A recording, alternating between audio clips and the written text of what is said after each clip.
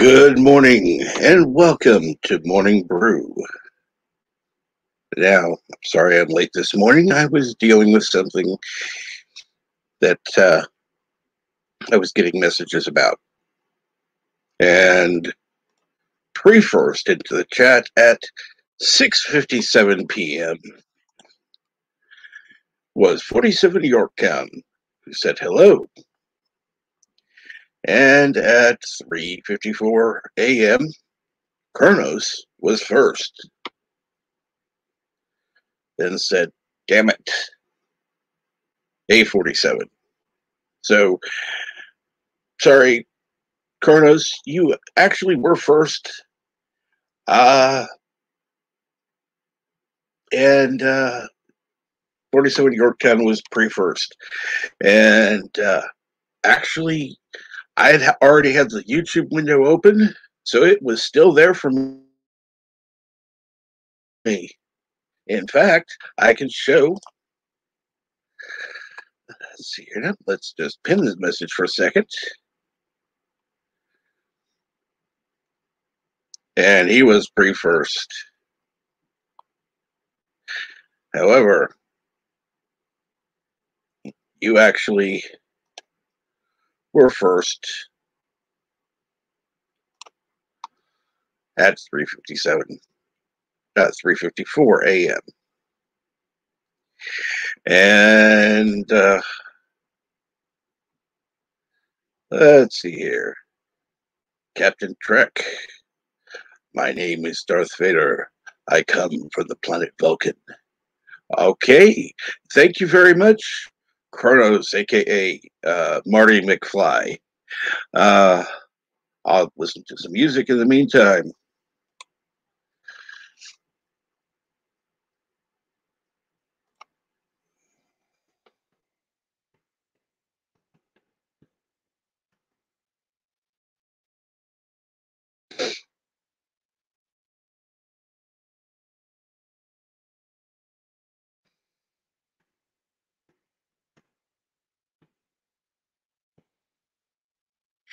Uh, just another red shirt. Good night, all. I just dropped by to leave a like. Well, I appreciate that. And Kronos says hi and bye to Red. Please change it shirt color before you sleep. And Geeks Enjoy Nerdrotica was here at 4:50. And says, morning, you two. Gelth Walker, woo, at 4:56. And yes, now with a more traditional greetings from Eastern Canada from 47 Yorktown. And his says, hey, Kronos. Aberjam UK, greetings. And how are you, my friend? It's been a while since I've seen you. And Joseph Patrick, greetings from the future. And JP's Tabernacle, morning, peoples. Well, see, fortunately, there aren't that many people in chat, so it's easy for me to catch up. So,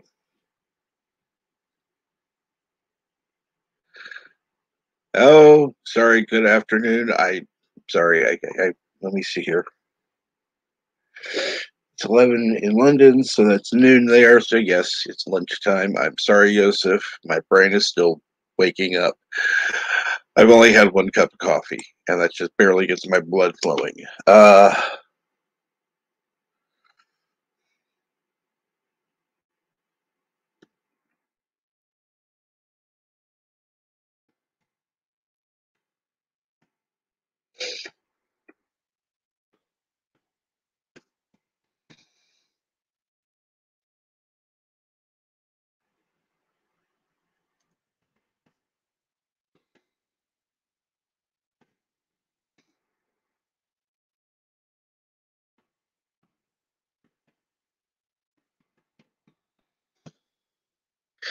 Now, first of all, what I'm going to do, and yes, it is exactly 12:05 p.m. It where Josef Petrick lives in Slovakia. So, and before Josef gives the lotto numbers for today, I'm going to go ahead and put the link in the chat. And here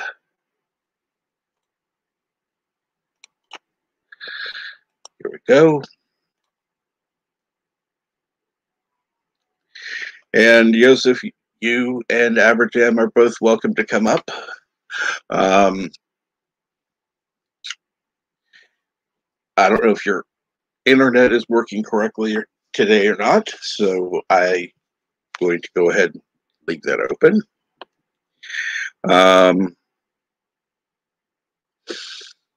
And I happen to know the time in London offhand because, well, I had a friend that lived there.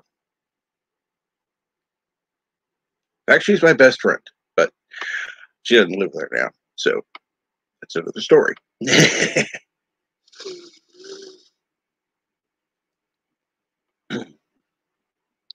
So, anyhow, let's see here. Today, as of what happened yesterday, yesterday was, well, the day before was really not great for me, and it obviously showed in the show that I put on because I started late and all. Then yesterday, the show got a little off, and so today I've decided that we're going to do a more fun stream. And welcome, Aberjam. Maybe we should start. Good morning. How's it going? Going all right. How about you? Oh, waking up. Josef will finish his eggs and check the connection. All right. And what did you have with your eggs, Josef? Or how did you have your eggs? Eggs is always a good start of the day. So let's see here. You've not been on, so I'm assuming you've been busy. Not well. If I've been not sleeping, then yes, I've been busy. But my body clock, for no apparent reason this week, has been all over the shop. Yesterday I woke up at 6 a.m. This morning I woke up like half an hour ago, 10:30. So it's just, but most days this last week I've been going to bed the usual time, maybe somewhere between 10 and midnight, and then getting to sleep at any point between 2 a.m. and 6 a.m. So I don't know what's going on at the moment, but today we seem to be in sync, which is good. Let's see here. JP says, I bet he had scrambled eggs. Let's see here. Having with mushrooms, ham, bacon, and Gouda cheese, and pickles. Okay. Now, I want to ask, since I know that pickles are called different things in different countries. Are you talking gherkins, or are you talking something else?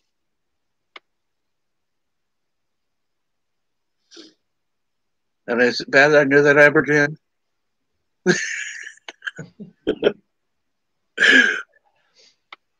Assuming you're still there. Yeah, I'm here. JP says ham and bacon is the same thing. Well, it's cut from the same animal, but it's prepared differently. Quite differently. And have a different taste. So, needless to say, ham and bacon are not the same thing. Now, if you recall it, if it was Canadian bacon, yeah, same thing. It's ham.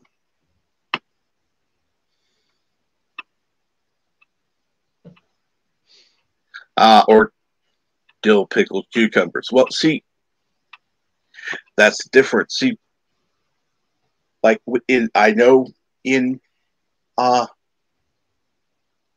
in London, where my friend lives or lived, she would talk about pickles. Well, I was thinking that she was talking about gherkin. She was talking about something else. So that's why I'm now being more specific. What exactly does he mean? Because when I asked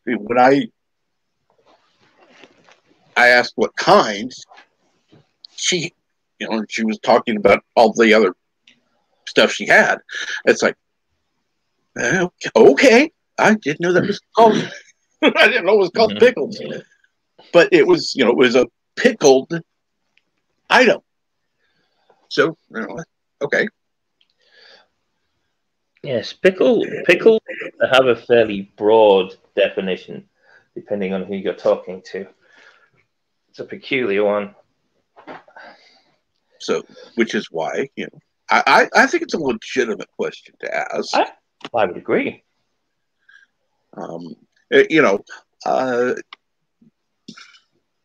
Knowing people from around the world has changed my viewpoint on things.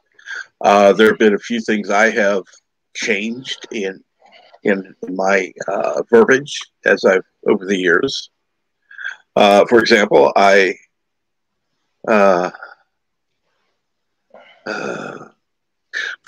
prefer the British term of, and I say British because that's who I picked it up from, calling it a garden versus a yard. Right. And so that's, I'm sure others do that as well. I don't know, but that's who I picked it up from. Well, here it's a very distinct difference. A yard is paved and a garden has grass. Okay. Grass is what it generally like the backyard here will mostly be grass and some paved area, or a porch or something, either concrete or wood or something else, where it's the majority of it will be grass. But I prefer, as I said, the term garden because it's more fitting. Because it's more, you got grass. I don't know. It's just, besides, yard is a measurement. I suppose you could go based on ratio of greenery to concrete. So if it's more than 50% concrete, it's a yard. If it's more than 50% greenery, then it's a garden. If you're being a little bit kind of particular about it. But generally speaking, in my eyes, if it has any form of a lawn, even if it's a small one, then it's a garden, really. Let's see here now. Gave Mercer a jar of pickles as a farewell gift. Pickled, and then JP says, pickled carrots, pickled beets, pickled onions. And yes, it was pickled beets and pickled onions together that she was calling pickles. Pickled cauliflower, not had that. Go ahead.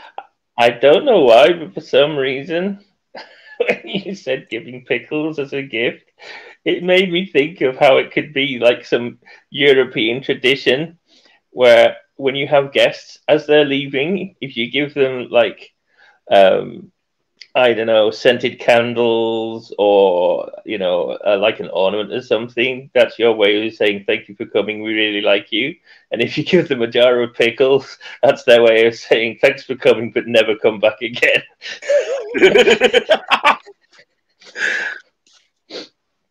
Okay, and yes, a garden is where you grow veggies. Well, while that's true, no, that's an allotment. What I was going to say was there you are able to grow veggies in a garden, even if you made that area an allotment. Would that not be correct? Yeah, I mean, it would have to be in your. It would have to be in your garden. It's not like you could go to your neighbor's garden and say, "Here, I'm going to grow something." Yeah. If it's a large area specifically designated for growing vegetables, it's an allotment. If it's a small part of a garden, then it's just a vegetable patch. Okay, vegetable patch. I think that's what he's talking about, is vegetable patch. Mm-hmm. Here's your pickles now, GTFO. That's right on the money there, JP's. You know, I had well, no, we called him uncle, but he was, not blood related, but we were very close families. My uncle Billy, and he was always a bit of a prankster and a joker, and had tall tales to tell. He always used to say, if ever you have people that insist on visiting you and you just don't like them, the next time they come round to visit, make dinner for them, be really nice, and then after dinner's finished, just put the plates on the floor, let the dog lick them, and then stick them straight back in the cupboard. They'll never come and visit you again.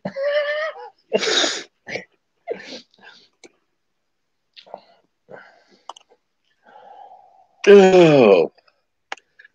That's an interesting idea. What a way to keep people away. I know, right? I mean, obviously, once they're gone, you take the dishes out and clean them thoroughly. For appearance sake, you let them think that your dog does all the dishwashing. Or cat, if you don't have a dog. Or gerbil, if you don't have a cat. Whatever's handy and likes to lick plates.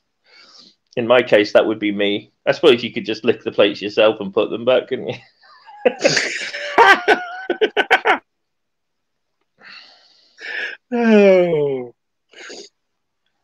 That would be something else. People that visit and don't know when to leave. I know one or two of them. I used to go to school with this girl who was the nicest, sweetest girl you could possibly want to meet. She was a real people pleaser. Mm-hmm. But her conversation was the dullest, most boring, most brain-smashing conversation you could possibly imagine. I mean, when you hear the phrase sucking the life out of a conversation, she defined that phrase. She really did. You could be sat with 3 or 4 friends having a conversation, having a good crack, and she would come and sit down, and suddenly the conversation would just end, and no one would have anything to say. And it wasn't because you didn't want her to know what you were saying or anything like. It was just, she was just this conversation void. And I felt really bad about it because she was such a nice girl, but I hated her showing up just because the conversation would be so dull. And she didn't even have a boring life. She used to teach blind people how to ski on the European Alps. Like, that was her life. Yeah. So you can imagine how many interesting stories, last week I was skiing backwards blindfold down an almost vertical slope. That could be her conversation and legitimate, but instead she would just make even the most interesting of things sound so boring. Bless her. Oh, but the funny thing is, and not to badmouth anybody, I've been on a couple of live streams where, the topic was really interesting, but there have been some people that they start talking and it's just like, okay, I'm going to sleep. Yeah. I mean, I don't know. It's just not. You know what that is? What? That's what we call getting old. There are times I could this wasn't so much when I was old, but it was kind of a precursor. I was going on a camping trip with a friend of mine. It was middle of November. It was snowing. We were driving up the motorway, and we were in his 60-year-old Jeep, original Jeep, military style. So there's no insulation in there. It's just bare metal. Everything clanks. There's no heating. So the wind is blasting through the vents at 60 miles an hour with a wind chill factor of God knows minus how many degrees. And I still managed to fall asleep. So I can kind of, if I'm tired enough, I can sleep through a nuclear bomb dropping. That's just part of getting old, really.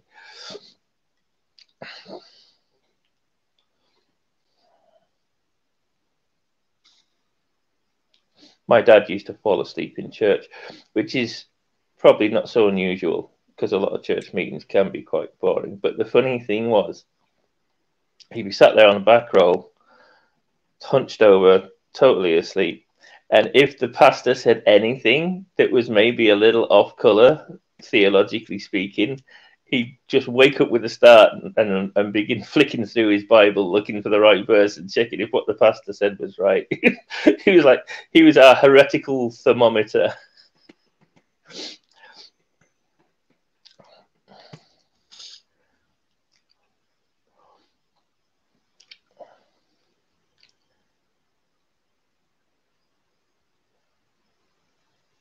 So what's going on in the chat? Anything good? Oh, let's give it a look. Let's see here. Licking plates. My wife hates it. I love it. Joseph Patrick. I like licking in general. Oh, Lord.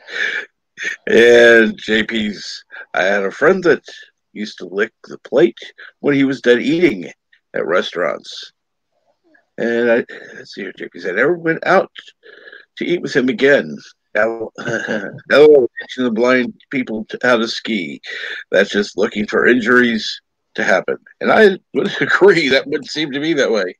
Well, it was, but but you know, people with disabilities, you know, want to try often to live as normal a life as possible, and you certainly can't fault them for getting out there and giving things a go, like skiing.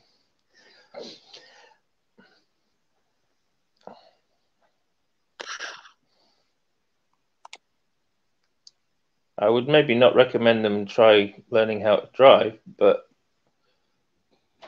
skiing might be a bit more manageable.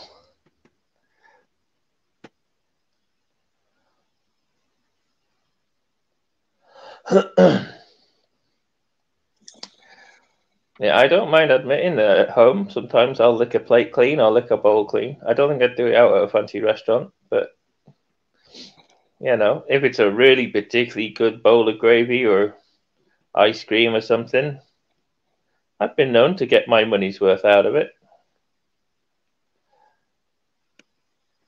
Oh, it's one thing if you do it in private in your own home. A restaurant is, yeah, more than that. That's another situation. Unless you're, in a closed restaurant that nobody's at. No.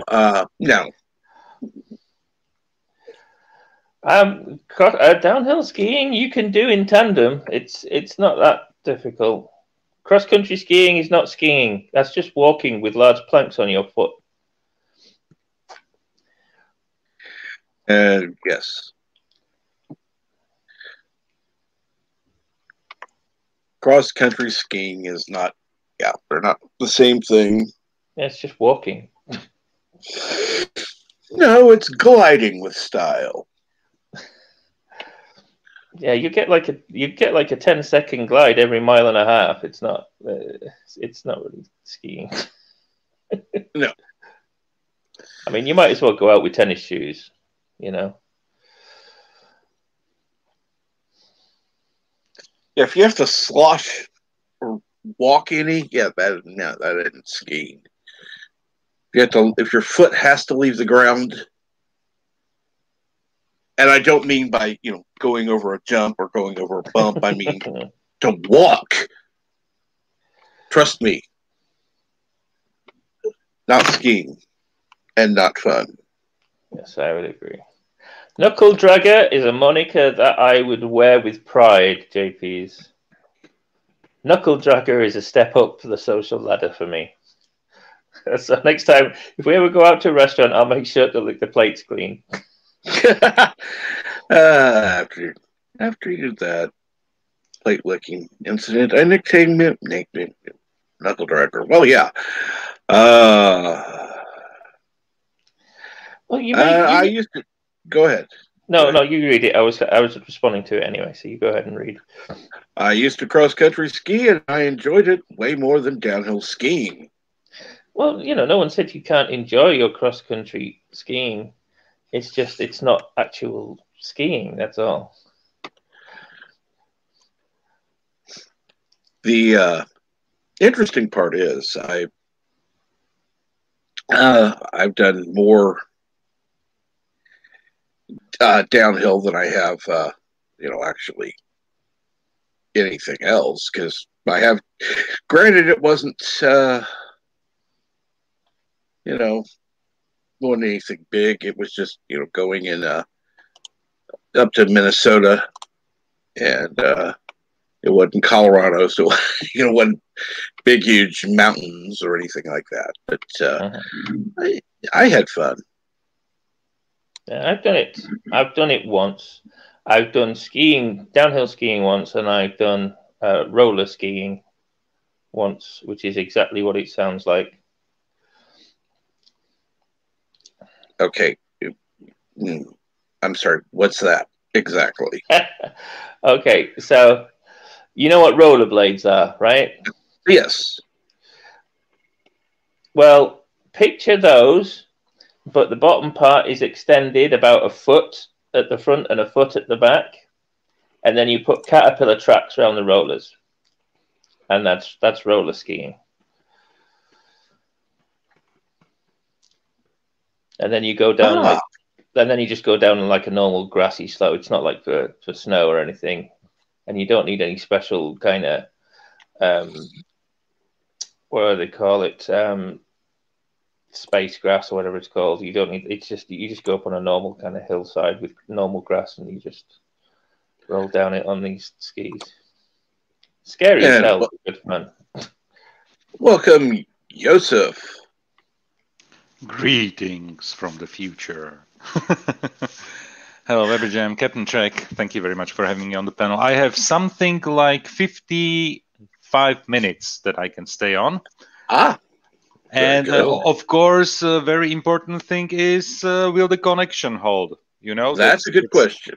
That's a good question. But the ISP technician was here, literally left 5 minutes before your stream started, and he changed the optic to metallic converter for a completely new router. So yeah, let's see, because it was literally breaking up every 10 minutes. Like a break for like 3 seconds. You lose connection for like 3 to 4 seconds, but it is more than enough to sever the connection between like StreamYards or even my VPN that I'm using for work and everything. So it was just annoying every 10 minutes. Watching videos on YouTube was not a problem because they always buffer. Right. So before the connection, so between the connection breaking and the connection coming back on, nothing major. Right. The video just continues, but for work, unusable. For chatting, unusable. So, and you know what? I called them literally yesterday, and they told me, okay, reset everything. Try this, try this, try this. If it doesn't work, call us in the morning. I called them today in the morning and told them, okay, guys, sorry, it's not working. And they were like, you know what? We will send a technician. We are not sure if today or tomorrow, based on, or on Monday, based on based on the availability. Right. So we left for the mandatory weekly COVID testing. Came home. I was like, okay, let's change from jeans to sweatpants. And in that moment, the technician called, I will be there in 15 minutes. And I was like, yay, perfect. So, yeah, let's see. So far, my day. Yeah. Let's see here. JP says, and the trails we used to go on were hilly, wooded areas, and you'd be able to sneak up on wildlife. I don't know if I'd want to do that for some wildlife. Like rabbits or some deer, that's okay. I wouldn't like to sneak up on a wolf or a cougar or something, mountain lion. Exactly. Mountain lion. Yeah. No, thank you. Yeah. I think I think JP just likes to stick his finger up the rear end of badgers. That's probably what it is. It's what they call badger baiting. I thought that was, By the way, beavers in Canada, but yeah. When you say cross country skiing, I love the name because cross country means obviously within like for you it means okay, being outside of a city or a town, just somewhere out in the nature. Yeah. But what you can do here is especially here in Bratislava, which is the capital city. I live like 25 miles away from the capital. But since it is on the borders to Austria and Hungary, there is a bike trail. Literally, they made a bike trail that goes through 3 countries. And when it's like the weather like right now, like we had like snowfall and everything, people are not using it for biking, but literally cross country, and they are going through across 3 countries. If you start in the right position, you can literally go from Hungary through Slovakia to Austria. Yeah. Wow. That's cool. Which is crazy when you have cities like this.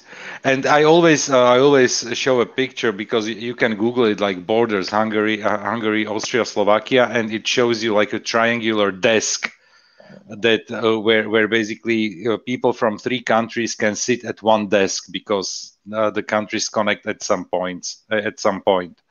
Yeah, there's a spot like that in America where I think it's 5 different states all meet at a single point. Yes, this is exactly where I wanted to go. Yeah, that I saw something like this in the United States as well, where you have like states connecting. Where is Bird when you need him to show us the risk map? United States, so we can find the spot. You only have to say his name 2 more times and he'll pop up. Our friend, the serial stream napper. Crow says, please all pass out. Is that travel dude? Good morning, Kronos, my favorite troll. I hope you're well today. You're having talk. Is that Jabberams? Yay, hungry. Yes, I'm Abba Carano this morning in support of my current favorite actor. She's getting a bad rap. You know what? I am having like a very civilized exchange with some people who are happy that she's gone, or she's gone, or but right. Basically who are like claiming that she was homophobic and everything, and all that stuff that people are saying, but I'm still, and my opinion on that was pretty straightforward. Did she do it to herself? Yes, because she got slapped like at the end of last year. Okay, be careful what you're posting on social media. She got something out of it, but she continued. But I still consider it a wrong decision that she was fired. That's the whole thing that I'm going to say about it.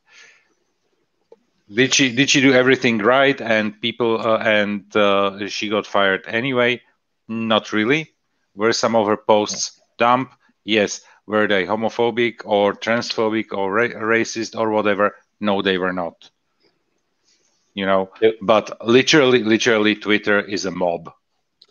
Yeah, there was nothing ist or phobic or no about any of her posts that I have seen, including the one that she allegedly got fired for.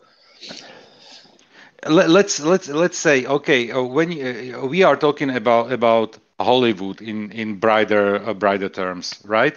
In wider terms, we are talking about Hollywood. So let's say, okay, we know the nature, and it is literally what there is one thing that I don't do, and this is pissing against the wind.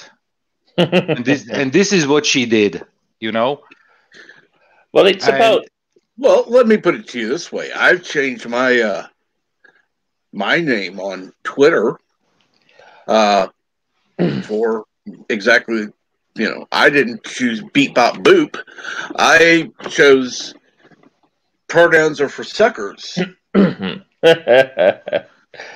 It's about your own personal balance and perspective, isn't it? I mean, Gina obviously is of the mind that while she loves the job that she's doing, she doesn't think that it should come at the cost of her own personal opinion. So she's trying to find that balance between, making her voice heard and keeping her job. And I would agree with what you first said to a degree. If she was out there crying about it, calling herself the victim and stuff, then I would agree, be careful what you wish for.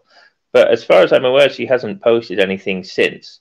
So we don't know if she's, crying victim or if she's just taking a moment to figure out how she's going to address the situation if she wants to address the situation. So we'll have to see. But she strikes me as the kind of girl that she's just gonna pick herself up and carry on and keep expressing herself the way she does, and that's fine. That's the thing. That's the thing because it is literally like. Nobody's freedom of speech, and especially in the United States, should be punished. No. And this is exactly what I said yesterday. That when you look at let's say my political views, and let's say my manager in my work would have different political views, and he would fire me for this, I would sue the hell out of the company. Absolutely. Because if it was because of my political views or my personal views, it wouldn't work like this. And people are saying she was the face of the company. No, she is not the face of the company. She's a gun for hire. Yeah. Yes, and it is literally, when there was Tom Cruise ever fired for talking about Scientology? Not to my knowledge. Not to your knowledge. Gwyneth Paltrow, was she ever fired because she is selling junk on the internet and vagina scented candles? No, she wasn't. Another question: does it make her a worse Pepper Potts in the Marvel universe? No, because she is just a pretender. She is just pretending in the movies, being somebody else. You know what? When you look at Kevin Sorbo, he is a Republican Trump supporter. He posts on Twitter. He gets so much hate you wouldn't believe it. But he was still effing great Hercules in the show, or in Andromeda. So once again, this is something that I said even yesterday here on the stream. I have to split between the role, the character, and the actor, because many actors are jerks in one way or another. And but you may like them in the roles that they are playing. It's like Captain Trek. You said it yourself. You don't like Tom Cruise, but you don't like him on a personal level. Basically, it didn't click between you and him, neither as any of his characters or him as person. So which is completely understandable. I think I could find here and there as well actors who are like that, or singers. We have here in Slovakia a group that is basically the most famous group here in Slovakia for 40 years. The lead singer is such an a-hole, you wouldn't believe it. But their songs are probably the best thing the Slovak pop music or rock music ever produced. And he is from from the perspective of being a musician, he is an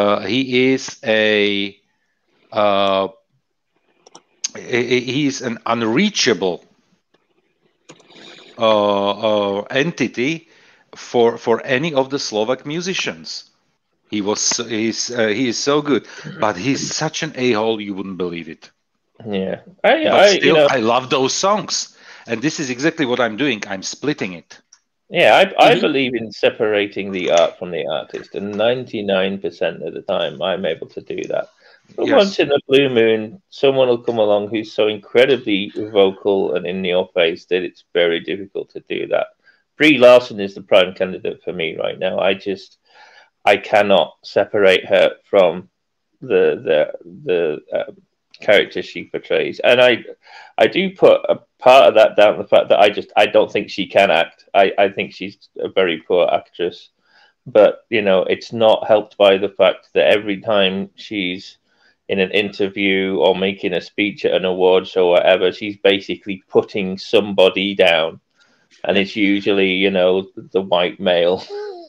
Not always, it's other people too, but generally speaking, she's very outspoken in a hateful way.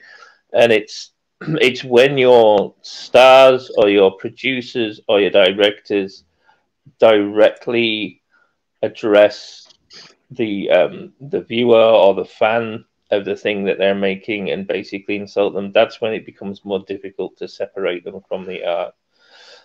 But with Brie, whenever she's on screen, I don't see a character. All I see is Brie Larson. Yeah, it is with some. And welcome, PCAT in the chat. And I want to go ahead and pick up with the chat. Okay, Carlos Albanese.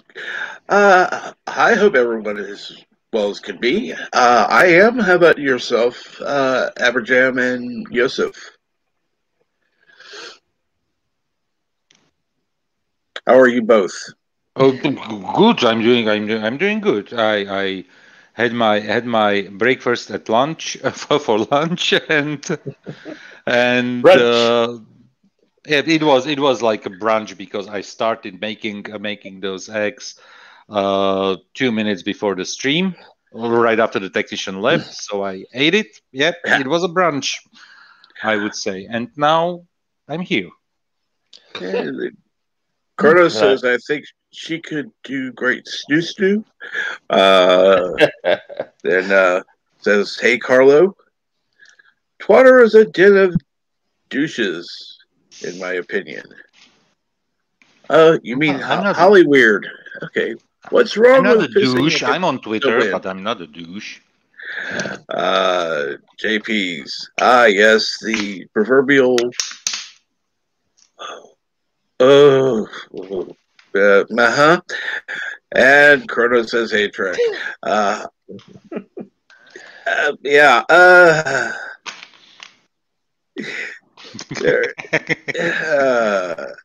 There is... What? There is USA anymore. Oh, no, there is no USA anymore. Okay, Carlos, you're fired. I have to see the Fifth Element again. Fifth Element. Let's see here. Wow, fish candles. Now I'm waking up. PCAT, good morning. I am, let's see here, 180 politically from Robert Downey Jr., but that would never stop me from saying he's a great Iron Man. Yeah. Agree with that. Yeah. And Sean Penn, politics disgust me, but he is a great actor. Colonel says some people are a-holes. I'd agree. Okay. Yes, skipping chat. Colonel, don't read the chat. Yeah. Son of a bitch. And JP's A-Trek, I can say that I can say that my uncle is Polish. Okay. Captain Trek, stop reading. Oh, we are Kronos. Then there are complaints that nobody's reading the chat. So Exactly. Yeah. I'm sorry. I want to include the chat in the conversation. Yes, there are times it gets a little more busy and it's harder to do. And sorry, I'm not Bird. I'm not going to just necessarily read. You said it twice now. One more time, and he's going to show up. Okay, Birdo Prey 5, Birdo Prey 5, Birdo Prey 5. Oh no, we're doomed. I don't think Morning, we're Yvette. doomed. Bird will be half asleep during the stream anyway. By the way, how long did the stream last yesterday? It was a long one. I think I went to bed something like 1:30 or so. And there he is. There he is. You see that? Yeah. Hello, world. Yeah. Hello, it works every time. Of course, before Bird even says a word, Bird is the word. Carlo has to say Hail Karuga. Hey, Kronos. Yes. Go ahead, Abertam.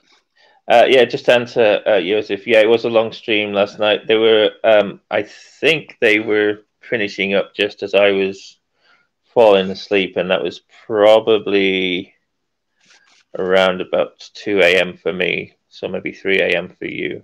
Was it really so late? I don't know. It went and basically when Bert says 3 hours 45 minutes, and you know what? When Alexander came to the stream, I was losing it because the guy is so nuts. I walked in halfway through it, and like it was just Londell and Anti-Trekker basically at each other's throats. I was like, holy hell!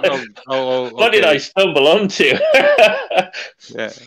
No, I was like, Bird is probably now regretting he made an open line stream. And then I was like, you know what? He got so many super chats. No, he's not. But it was entertaining, and I was glad to see that once the shouting settled down, everyone was still laughing and joking with each other, which was great.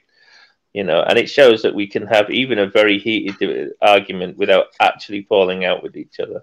No, right. It's always with Anti-Check and Mr. Londell is always like this. So it is pretty much always entertaining argument. Captain Check, by the way, do you want coffee? Oh yes, I do want coffee. Okay, so give me the link. Okay, I'll give you the link. What link? Oh no, not that coffee! God damn you! Oh yes, that coffee. I will say I thought Anti-Trekker made some pretty poor arguments last night. I mean, I love Anti-Trekker dearly, but he does have a habit of missing the point or unintentionally creating straw men. And last night, particularly when he starts getting riled up, I think he kind of loses his train of thought a little bit. And last night, he made a lot of... I will say that sometimes his perspective is different than others, and I don't think he sees it that way. He's perfectly entitled to that different perspective or opinion, but I think he's one of the things he lacks sometimes in his arguments is consistency. For example, at one point, someone was, I think it was Bird, that was saying that, you know, the post that Gina made didn't make mention of any political party, so you can't just assume that she was talking about one party or the other. And Anti-Checker says, well, you're just speaking from a point of bias confirmation, right? She was clearly talking about conservatives, and I started thinking, well, you're doing the exact same thing. First, you're assuming, first off, that she's conservative just because she holds some conservative views, but she's never expressed whether she votes Conservative, Democrat, or indifferent. And secondly, you're assuming that if she is conservative, she must therefore be speaking biasly and only comparing what she's saying to conservatives. So he's speaking from a place of positive bias himself. Right. And that's just And one of the many.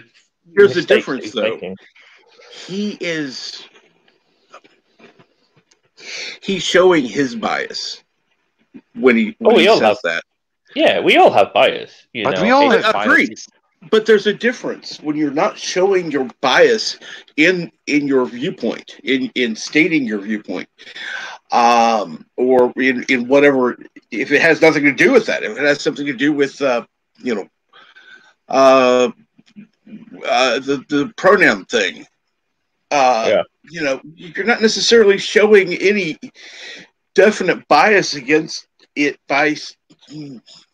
I mean, I know people who are both, conservative and liberal that go, who gives a shit about these pronoun things?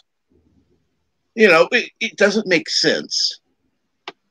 You're a person. You are who you are. Period. And that's all that should matter. Yeah. In fact, we're talking Bird of Prey's live stream last night, talking about the whole Gina Carano Twitter debacle. And Gina getting fired. Well, and I will say this. I will say, technically,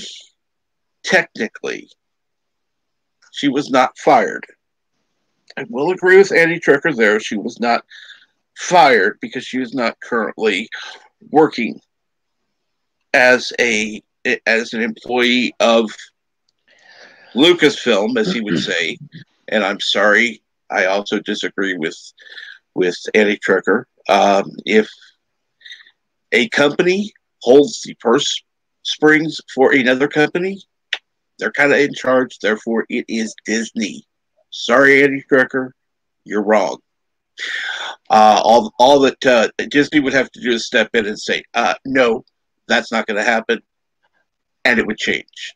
See, that again is sorry for interrupting, that's a perfect illustration of Andy Tricker being inconsistent. He doesn't hold J.J. Abrams, responsible for the debacle of Skywalker, right? Mm-hmm.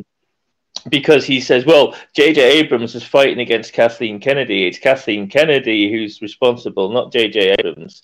And yet, he doesn't hold Disney responsible for what Lucasfilm is doing, even though Disney is above Lucasfilm. So he's kind of picking and choosing what suits his argument to a degree.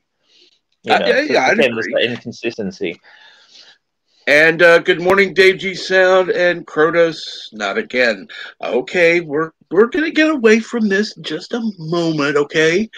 And I didn't really I didn't come into bash on Andy Tricker. I love him dearly, but I have been trying to sort of illustrate him to him as a friend that he kind of is his own worst enemy in his argument sometimes because he's not quite focusing on what he should be focusing on. And I know that he can make some very good, strong arguments.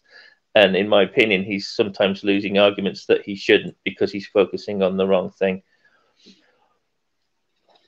There have been times that I have agreed with him and disagreed with him at the same time because of his. Right. This is exactly my point from yesterday, and even the first video that he brought up yesterday before when all that craziness started on the internet. He put up a video, and I was like, okay, if you stopped right in the middle of the video, I would be agreeing with you like 100%. And then it went downhill. Yeah.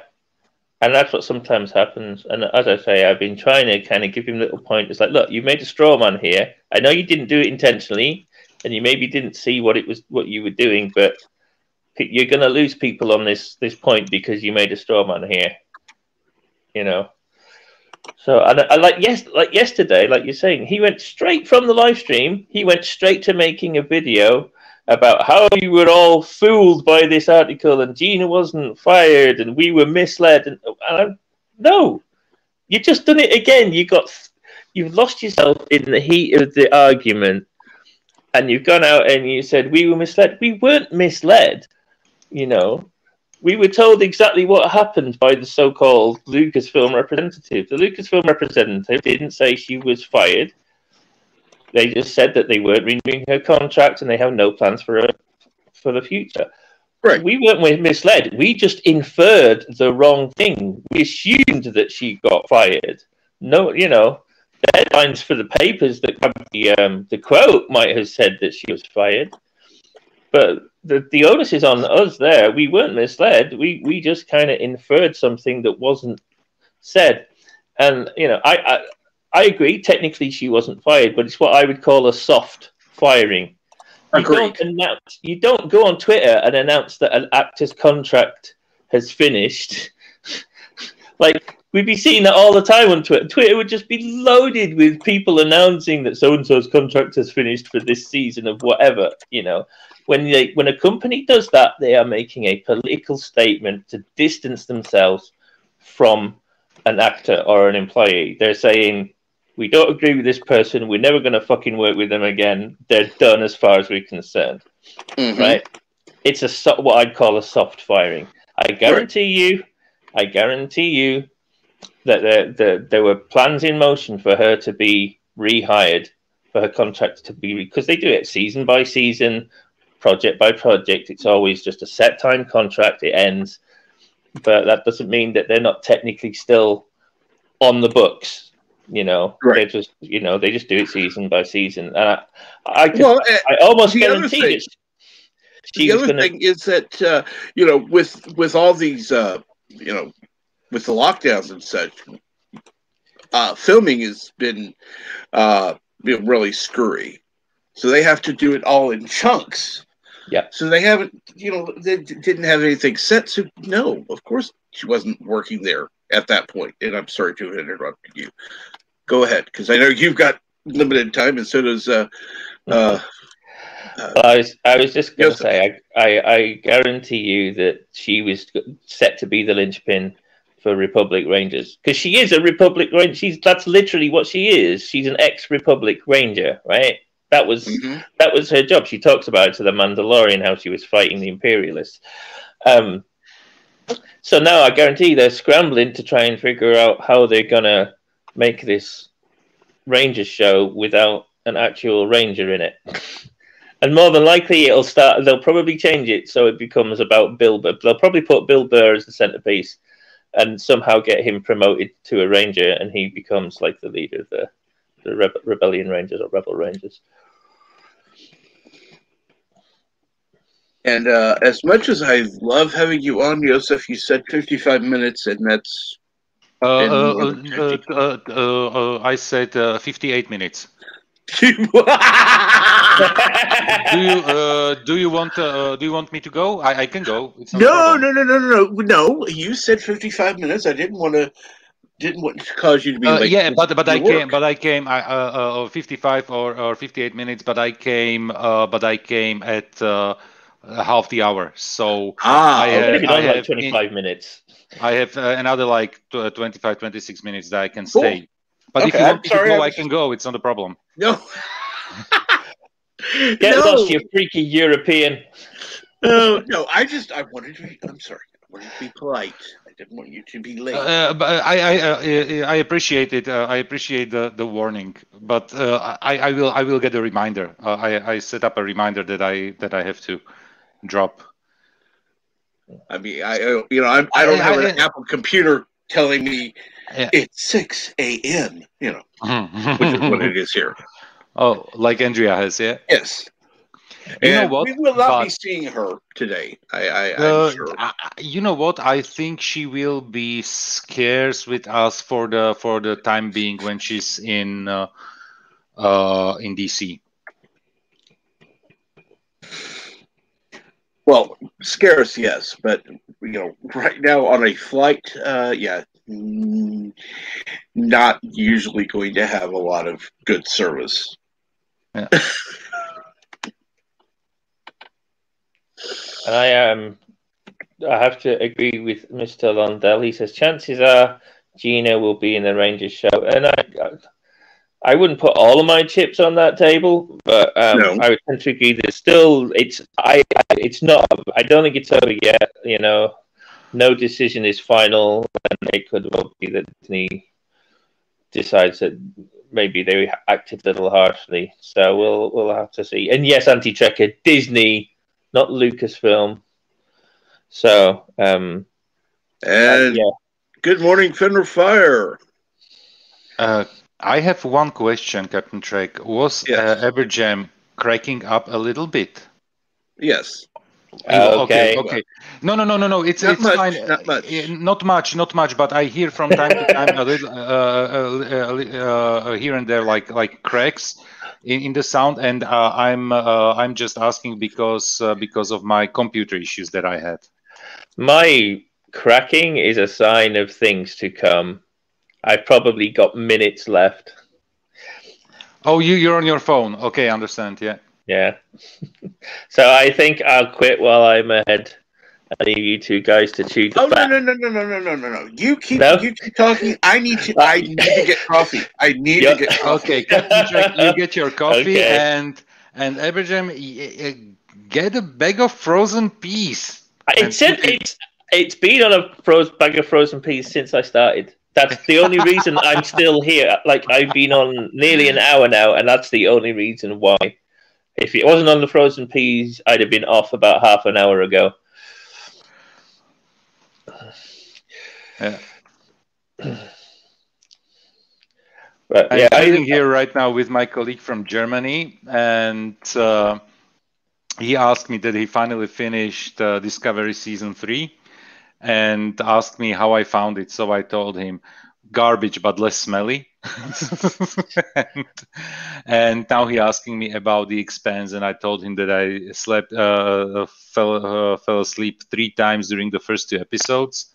So he told me, okay, so I will try it as well. And I'm asking him if he's suffering from insomnia. It sounds to me like with The Expanse, they're totally gonna Game of Thrones that shit. They've got one more season left. It sounds like they're on the road to making it a really downhill affair. I can tell you only so much. I watched the first season of Game of Thrones, and this is the thing. I'm not the biggest fan of fantasy, and I can't say that it wasn't interesting, but as the first season ended and before the second started, I lost the interest, and I never went back. Altered Carbon was great. Altered Carbon I really liked. Did you What watch about season Altered 2? Carbon? I missed out on some of this. So Altered Carbon is kind of a bit like Blade Runner, but their main thing is rather than replicants being the sort of novelty, the novelty in Altered Carbon is they have technology whereby you can upload your memories and your personality into a chip, so that when you die, you don't actually die. Everything about you stored in a chip in the back of your neck, I think it is. So when you die, they take your chip out and they put it into another body. Yeah. And so you can essentially be immortal. But this technology is super expensive, so it's really only available to people who are rich. But the whole, the whole kind of setting is very cyberpunk. It's very Blade Runner, very Ghost in the Machine kind of civilization. I could actually see more of a hybrid with that and, let's say, the Vulcan repository of the Katras. The what? Vulcan repository, not suppository. Oh, okay. I was just wondering what end you would shove it in. No.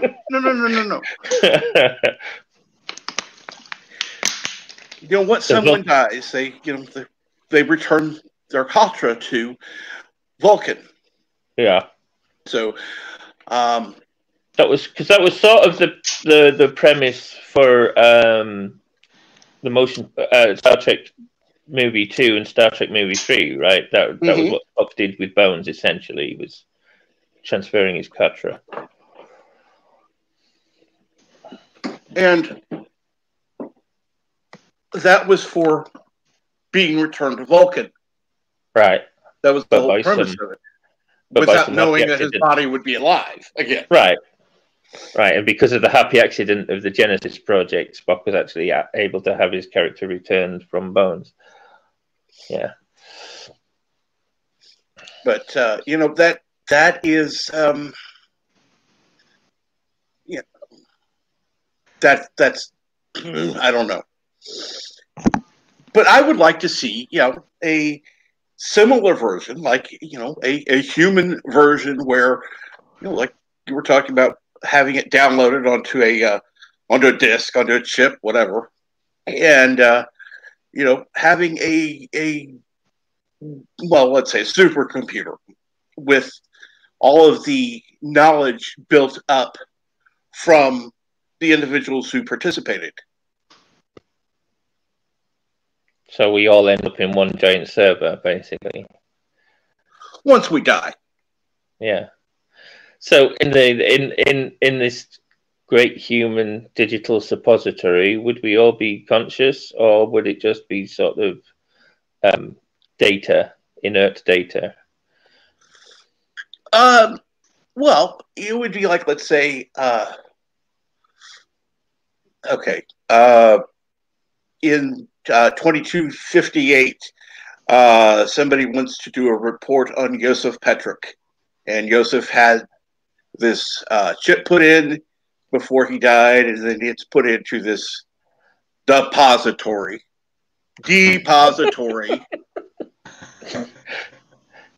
and then somebody could call it, information based on that, and get Joseph's own words based on his personality, based on his information. He could even have probably a 3D hologram, talking to an interactive hologram. So it wouldn't actually be Joseph. It would be like an artificial intelligence version of Joseph. Right. Yes. With all of his knowledge, with all of his memories, and depending on how sophisticated all of his feelings based on those set memories. Mm-hmm. But doubtful. Facts would be present. I doubt the emotion would. Right. That's like an interesting idea. And welcome, Gelf Walker. And Kronos said he wants the left suppository. That can be arranged, Kronos.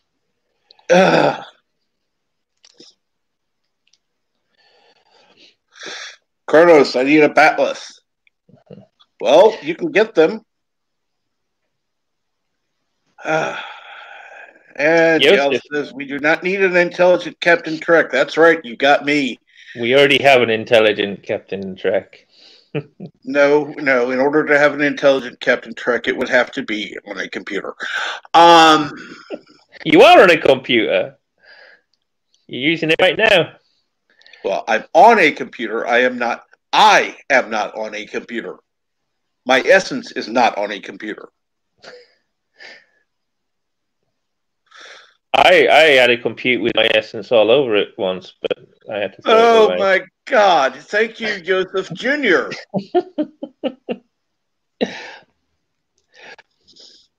Joseph, getting back to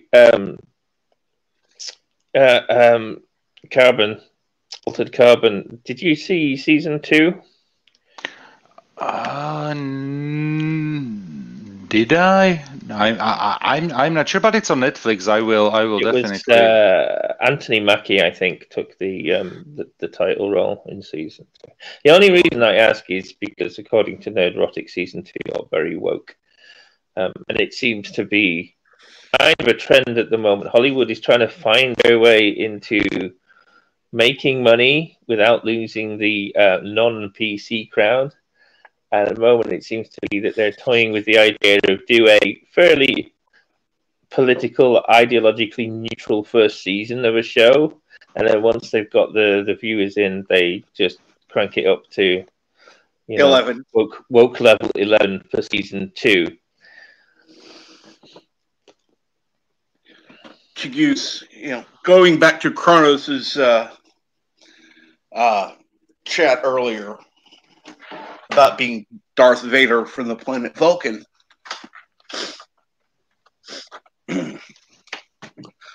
My brain may, I may not be that smart, but I do remember that chat. Gals, I don't believe in the Matrix theory. I think life is exactly what it appears to be. But I do find the Matrix theory a very fascinating one. I think they call it simulation theory in the philosophical circles and scientific circles. But it's a very fascinating theory. Supposedly, the running theory now is that there's only something like a 2% chance that we are not part of a advanced simulation. So it's like 98% chance that we are actually part of a simulation. I don't know if I would subscribe to that. Well, my question is, who's the programmer? And can he just reprogram the simulation so my injury goes away? Well, it would be nice. That's a little vocal plea there. If anybody's actually in control of all this bullshit, but that's the endless cycle of the theory of life, right? It doesn't matter what kind of premise you put on the purpose of the existence of life or the nature of the existence of life. It always comes down to this endless spiral of who created this, and then who created the creator, and who created the creator of the creator of the creator of the creator. It just becomes so. I think all these different theories for the existence of life and where it comes from, I think they're all really based in our struggle to try and understand the infinite. Mm-hmm. It all comes down to the fact of you cannot have really the existence of life without this infinite cycle, regardless of what its actual nature is, whether it's a creator, whether it's random, whether it's simulation, whatever the case may be.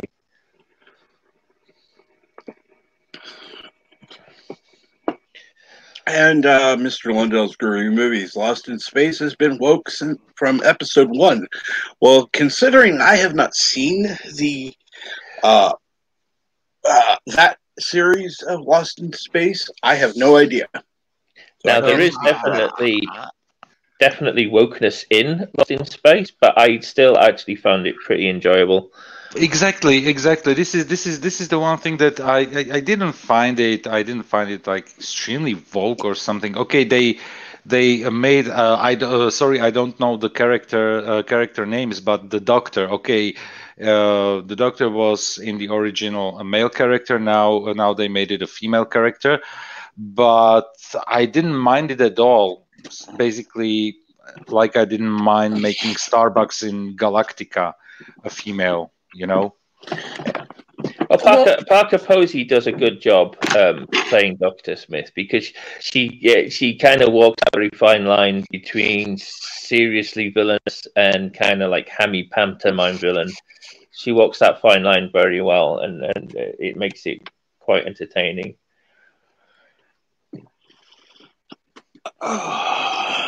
And no, I'm not wearing my red shirt today. Thank God. Did you get your coffee yet? Oh, I got it and finished it already. Good grief, man. Well, for Christmas, I'm going to send you an IV drip, then you won't even have to get up. Intravenous coffee. Trust me, like I said, coffee is life. Coffee is indeed life. I don't have that in my veins, just pure brown caffeine. I mean, they talk about blood alcohol level. Mine would be blood caffeine level, because, yeah, it's... Why is your blood so brown? Get me 200 cc's of caffeine. Stat. And Chrono's truck is ignoring me. No, you didn't want me reading the chat. So careful what you wish for, Kronos. Damned if you do, damned if you don't. Yeah, my favorite troll in the chat there. No, I love Chronos. He's awesome. He's great. And JB. I'm sneezing JB, the whole time. Spice. Huh? I'm sneezing here like crazy. I'm muting myself and sneezing because of the stick they put up my nose. And the lady today was very thorough. I felt it like in my throat. Well, let's put it this way. I had a friend who had something like that done, and it wasn't for COVID. It was for something else, and she still has nosebleed problems to this day. Oh, they hit something in the nose? Yep. Shoot. And so, anytime there's any changes in the weather, she starts getting nosebleeds, and she didn't before. Uh-huh. Oh dear. And it's lemons. At least they acknowledge you, Kronos. Said, I have seen you get. I'm sorry. Don't acknowledge Kronos. Don't acknowledge Kronos. You only encourage him. Yes. And Mr. Londell is asking if another big beer bug test. Yeah, they are mandating it because I live in a region with high number of cases. So they decided that some regions need to do it weekly, some bi-weekly. But everybody, if you want to go to work, you need to get tested, and if you want to go for anywhere else but grocery shopping, you can go for grocery shopping without being tested, but only to the closest store near you. Mm-hmm. So and the closest store near me has probably 50% of the stuff that I'm actually buying. So we are getting tested with my wife every week, and so we can go for grocery shopping. And as well, what we are doing, we are taking walks every evening. Okay, yesterday we were not because the sidewalks are frozen and there is ice, and when you have like ice and it's uneven. So yesterday we were not, and we are not going probably today because it's still freezing. But usually we are going for a walk every single day. Nobody ever stopped us and asked for the tests, but the police can do that. But okay, I haven't seen a police car here for maybe 2 weeks or something. So yes, we are being tested like crazy. We are now officially calling Kronos Trollo Prey because he demands attention. Kronos apparently thinks that Gelth Walker is an entire continent. Gelth. Anyway, I'm gonna have to go early. Yeah. And early night. It's after 10 p.m. here. Oh, you're from down under. Yes. I'm not the future man. I'm not the future man. That's horrible. Okay. Well, you are. You're just a not so future man. And JP's. I've already woke my wife with my sneezes. Let's see here. And Happy Dinosaur 9,000. By the way, why 9,000? Why update it from 8,000? Happy day to you, Captain Trek, my friend. I got the day off today because of weather. DM Link, I want to hang out. Well, I'm going to just go ahead and put it back in the chat because you're welcome on anytime. And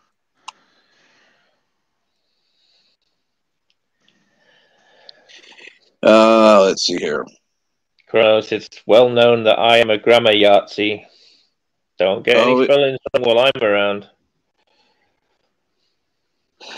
Gelf, I know I live a sad life, After 10 p.m. on Friday, I'm at home in bed watching Trek. About to go to bed because he brought the snores on.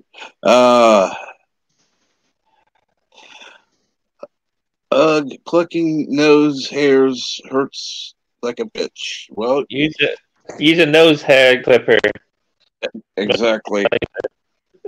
Jeez, you don't know. And we are just over an hour and 20 minutes in, and Aberjam is actually breaking up. There we go. All right, that's my cue. Have a great stream, guys. Thanks for having me. Take care. Take care. Take care, Aberjam. Always.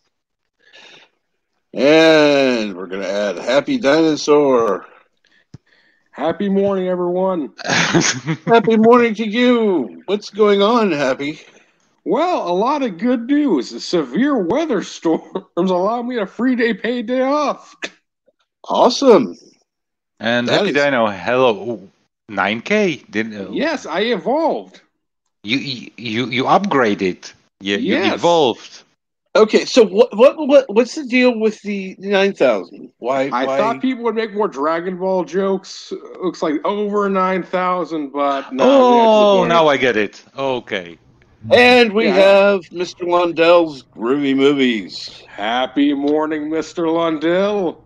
Oh. Happy morning, Mr. Lundell. And Kronos, there's the Bat'leth that you won. There in the background, right behind Mr. Lundell. Well, yes, the Bat'leth. That's such a beautiful prop. Oh, I love that. Mm-hmm. You know what?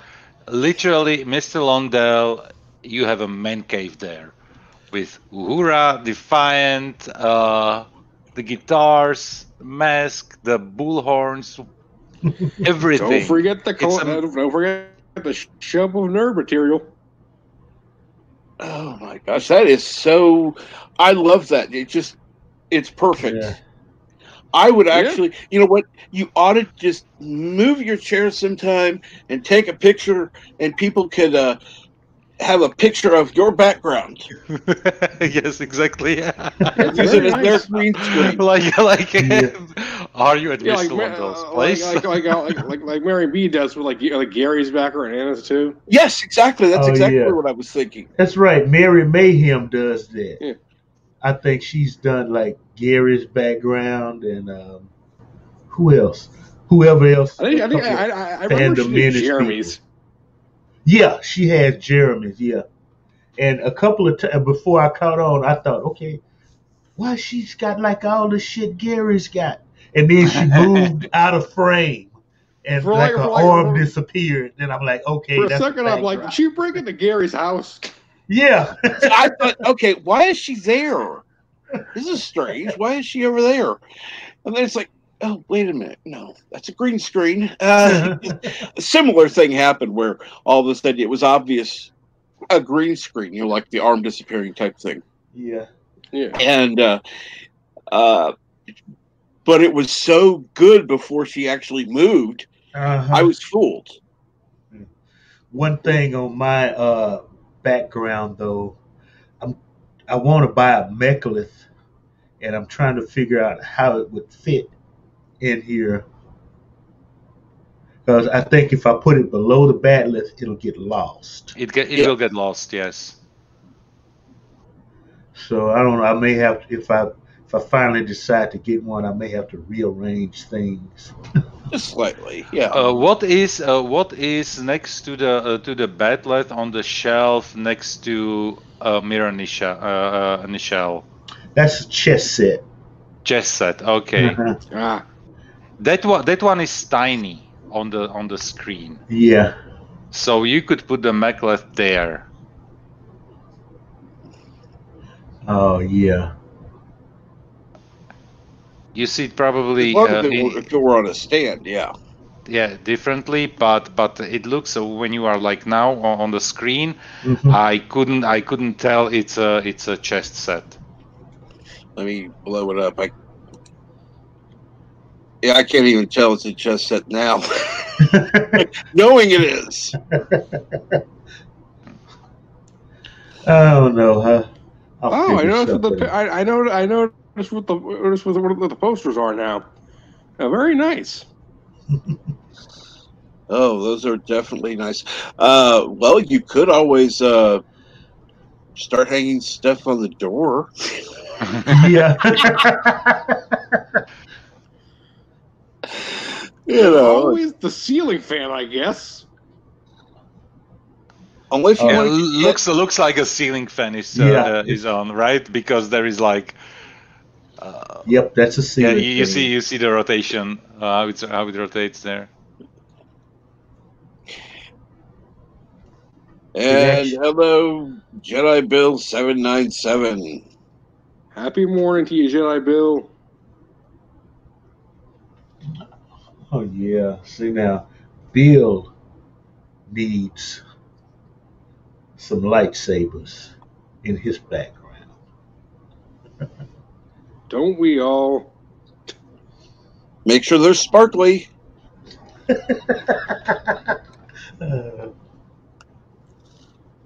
But not too much. You don't want to look like one of those people from like Collider or like IGN that have a crap lying around. Looks like a hoarder.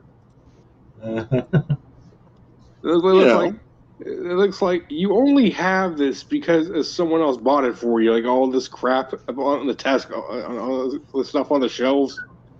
uh, Not even the good stuff. We're talking like a Kylo Ren plushie. oh God! Not the Kylo, not the Kylo plushie.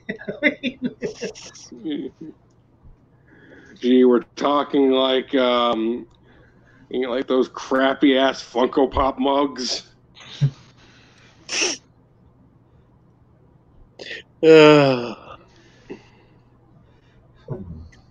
What can go right? What can go right? Now, Joseph has got me thinking. What can go right there on the door? It wasn't me. It was Captain or Dino. Oh, okay, I'll take the blame. Yes, I suggested the ceiling fan. That's true. Hey, that keeps the electric bill down. So. Let's see. So it's warm where you're at. I'm imagining. No, it is cold.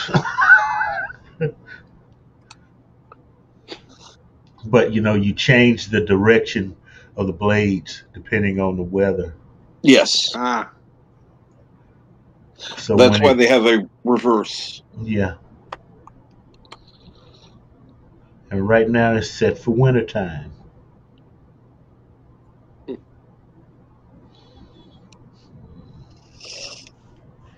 For a second, I thought you were like the Bahamas or something, or Florida, or because like I don't really see anyone like have a fan on during winter. Captain Trek, it's my time. I'm leaving, and thank you very much. And I might be back. It's not a threat or warning. It's an information. Have fun in the future. Have fun in the future, have fun in the future, Joseph. Hopefully, there's no robots killing us. Not in the next 6 hours. Well, that's good to hear. And hopefully your meeting goes well. And hopefully you're able to come back. Thank you. Take care. Bye. Take care. Okay, I think I know what I see if I can find an 18 by 24 Constitution class. JP suggests Mr. Lundell's Groovy Movies. A Klingon flag can be hung on the back of the door. Yeah. That might work. And Flugger, minus 20 Fahrenheit here, minus 29 C for the east. Or I think he means the rest. I've got a big ass heat lamp here to promote hibernation, and so that's good. It's the only preventing me from not sleeping right now.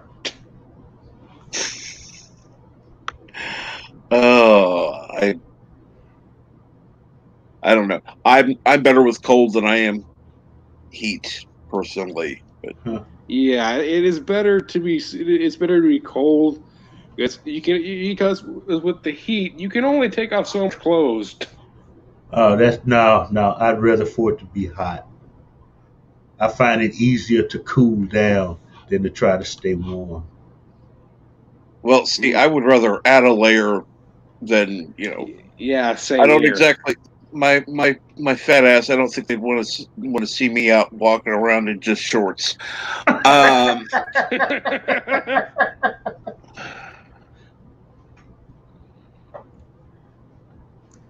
Like I prefer it to be cold, also.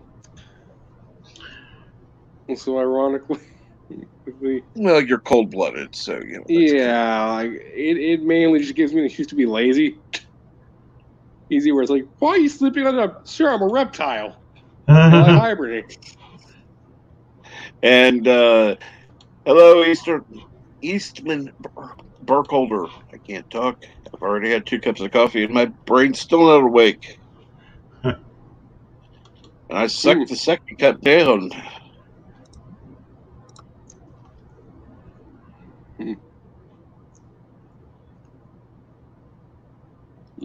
I'm kind of thinking a bit. I think I heard like one thing recently about like a bunch of homeless people basically trying to live in a Starbucks. Starbucks, and I'm just kind of laughing. Where it's like, where is a business do you get this bad? And let's see here, Kronos. I like being naked for the ladies. Let's hope they like the same for you. Exactly. And then he says, "Oh wait, I'm a robot." And Fender Fire says, "Cold blooded." Snowflake, blood drop, snowflake. Let's see here now. Let's see here. Eastland Broker Holder, sorry, Bill, did you try some Gatorade or similar liquid? Vomiting can mess up the electrolyte balance, and that is correct. It can. And JP says, okay, I need to go outside and plug in my car.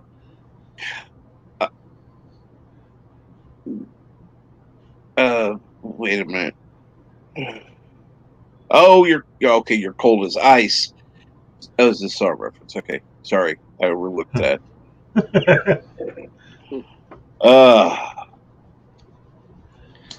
Speaking of ice, I know they gave like Vanilla Ice a movie in like the '90s, and I'm like, do we have any rappers big enough to give a movie to like that? Like, I'm talking like a scripted thing like with own story, just kind of like that kind of shit.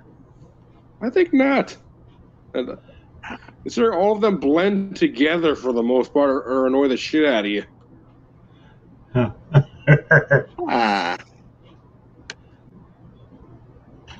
Oh, JP's, and I have to go buy a battery for it at 9 a.m. Yeah, I had a car like that where if it wasn't run every 2 days, at least some, the battery would just run out for no reason, and it didn't have to be cold. Sounds like a bad alternator. Well, the alternator was fixed. It was fine. The battery checked out. It was fine, supposedly. And it just kept doing it. And it's like, this isn't. Then it got to the point I couldn't drive anyhow because I'd had surgery. So it's like, okay, get rid of it. Huh.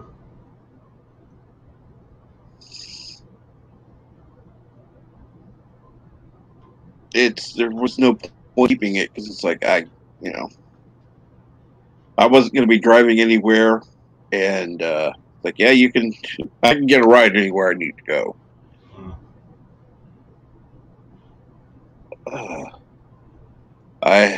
Eastman Burkholder, you're lucky. I had a car I bought for 200, excuse me. Sold it for 800.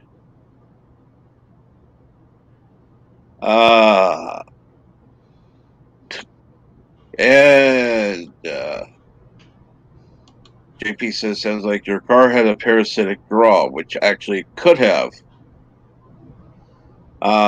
And yeah, the electrical system definitely had some issues to it. In fact, that was one of the problems with the car to begin with.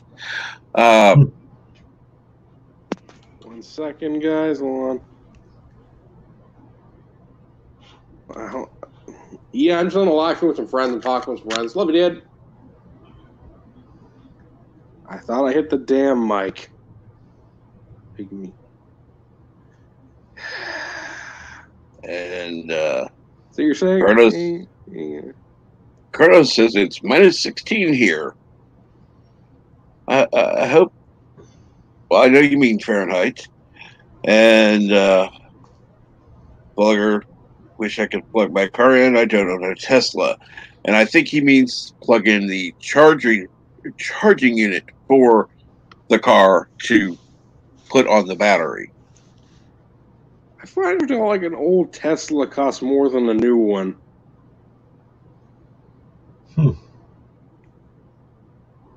And let's see here. Eastland Burkholder, not so lucky. I put $5 tires on it, which were, as you guess, not great tires. It was missing some of its 8 cylinders, and the crankshaft broke 3 days after I sold it. That car. I like some C and some F words. Oh, yes, we know you like centigrade and Fahrenheit. Thank you, Kronos. Yeah, we all know he likes Celsius and Fahrenheit. It's common knowledge. And Captain Truck, I used to have an exact problem like that with one of my cars. I used to just disco the battery when I parked. Oh, disconnect. Okay, sorry. The battery when I parked. Yeah, that was one thing that it got to the point I couldn't even do it. So it's just like it wasn't worth the effort.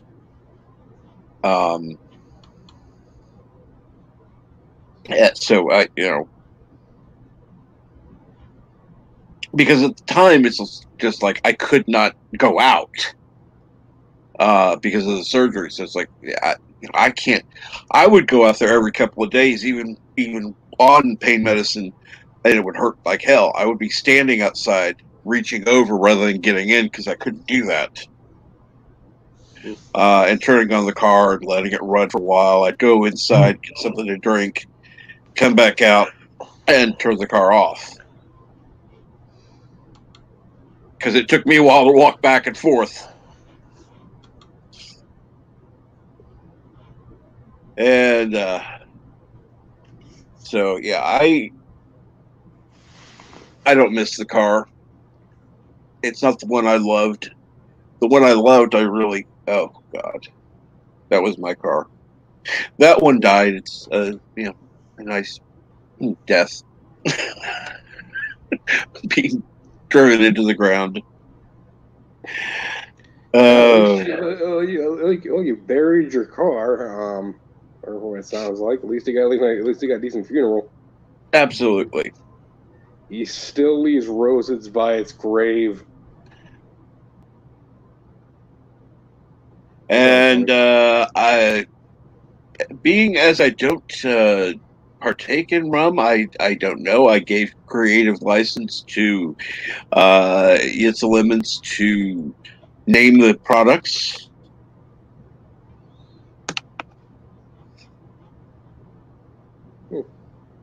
I did suggest a few things, but that was one of them I suggested. But some of the things he named himself, and I'm glad he picked the names he did because they all fit.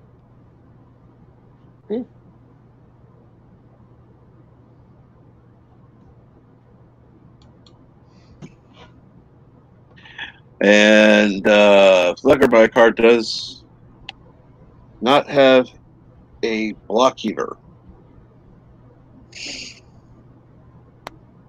Okay. I'm not a car person, so I don't know shit. You go where we do not follow. You don't have a block heater, and you live in the cold. I think I know what he's talking about. He's talking about those radiator things. Bird of Prey 5 says, sorry, not on today. Guys coming to check meds soon. Oh, God, please. Let's hope that everything works out and that bed can be fixed easily. And Kronos Bird has been lurking in chat. You know that. You had already said something earlier, so we knew he was lurking. Yeah. And I'm just hoping that goes well. Mm-hmm.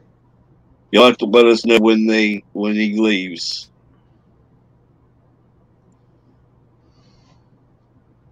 And Arvik Saunders, Captain Trek and Panel, hello from West Texas. So glad it's Friday. Yep. Oh, yeah, I'm glad in too. West Texas.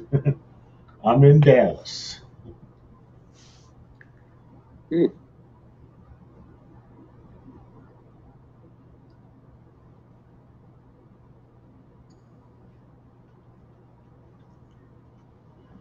Speaking of Dallas, every time I hear that word, I think of this one show that Family Guy referenced. Basically, they're talking about the series of bad seasons basically just becoming a dream of one guy waking up.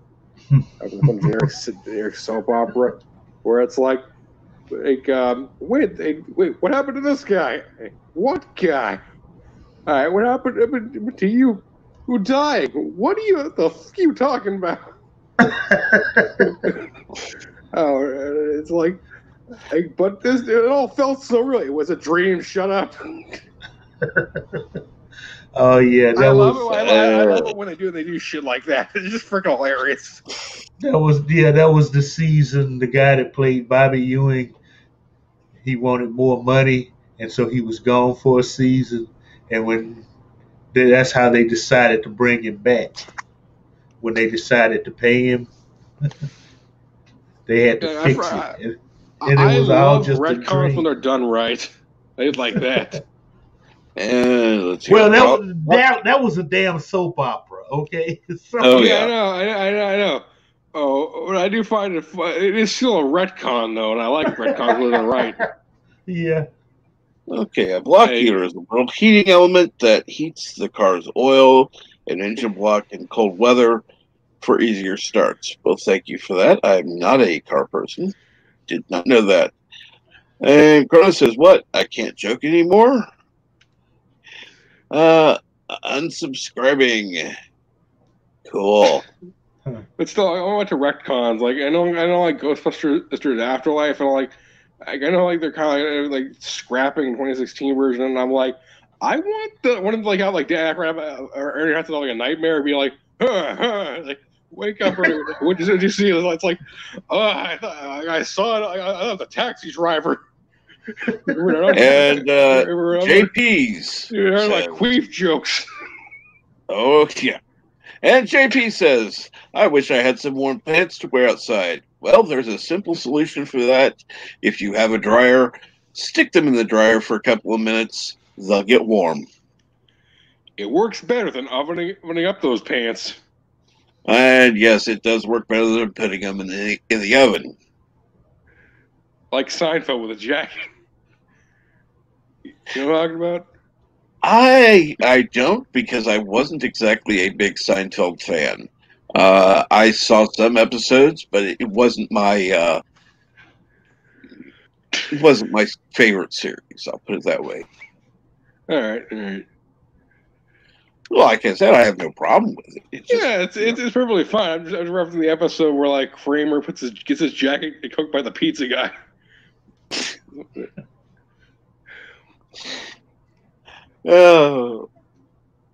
Actually, there were several series that were, I watched some, but they just got kind of Yeah, I feel you. Most things just are like, this is fun. Now I'm getting bored shitless with it.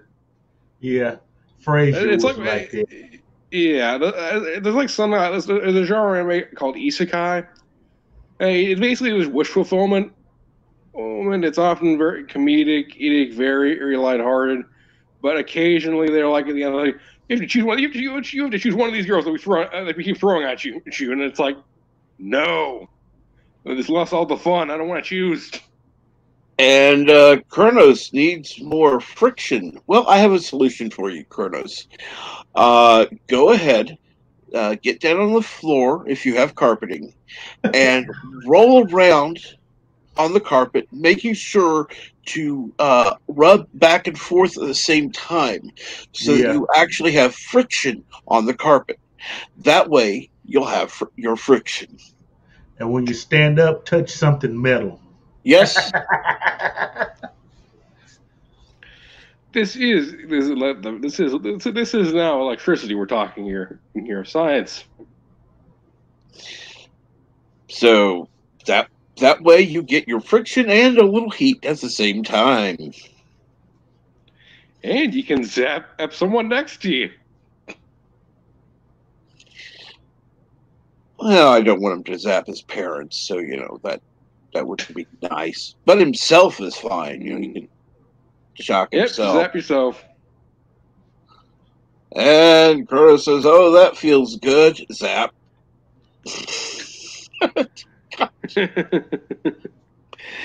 Oh, I knew we would zap someone with one like that. Oh.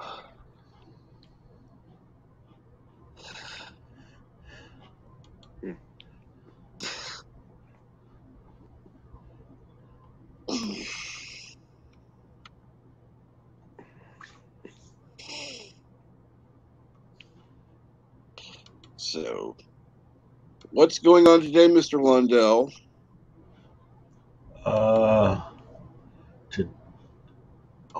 Today's movie is. Come on now, I tweeted it earlier. I can't find it, but it's a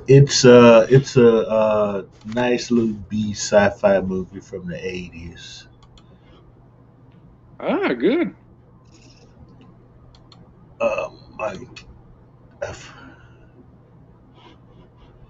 And the title it is Hyper Sapien, People from Another Star. Hyper Sapien, People from Another Star. Ain't streaming jack shit anywhere except Mr. Lundell's Brew movies. Please watch it today. Yeah. And then I may do one tonight around 8:30. I haven't decided yet. All right, sounds good.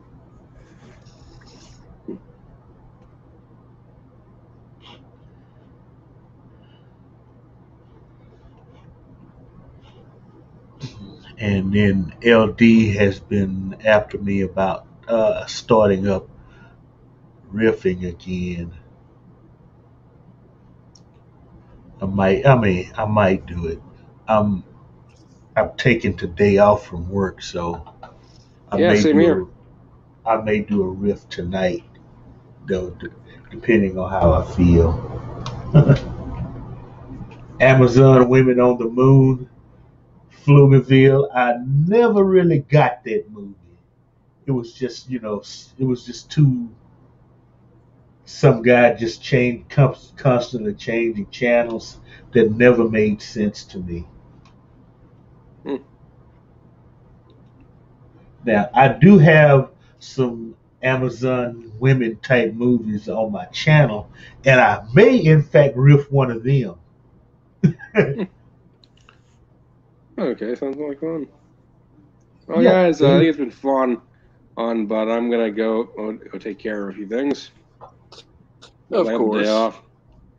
I gotta clean. I'm gonna clean some of my silverware and bowls. I have a lot of soylent remains to clean off there. up there. Yep. Yep. Apparently, human stew is not very easy to clean off with a dishwasher. You gotta get shit by hand. Oh, that's probably true.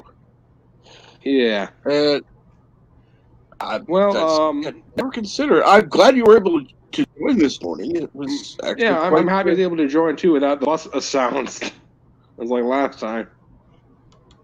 Oh, that's been a while, but thank you. Yeah. I'm happy it was like a normal thing. But still, nice talking with you both. Glad to see you all again. Well, it was good to see you, and hopefully your day goes well. Yeah. And I want to thank Happy Dinosaur 9000 for joining us this morning. All right. Thanks for inviting me. Yeah. Have a good one. Have a good one. See you later. All right. And Clicking the X. Here. Rest. Okay.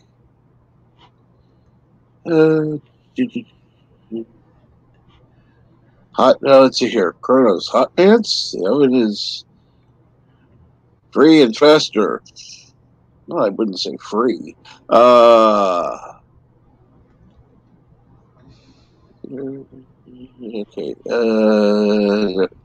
Like Seinfeld, but love Kramer and his roommates. Dog.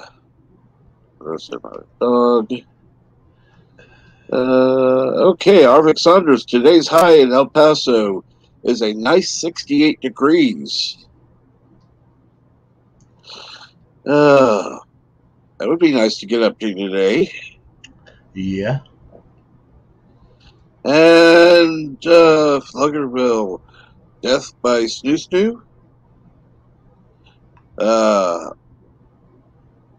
And yes, Chum Chum, Happy Dinosaur 9000.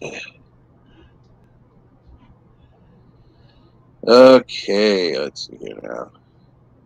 Let me try posting it again. I tried posting the link, and it said, having trouble connecting.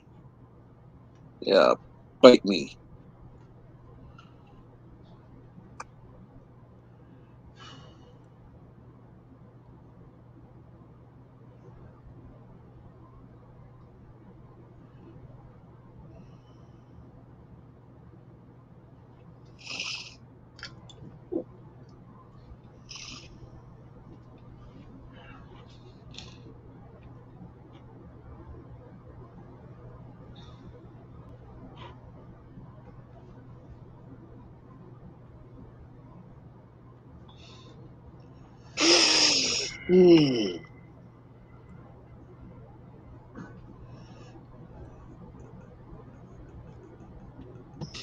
So, let's see here.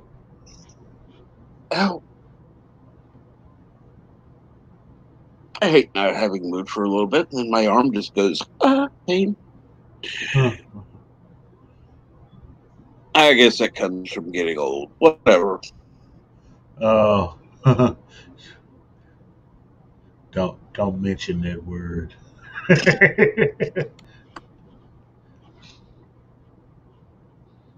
And let's see here. Kronos, I would like 68 degrees. Oh, yeah. Fluggerville Crickets. Well, you're more than welcome to come up here, Fluggerville. And Arvik Saunders, I feel like taking a nice road trip maybe to Santa Fe. Ooh, that would be nice.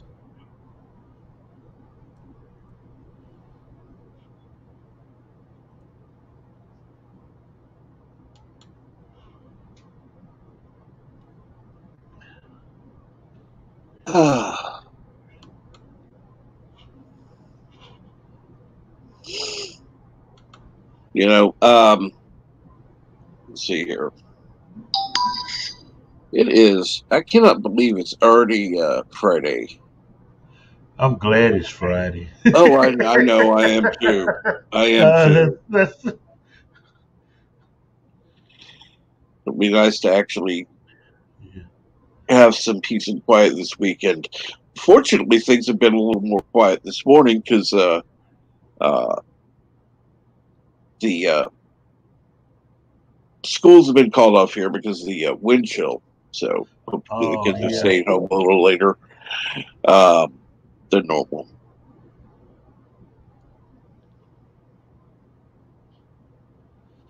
And we're hunting rabbits. Infinite possibilities, Arvik. I and Fender Fire have to head to work east. And have a good day, Fender Fire. Always good to have you stop by chat. And Alexander's amen and a 3-day weekend. Huh.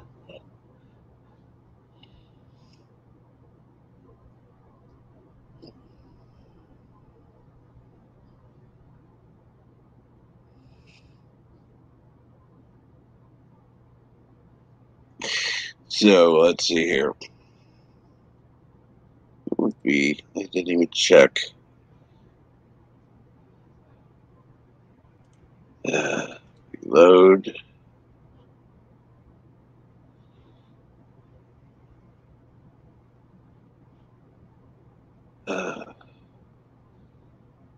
Okay. Oh, for the love of God. Joseph.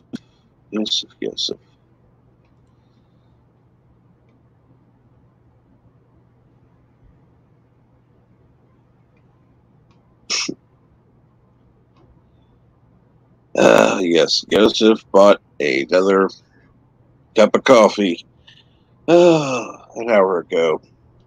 Very, very kind to do. Thank you.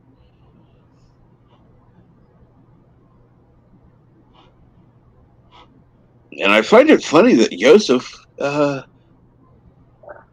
is he's going to be in a meeting, so he won't be hearing this. So, but I will say thank you again to him when he gets back. And so, speaking of Joseph, Did you mention my name? Did you mention? Yes, I did. Yeah, I'm back. The call is over. It was just a few technical questions, and it took us almost half an hour. Yeah.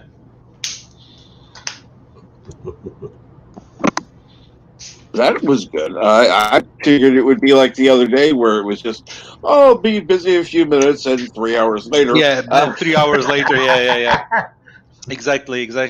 You know what? I can expect like few calls dropping in, but the thing is, I'm working as well with the Middle East, and Middle East has the weekend on Friday and Saturday.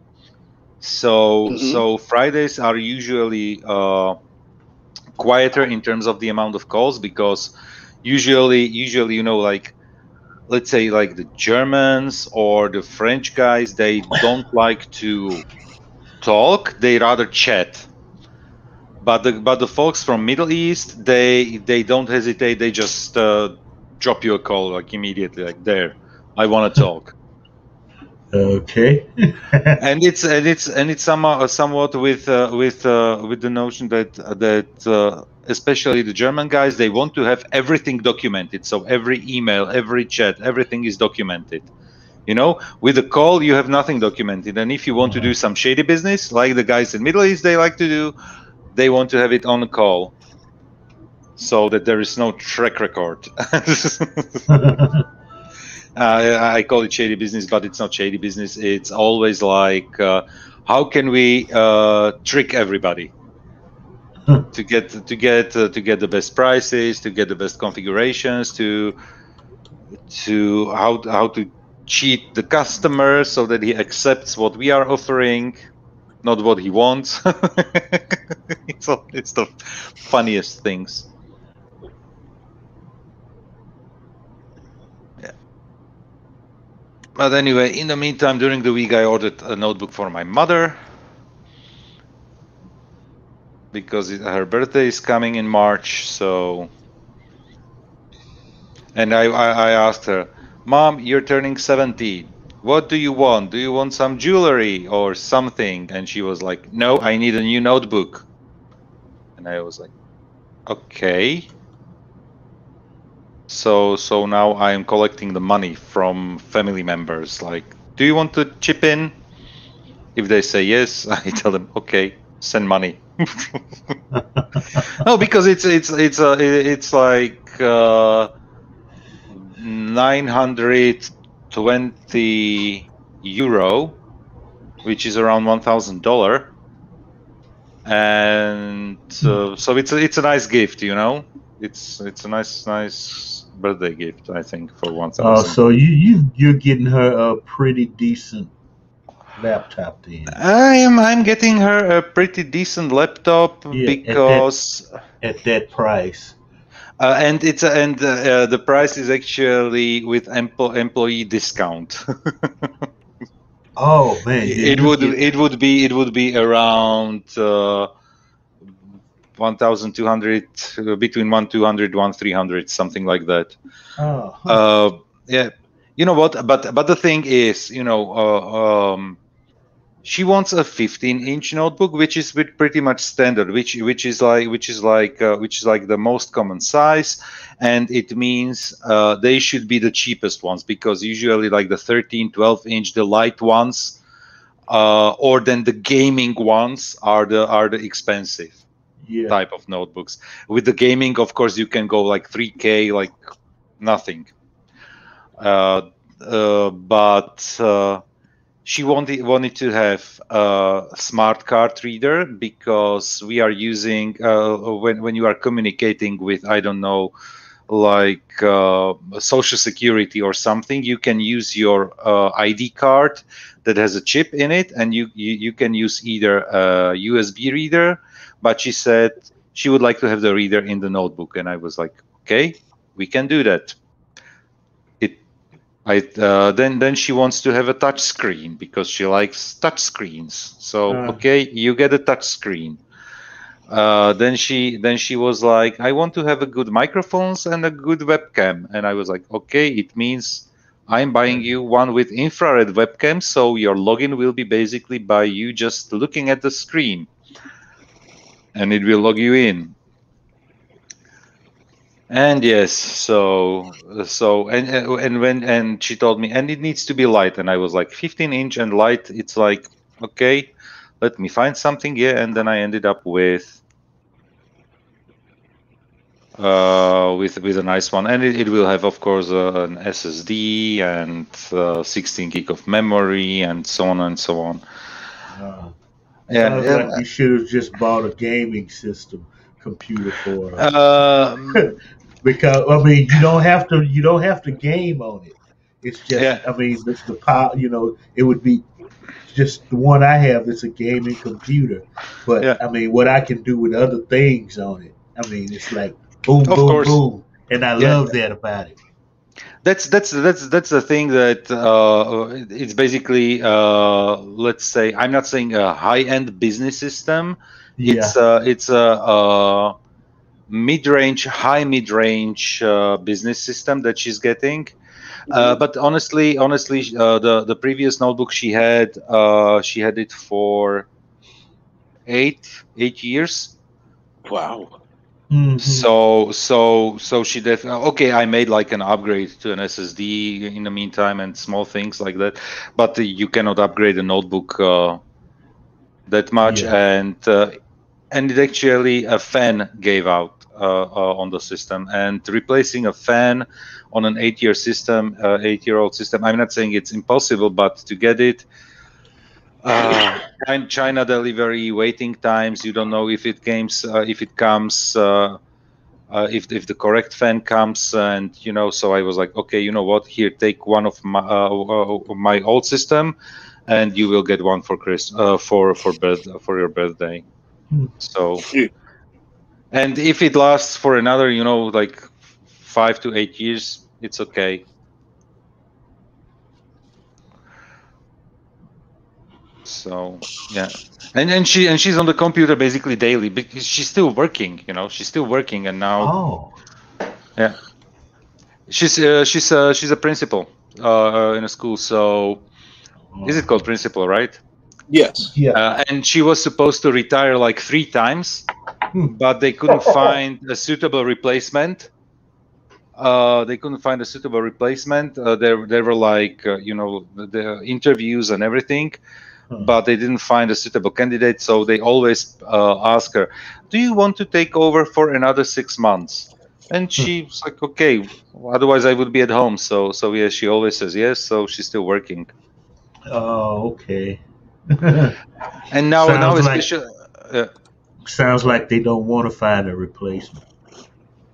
You know what? Actually, looks like they don't. Yeah, and she's still active, very active, and everything. She's driving a car and everything. Yeah. And actually, she's afraid what she will do after she's retired. And I was like, I don't know. We can start a business for you. Whatever. Yeah. She can be a tutor. She can do some tutoring. Yeah, she can do that.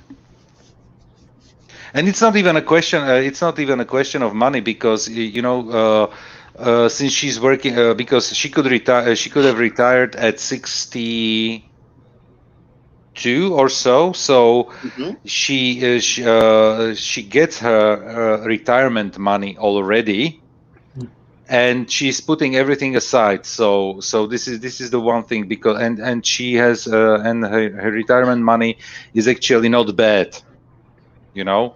It's for one person comfortable living, definitely yes.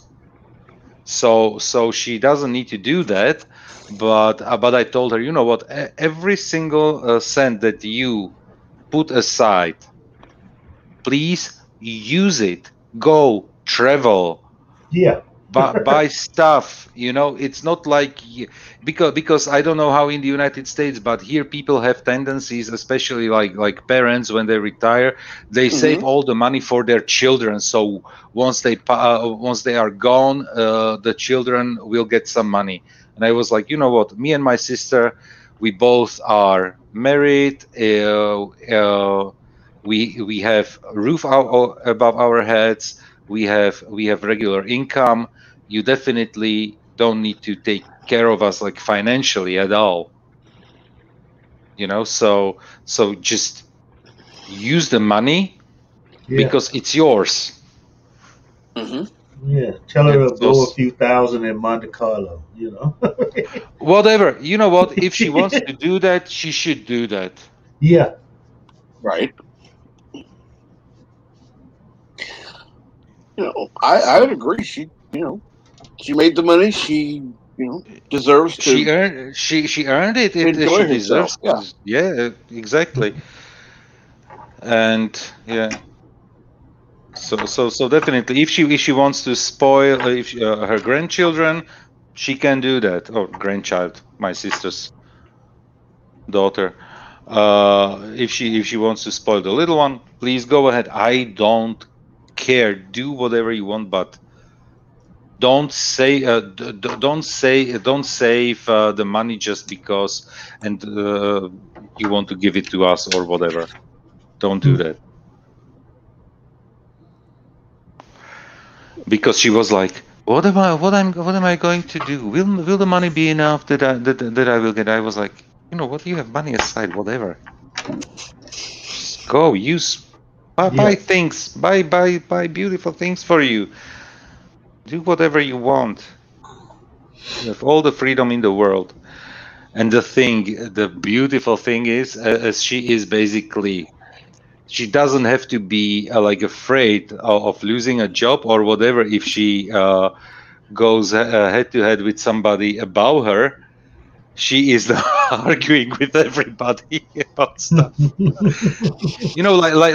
She is not she's not like political anymore. Like for a few years now, and I think many people appreciate it about her because when you have people who are like like in their 40s, 50s who are in the role of a principal, and they have like the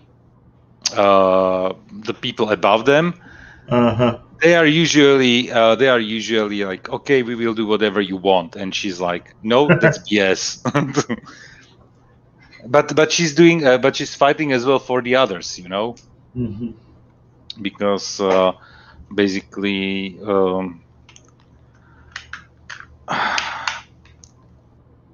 When you have a principal, and I forget who is the person above, but basically the institution. It's the city, basically the city who owns the schools and is running the schools. So she's here in America, that would be the superintendent of the school. Yes, something like the super. But it the superintendent works for the city. Yeah. So yeah. So this is how it works. You know, it was snowing the last few days here, and now there's sun shining, and I hear like weird noises, and then I realized what it is. It's snow melting on the roof, and it's falling on the ground. You know. So, yeah. So I hear like whoosh sounds. Oh yeah, that you hear. Yeah, you'll hear the ice cracking and breaking off the roof. Yes. But it's the funny thing is that it's actually still freezing, but it's sunny. So and I have a black roof. Oh, this is so bad. Go ahead. Black tiles, so it draws the sunlight. Hey, Tim. Hi, Tim. And good morning, Tim. Good morning. How is your day going? Yes, not too bad. Not too bad. And yes, NB, I did get your message. I appreciate that. And it's not something I want to go into. You may want to check Discord. Again, I don't want to go into it. Because this is drama you can't turn off. It's not like TV. And yes, I know what I said was public, so yeah. And Smiling Bandito, good morning. How are you? Good morning, Smiling Bandito. What's going on there with you? And Tim, what are you up to today? Not much. Just kind of chilling before I got to go to work. Ah. And are you expecting a busy day today, or just usual? I hope not. I don't know. So it's a Friday. It could be up in the air. I didn't know if there was any certain day of the week that might be busier, or if the weather might affect it. I don't know how it is where you are. So, well, weather definitely affects it, but well, yesterday wasn't as bad as I thought it would be. Where are you working, if I may ask? Subway. Okay. Oh, the only reason I know that is because he has that shirt on. Yes. Right. Oh, Subway. I've seen it before, so that's why I do. Yeah. Oh, I think weather is a thing. And I'm glad to hear just chilling. Smell. Uh-oh. Captain Trek, you're breaking up. Roboting. Okay, give me just a moment. I will be back. We eventually. Will keep up the show running. Yeah, no problem there. Domo arigato, Mr. Roboto.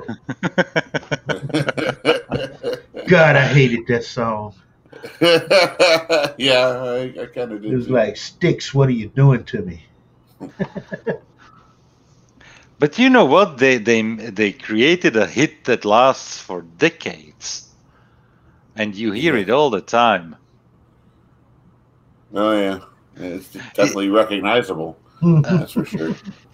You know what? It's so funny because I have TikTok installed, and sometimes there are parents with their children, and I have parents with their children, usually something like teenagers, and they are testing them on stuff Like it literally is like, do you know this song? And they play them like songs that we were growing up with, like the 80s, the 90s, and usually they know songs they became popular through TikTok, but not some of the greatest hits. I'm like, how can you be so barbaric and not to know this song? You know, the typical get off my lawn old man attitude.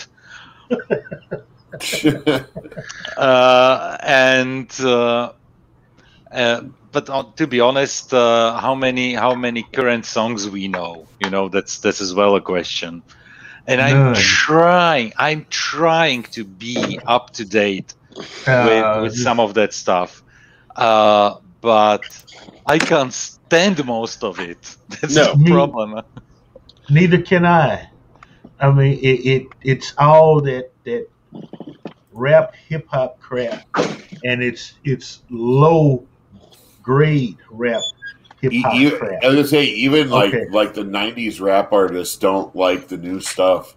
I watched a whole video where like Snoop is sitting around with some of his fellow rappers from the day, and he's just criticizing the shit out of the new stuff, and he's just like, all it is just hibby. There is no like, there's no. It is. He's right. It's great. It's so great. And you know what? The current musicians, they are sampling like crazy old songs. They literally take samples from old songs, and I you know what? I have nothing. I'm not against sampling or doing covers. The cover is you know what? If the cover is as good or even better than the original, then yes. But they are usually. A cover is one thing. A sample, come on. Because, I've heard this guy, Joe Bonamassa. He covers a lot of old blues. And, he does it in his way. That's one thing. But, you take a 10-second clip out of a song and repeat it and run it backwards and all of this and make a song out of it. That's not creativity. Okay, that's BS. But there are, I can tell you, there are some samples that are used in current songs that I can enjoy, but most of it is crap. Covers, you know what? When you look at something like Beatles, with a little help from my friends, and I still consider the Joe Cocker version way better than the Beatles. Yeah. I'll agree with you on that. Okay, now granted, I'm going old with this, but even though I didn't care for Whitney Houston personally, but I do think her "I Will Always Love You" was better than Dolly Parton's. Yeah, I agree. By the way, good news: Whitney Houston is sober for over 9 years. Yeah.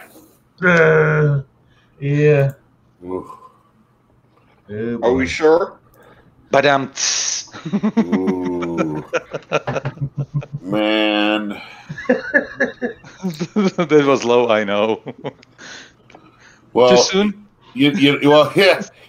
Speaking of too soon, my one of my friends right after Kobe Bryant died, he posted a picture on Facebook, and it was at the time I didn't get it because I didn't realize what it was on the screen, but it was two little it was 2 rounds of steak and then some dressing on the plate, and it says, and he said the bottom, is it too soon? It was Kobe beef. 2 pieces of Kobe beef, a large one and a smaller one. And I'm like, I didn't realize it, so I didn't get it at first. And then later, when he had to explain it to me, I'm like, that was Kobe beef? He's like, yeah. Oh! Like, oh my God, that's terrible. That was definitely too soon. Oh my God. And the worst part was, it was 2 pieces. It was the big one and the little one, so it could have been representing his kid. I'm like, that's really bad, dude. Take that off. Oh my God, I couldn't believe it. I would love some Kobe beef. Oh God, that's a different story. But Hmm. I have a friend in Japan who, yeah, tells me how wonderful it is. I want to kill him, but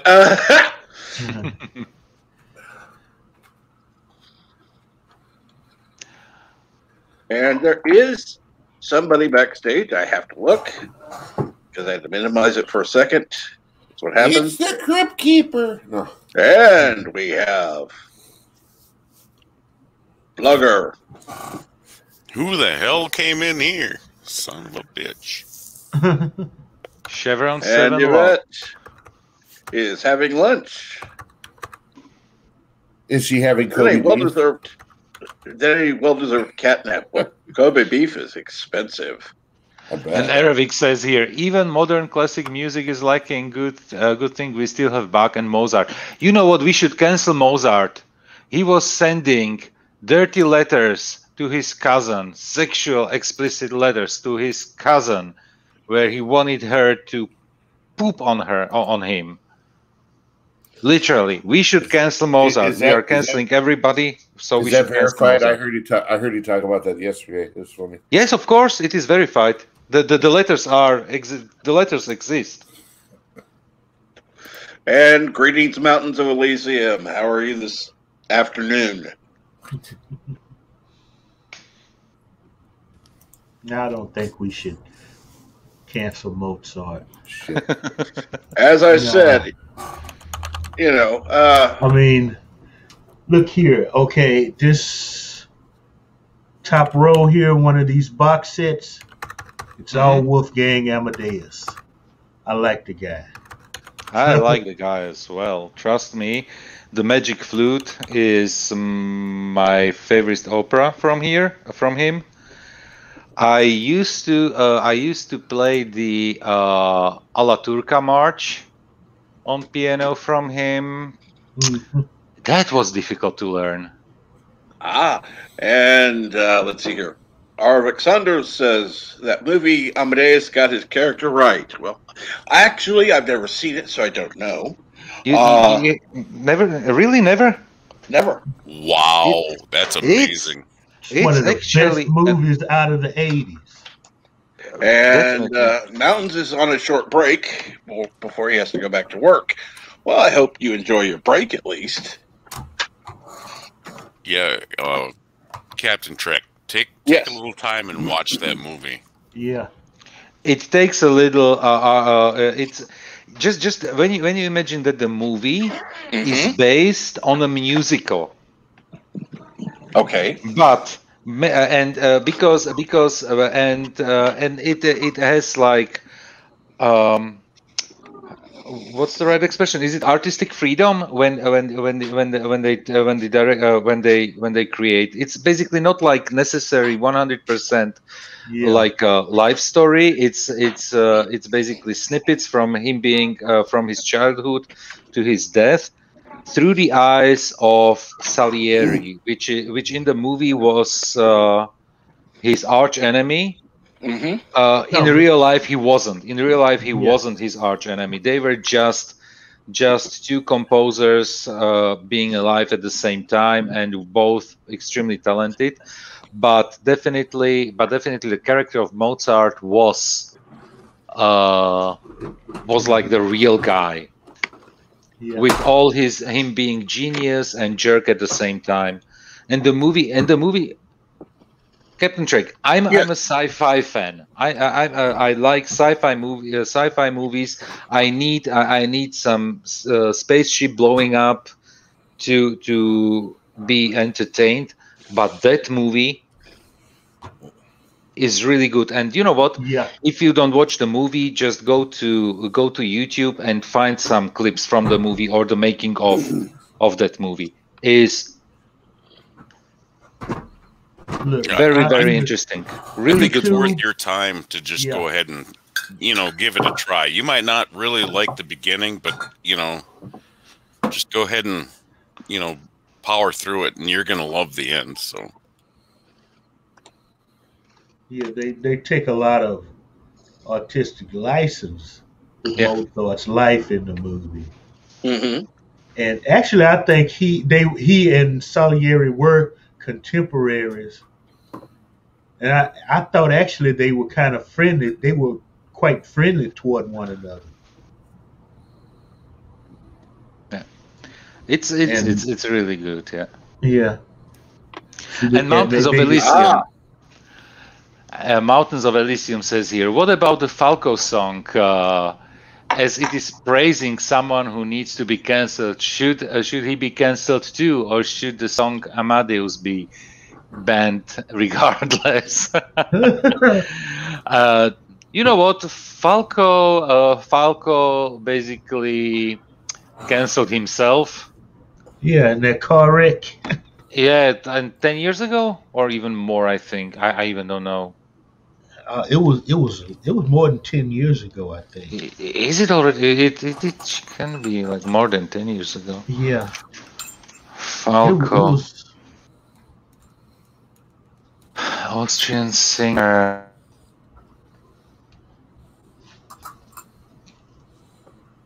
Well, Yvette has an opinion. Okay. Let me check real quick. I decided to look for Amadeus, and it is available for rent on Google Play, YouTube, iTunes, and Hoodoo. For each of them for $3.99. So did I break up? No. No, because I said that Falco died in 1998. Wow. Oh, okay. I don't know why I was thinking it was longer than that.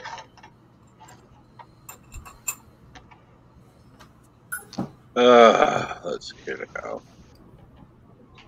But speaking of Falco, I liked Jenny better than I did Rocky. Oh, Genie! But you know what? That's Yeah. I don't know. I'm not sure. Is there something like an English version? I don't think there is. Because obviously the. I mean, I know what he's talking about.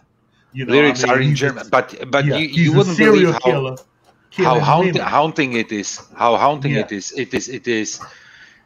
it is literally a serial killer talking about killing a woman, young girls, basically. Yeah. I knew what it was about. You know, It's but how he sings it, you know, it's so poetic. It's basically like, wow! The song gives me chills when you just go and Google Translate the lyrics. Is like, wow. That I have not done yet, because believe it or not, I've still got that on vinyl somewhere in this shelf back here. I've got the vinyl of it. Really? Wow.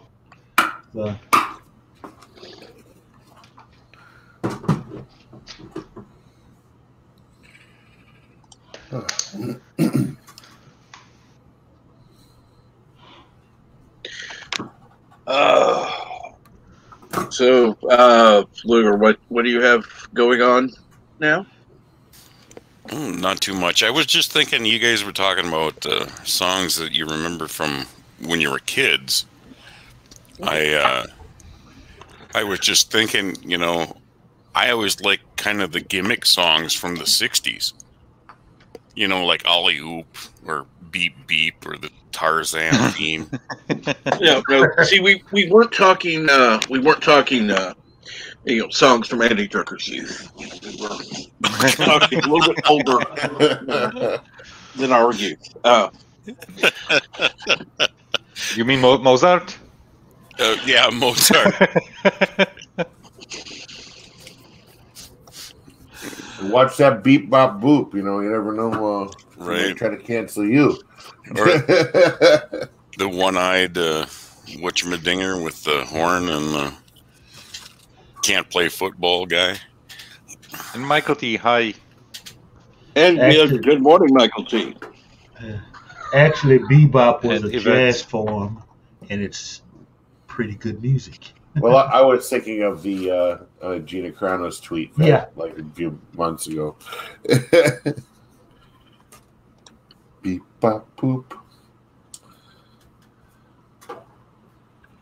Oh, what a society we live in now. Never thought I'd ever see the day. Well, you know, I changed my name on Twitter. Captain Trek. Pronouns are for suckers. You know, let me tell you, 20 years ago, if you told me that we would be worried about our gender pronouns, I would laugh in your face. Absolutely. I mean, just anybody would have laughed in our faces if we said this was going to happen. Oh yeah. Now look what's going on. It's unreal. Unreal. I probably would have kicked the piss out of anybody who did that. Yeah. I just unbelievable.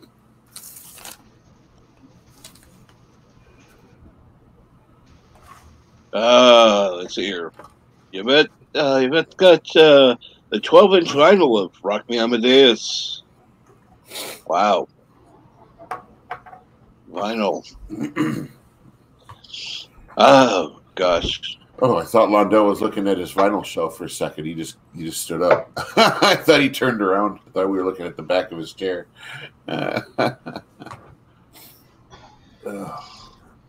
What about the back of my chair? Oh, I thought you spun your chair around and you were looking at your vinyl shelf, but no, you actually just stood up.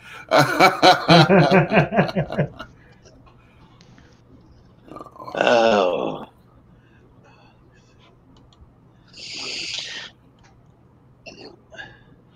Jesus. My ding-a-ling. I just ordered a couple more extensions for my lightsaber. Cool. So I'll be adding those. What kind of extensions are they? Just another 10-inch aluminum tube with a choke piece for the bottom. Ah. To give it a little shape on the opposite end. So you call it your lightsaber, huh? Well, it's more like a crucifix, really. If you look at it, it looks like a big old cross. It's kind of funny. It's funny, too, on Birdstream, he put me up in the corner where his Gina Carano pick was, and I was like, oh.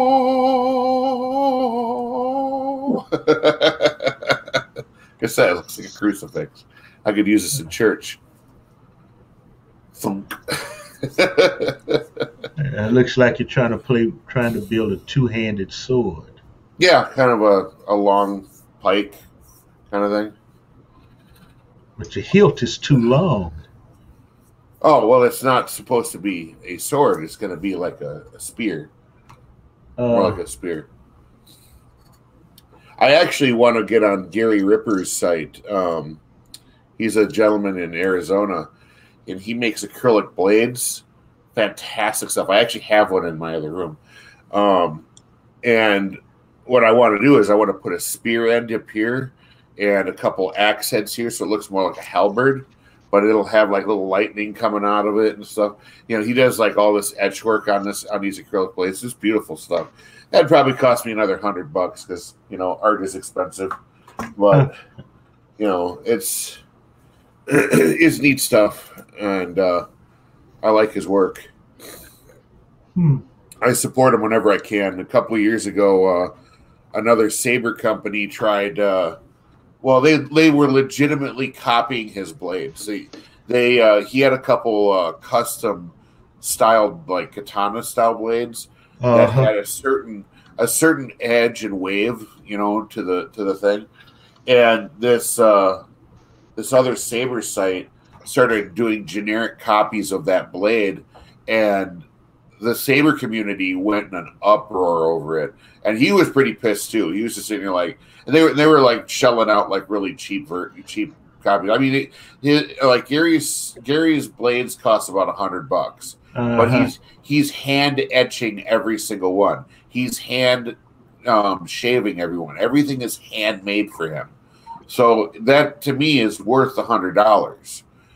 These other guys were doing like machine shaved, and everything was automated, and there's just generic like cheap ass lightning on it. So you're looking at like they're mass producing them for like $40, and it just devalues Gary's business, and a lot of us are pissed about it. Yeah. So we kind of went on a little anti-ad campaign, and kind of struck him down. Now it's pretty much been over for a couple of years now. But Gary's business is still going strong. He I just found out. I just went to his website 2 days ago, and when I was looking at product, all of a sudden there's like no product, and I was like, wait, did the website break? So I sent his wife a message, and I'm like, on their messenger, and like, did your website break? And then I noticed on the top a little small bar saying we're out of product right now. I'm like, oh shit! So he's got to work some overtime because he lost. There was a lot of things that aren't showing on there, so they must take down things when they run out of it. And where the hell is? Oh, I'm looking at my Gundam thing. That's not right. There. Get the right tab. That'd be a good idea. Yeah, Ripper blades. I'll share this this page because this is kind of neat.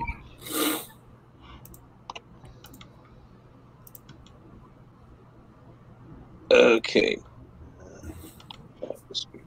So what we're looking at here is one of his dark saber styles. He actually does a dark saber blade, and he's figured out ways to make the blade black and still do like outline lighting from the saber. So yeah, like that's like some sort of anodized coloring he puts on the blade, and then when he shaves it down and turns basically the flashlight on, it'll light up the whole whatever he's trying to reveal. And he's got some really nice stuff. Does he do custom stuff? Yes, I believe he does. But it's yeah, that would be, a sort of K-less that would light up like that. Yeah. That would be freaking awesome. I believe those stands are also something he made too. So, but yeah, you see he's got the dark saber stuff there. Katana styles, and he's learning new tricks every year. He's coming up with something new. So he's also got a cheap version of his stuff now too. He decided to started making discount sabers. So he's got Ripper clones. He's got his dark saber stuff. Baby dark saber. That's new. I haven't seen that yet. But yeah, see he's got the lightning effects in there. Come on, load it up. Yeah. There it is. Wow. Yeah, he does some fantastic stuff. Just great. I love looking at his products. But like I said, a lot of it's a little pricey for my taste. I bought one decent sized blade, which I think I showed it off a little while ago. And that one cost me about $80. Now it's $120. I think he upped his price a little bit, but it was one of his clear dark sabers. Wow. Normally they're just clear blades. And let's see here, Kronos, what's a KOS? Yeah, you're funny, Kronos. You're funny. I was trying to ignore that one, Cap. Oh, I know. Michael T, are they combat ready? No. Although he does have a section for combat ready stuff, but these are pretty much decoration, and like go to a cosplay event and show off a cool looking saber. You don't ever want to whack these; they're gonna break. It's just acrylic plastic. Let's get back to my.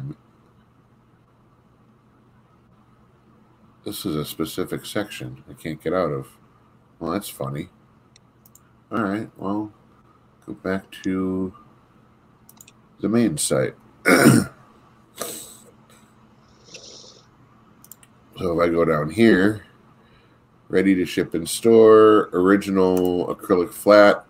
Now, normally when I go to this page, I'll see a whole bunch of different stuff. Right.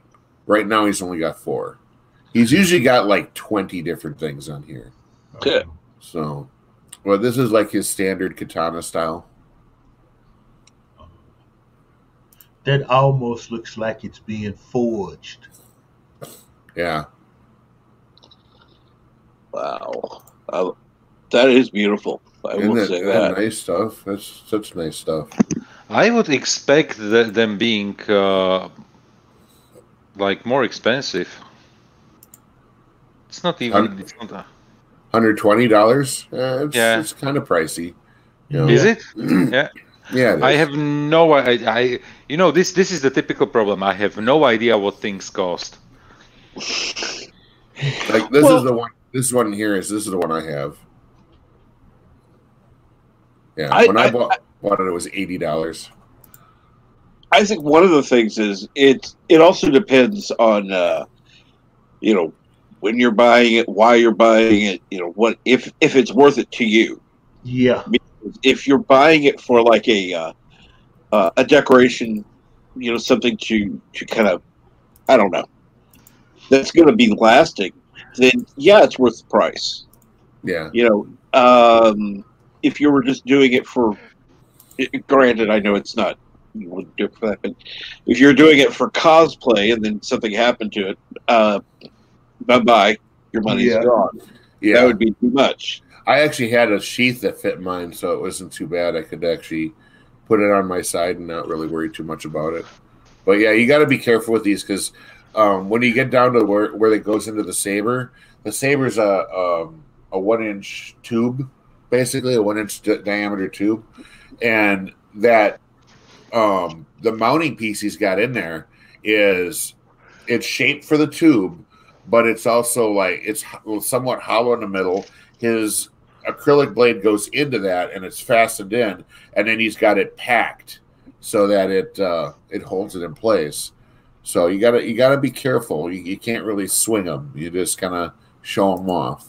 Although it's very hard not to try and like be fancy with it once in a while, you know, because you're looking at that. I got this cool blade. I want to twirl it. I can't twirl it. You know, you don't dare twirl it. You're gonna break it. You know? Yeah. No, see, it would be just like it is. Now he does have some battle ready stuff, but his battle ready stuff for all the tube blades. And the tube blades are, if they're the thick ones, then they can be. You can spar with them because they're. They've got like they're not like the blades on this saber here. They're a little thicker, and they're pretty strong. My photon blade can do that. It can be sparable, but I mean he does lots of different. Look at this. And Michael T asks, "Is there a soundboard in them?" Well, this isn't about the sabers. This is just the blades, right? You know, the sabers have the saber hilts would have soundboards in them, and I don't think he does. Well, he might have soundboards in his because I think he does sell some basic sabers, but I don't. I thought I saw it once. Strange ship at store. Could have sworn there was a part in the thing. Maybe not. Maybe I'm hallucinating. I just asked because it was asked in the chat. Well, these are compatible with any kind of saber. So if you bought a saber from like Ultra Sabers with a soundboard, or even Saber Forge, or there's some other ones that use the standard 1-inch, basically the flashlight style sabers. As long if they have soundboards, yeah, they can work. But you know, yeah, like I said, this is more about the blades.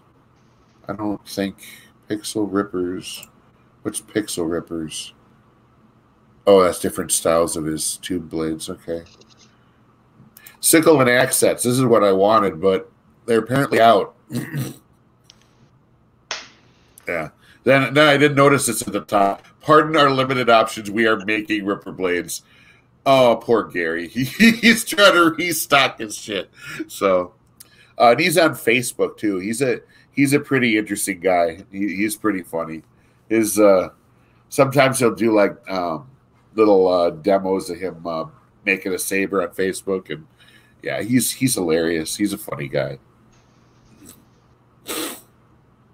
I told him he should try, getting a channel on YouTube because it'd probably get a little bit more attention. But they're like, well, we're looking at it, but we don't know. I'm like, well, I see a lot of YouTubers doing their thing, and they get a lot of following. And he's already in the saber community. I'm sure he'd probably get instant results right away.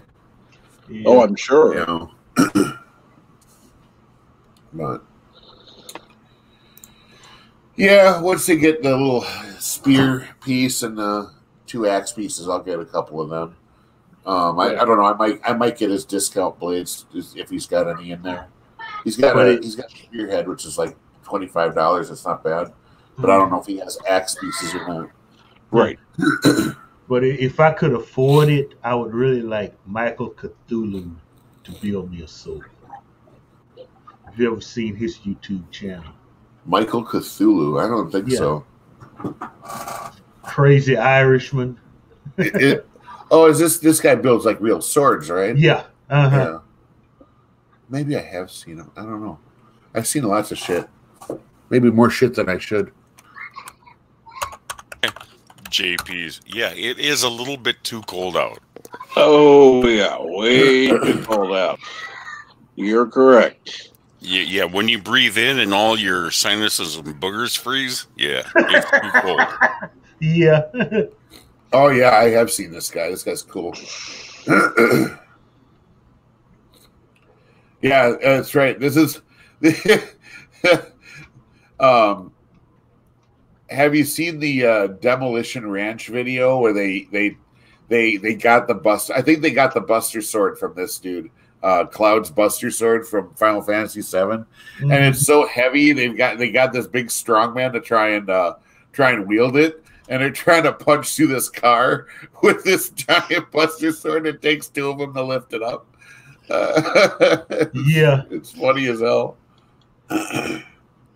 And what was it? One sword? The one that's like a giant butterfly knife. I think it's from. No, I can't remember where it's from, but it was like this one he built. This big, all it is a big ass butterfly knife. Yeah.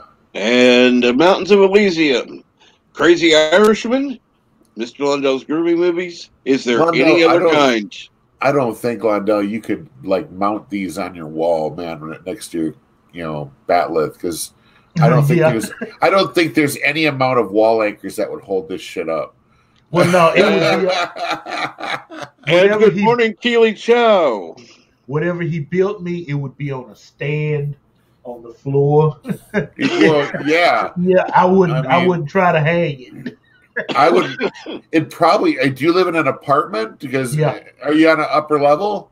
No, I'm on the ground floor. Okay, then you're safe. Because I was saying, if you're on the upper level, I would not want to live underneath you if you had something like that. He'd come off the wall and go straight break through the floor. Yeah. I'd be sitting there eating my Cheerios, and all of a sudden, shunk! Right in my lap or something. Fuck. This guy's crazy. He's building the crazy stuff. I'm looking through some of it, and I'm like, holy shit. Huh. That is a big ass axe. The Garuk axe. Oh. Well, Mountains, I have a question for you. You're an Irishman. You can answer that question. Is there any other kind? No.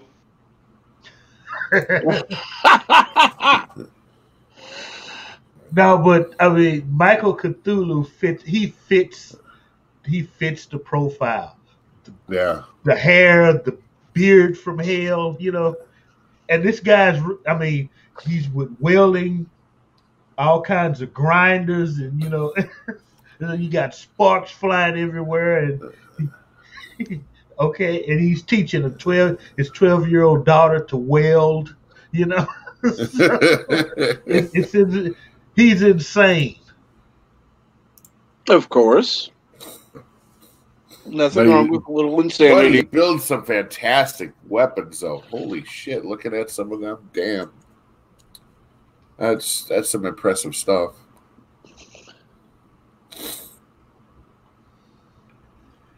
And it's always fun at the end when he tests it.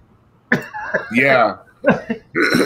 I noticed that too. It's in some of his thumbnails. Holy crap. Hey, I have seen that guy, though. I've seen some of his stuff. There was a point where I was looking at all these guys making different weapons and trying them out and stuff. Yeah,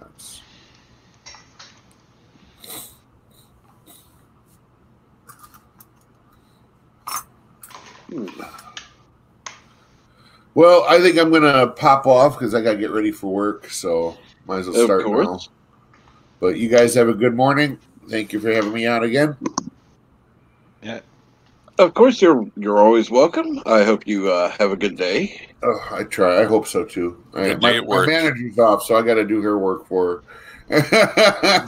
And do not forget, 12 inches is a foot long. Yes. I try to remember that every day. Take care, team. Take care. See you later, guys. Have a great day.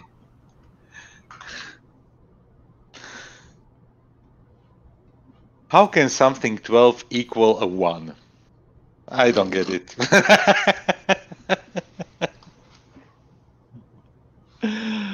Oh man, that's so funny. I forgot to tell him to make me a BMT with all the green vegetables plus tomatoes. I'm just thinking how they are. Yeah, Smiling Bandito. Yes, thank you for stopping by. Have a great day. And Kurnos, I'm not even going to read that. Take care, Smiling Bandito. I'm just thinking about how we have in Subway. How do they call the sandwiches? Because definitely not with like the size of it. Or how do they name the sandwiches here?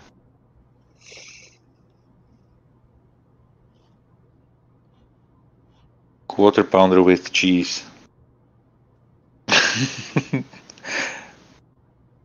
Cheese Royale. I'm thinking. No idea. Oh, I want the 300 millimeter.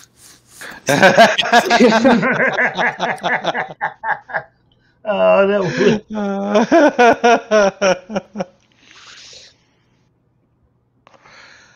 You know what? The funniest thing is that literally the only in inches we buy monitors and TVs in inches, and that's it basically. And the funny thing is, in the stores they always put the size of the TVs in centimeters, and it's like when they say like 82 or 83 or 87, how much? Basically, it's a 32-inch, screen. When honestly, if you ask me what size monitors I have here, I can tell you everything in inches, but definitely not in centimeters. I would have to literally take the calculator and put it in, because otherwise. Really no idea. So this one I have here. I'm actually surprised. Right? I figured you'd know that right off, Joseph. Nope. Particularly since you're in the computer business. So, I figured if somebody would ask a question that you'd be able to answer, I am able to answer with all the right tools in my hand, of course. Yeah, put it into the calculator, the numbers. Wow, what?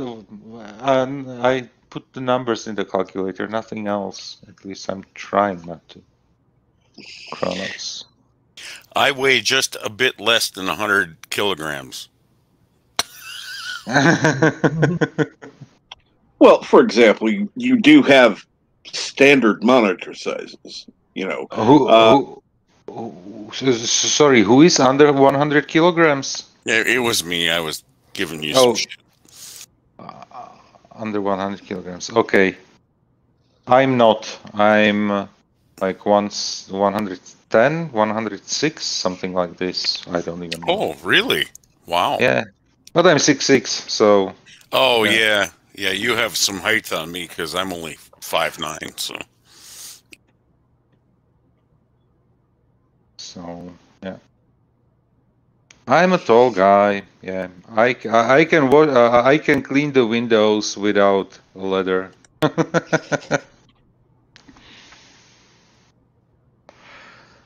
But for one, I would need a scaffolding probably here. Skylight. And it's pretty high. And well, I'm really fat, by the way.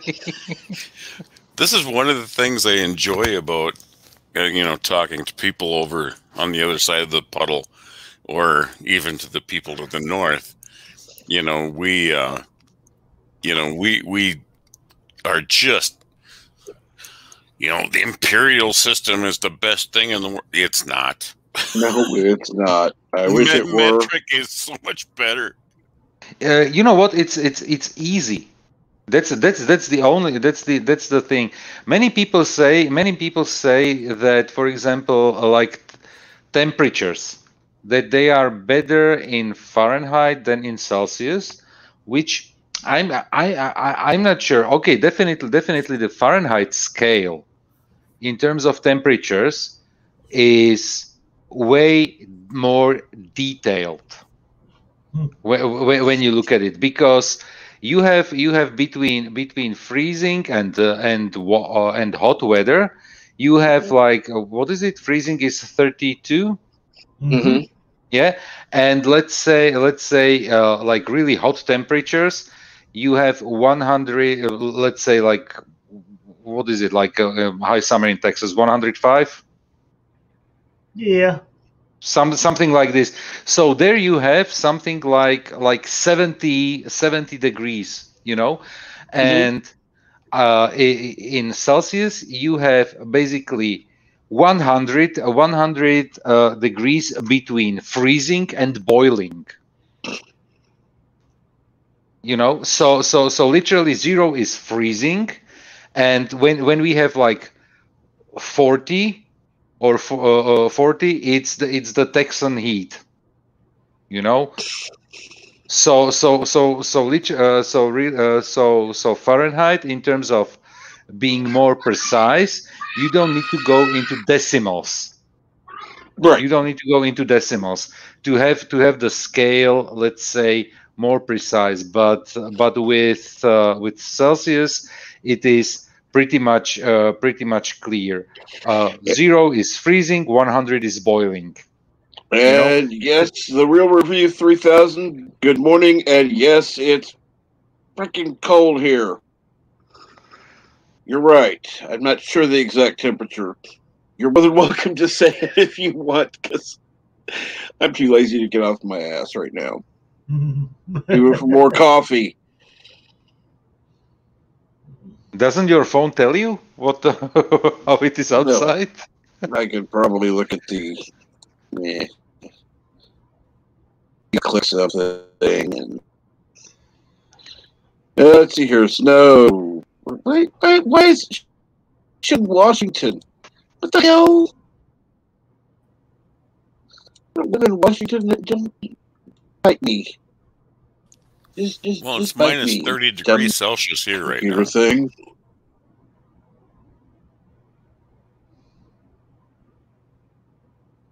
So I'm going, oh, it's in Washington. Why the hell am I? Okay. I keep setting this thing up, and it keeps reverting back to whatever the hell it wants. Because it's 25 outside right now. Yeah. And I mean Fahrenheit, so -4 Celsius. Okay, you're a son of a bitch. JP's would kick your ass. 1 degree. Ugh. Kelvin is superior. I hate cold. Kelvin is extreme. I don't even understand the Kelvin. Yeah, that's insane. And why don't you want to work, Chris? You're just waiting for LDG to come on to, force him to do work for you. By the way, here's a link to the StreamYard.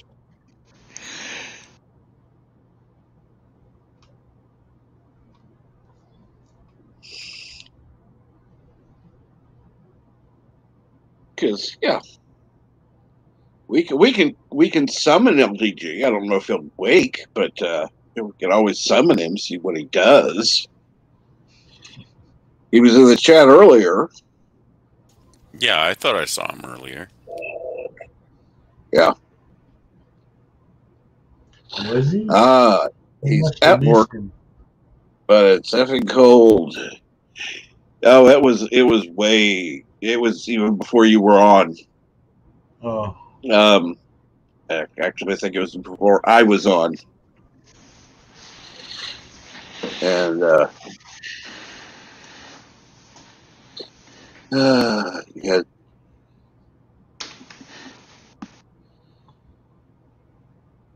so wait a minute. What? Kronos, Captain Trek. Oh, by the way, you had 23 people watching. So please go. Thank you. Kronos?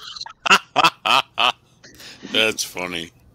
What's this? Another feud in nerddom? You and Kronos?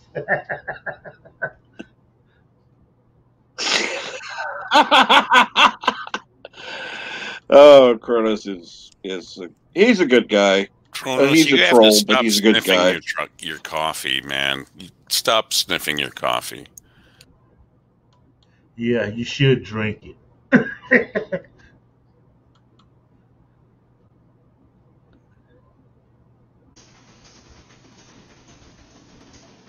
Let's see here.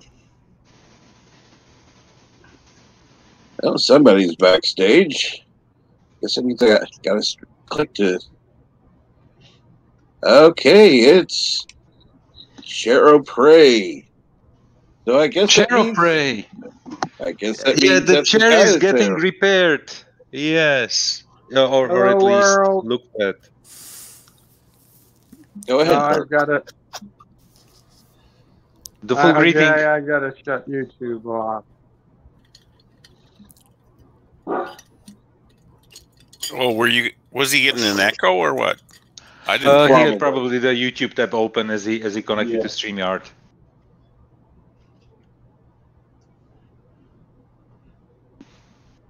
Yeah, Joseph, it's minus 17 degrees Celsius right now. Wow. Whoa! No! You know what? I was only once in this type of temperatures when I was in Poland, in Warsaw, and it was like minus 20 Celsius, so even a bit colder there. But at least it wasn't windy. It was like freezing, and oh man! And I was there for 2 weeks at the time. Every time I had to go Michael out. T. Good morning, Captain Trek. Good morning, Michael. Nice to meet you. And now we need the full greeting. Hello, world. It's Birdo Prey 5, aka Shero Prey. At the moment. How's a chair for you there, big guy? Oh yes, we can hear you. Good. Yeah. Yes, they're here. You look better, Bert. What did you do to your face? I can't point it out, but makeup. Joseph. They can paint that on his face permanently, right? I know. For a lot of people, this masks were a problem, but for a lot of people like me, it's a great improvement. If only I could go out in public safely. I would just wear a paper bag over my head. Safety, I guess. How would you see then, Bird? So we had. Huh? Go ahead. Sorry. Go ahead. I'm sorry. Go. We had a little bit of good news today, hopefully. Apparently, I misdescribed the situation with the bed. So there's a chance the man today might be able to fix the major issue today. So he's working which is on great news. Well, if it works out, it would be. Otherwise, it'll be maybe next week or whatever. But there's a chance, which is better than it's been. So it's weird. Am I frozen? Because it's not showing me moving. You're not moving. You're not. You're just really holding still for a long time. You're holding still for a long time, okay, but we can still hear you, so that's fine. Okay, I'll kill the camera. Yeah. Which is weird on your because I'm on phone? Wi-Fi. It really should have decent. Oh, let's see, we got sassy. It should. But I think your phone, you have like an older phone, right? You said something like Galaxy 6 or so? That's Or a did you change 7. it? Or 7? No, it's a 7. How? It's not that old. It's only like what, 5 years old? You know what? Bert, honestly, enough to be to have problems on StreamYard. That's bull crap. Unfortunately, not. Honestly, in phone years, your phone is old. My phone's hardly been used. It's a classic. Your phone is If it was 85 a car, years it'd old. be Come like on. it'd Classic, be like yeah. a mint, It's not the years, a it's the mint mileage. classic found in a barn. Bert, you know what? My brain is barely used, and it's 45. You know, so.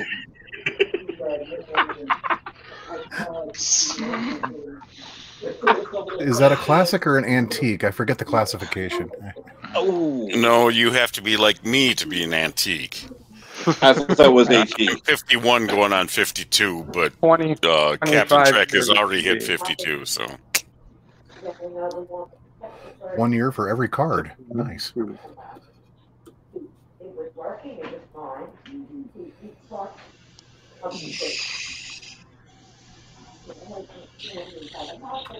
Hopefully. So how long has he been there looking at it and working on it? Not long. I only got out of bed about 5 minutes ago. The first half or whatever he was able to do with me in the bed. So I don't know how much longer it will be, but whatever it is, it is. You know what you could do is scare Mamo Mamo Prey Prey. get me into the. Sorry, go. I'm not gonna scare Mamo Prey. Why would I scare Mamo Prey? And run away. Yes, Joseph. Why does he want Run away. It's Joseph. It's 17 degrees Fahrenheit out. I'm dressed in a t-shirt.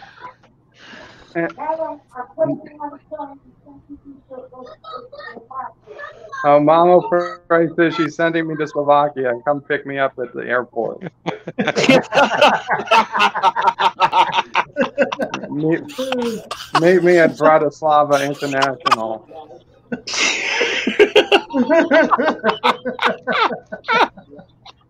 You know what? The train, they're building it now. You know what? I know the train. Make this type of jokes, but I wouldn't mind it. I wouldn't mind it at all. I could get you a waterbed very relatively quickly, not an air mattress, but yeah. Oh my god, I haven't used a waterbed in like 25 years. Oh yeah. Oh, make sure it's one of the pure water beds that flows that you can actually make waves on, not the foamed water. Oh, okay. Apparently, I use the first one you're talking about because I don't know what the second one is. Well, see, they had a second type of waterbed out that was basically like a standard mattress, but it was had water in it. It also had some gel in there to kind of cushion it. So it was like a hybrid type thing, but it was still called a waterbed. Yeah, they put partitions in it so you couldn't make waves. Yeah, it was interesting because I've tried them both, and I think I had fun on both. So, but that was like 30 years ago. Dare I ask what you define as fun? Okay, there was this my girlfriend and I. Okay, yeah, I won't go any farther than that. I'm sorry. That's what I thought. I heard stories about something like birds and bees or something like that. Yeah. And the mountain says bird will demand sparkling water in the waterbed. Well, that would be Jedi Bill.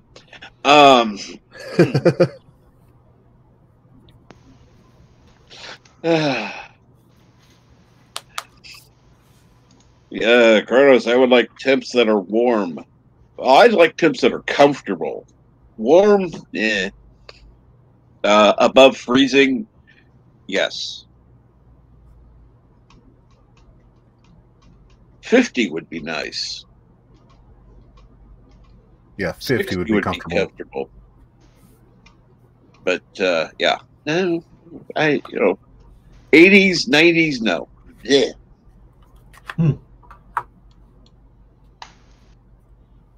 I remember years ago, my mom was one who, it's like, oh, okay, well, it's 90 degrees out.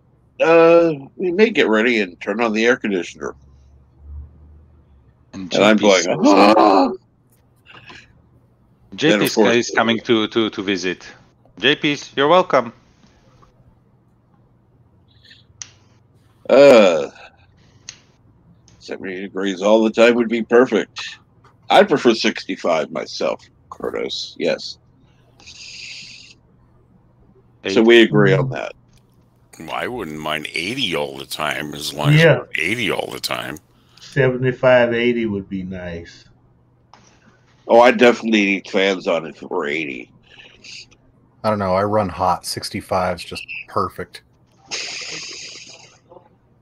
Oh, I'm not saying 65 isn't a good temp. I'm just saying I could run there. And Kronos, can you get a happy ending? I don't know. What would you consider a happy ending? And we were going to welcome Bird back. Yes. Yeah, so I was trying to figure out how to look at the chat, and apparently it's just not going to happen on a mobile. I wouldn't bother. Yeah. Yeah. Sorry, I'm nerding out a little bit on Mr. Londell's plates back on the wall there. That Mirror Universe Uhura. Mm-hmm. Oh, yeah. Yeah, we've all nerdgasmed over that.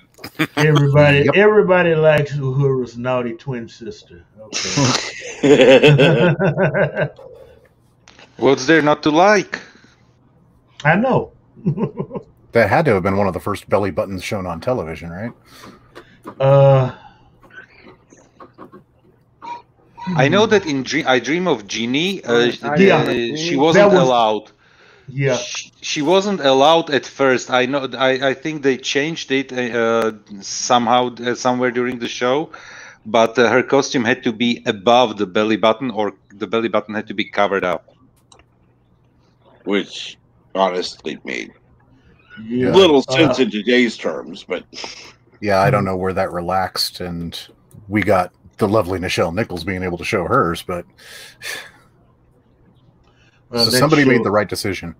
Yeah, they did. Have to agree.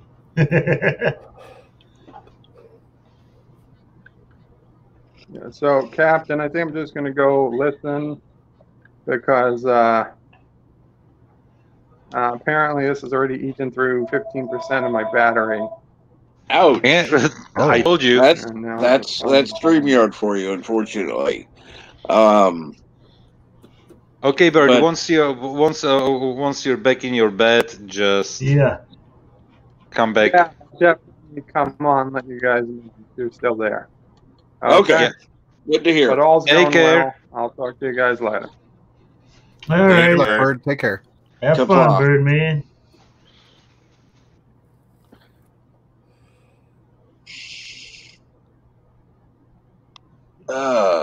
Sassy is talking? I don't know. Is Sassy talking?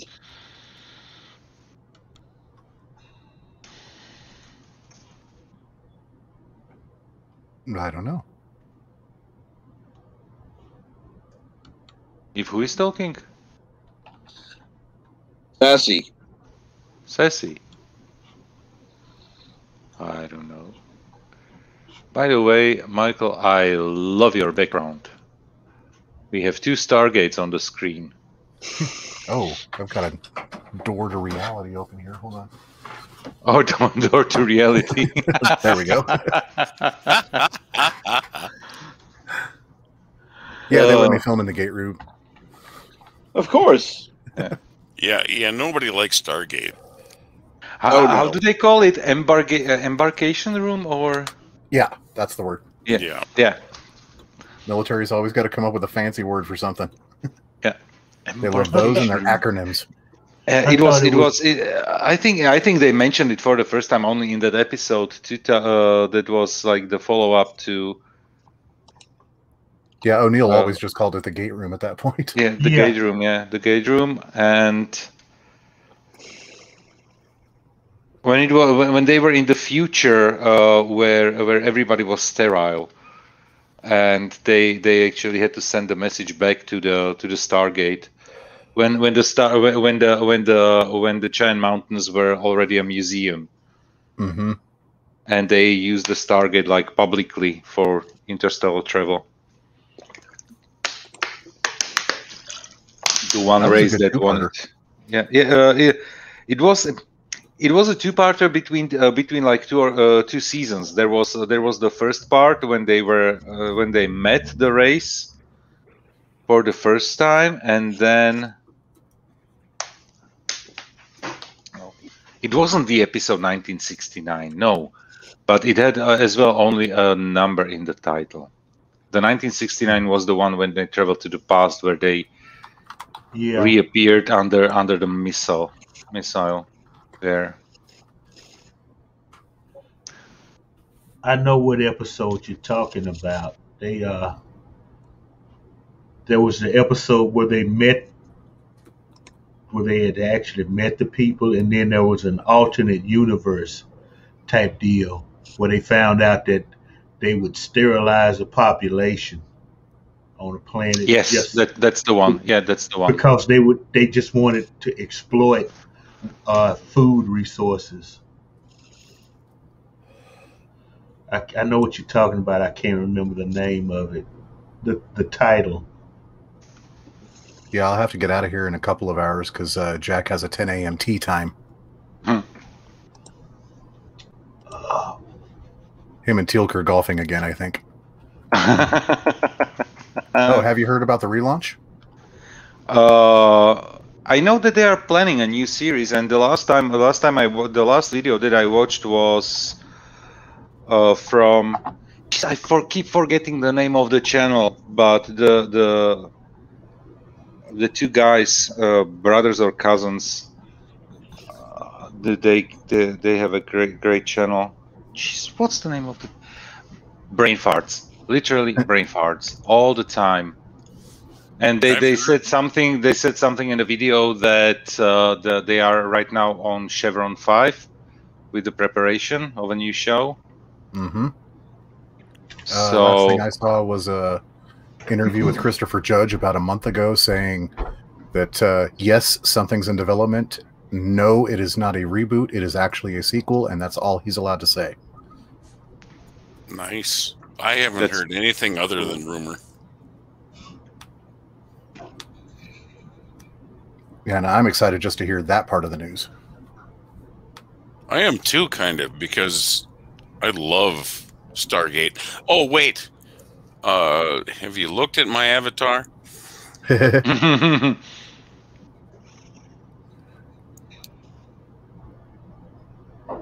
Yours is the one they ejected out into space. Yeah, I think the one that I have here is the one they used for the black hole. Yes.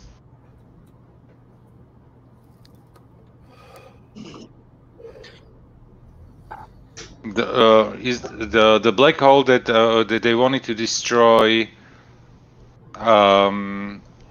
Apophysis ships, right? Yeah, I can't remember. It was a season 2 episode. I remember that, late season 2. I should ask my wife. She just rewatched the whole series. I'm in the middle of it now. Yeah. I've honestly never seen it. That's worth a watch. I've probably only watched it 4 or 5, 10 times. Why am I not surprised? I know that it's on Hulu and Netflix right now. Netflix has the unedited version. Well, then that one's out for me. Don't have Netflix.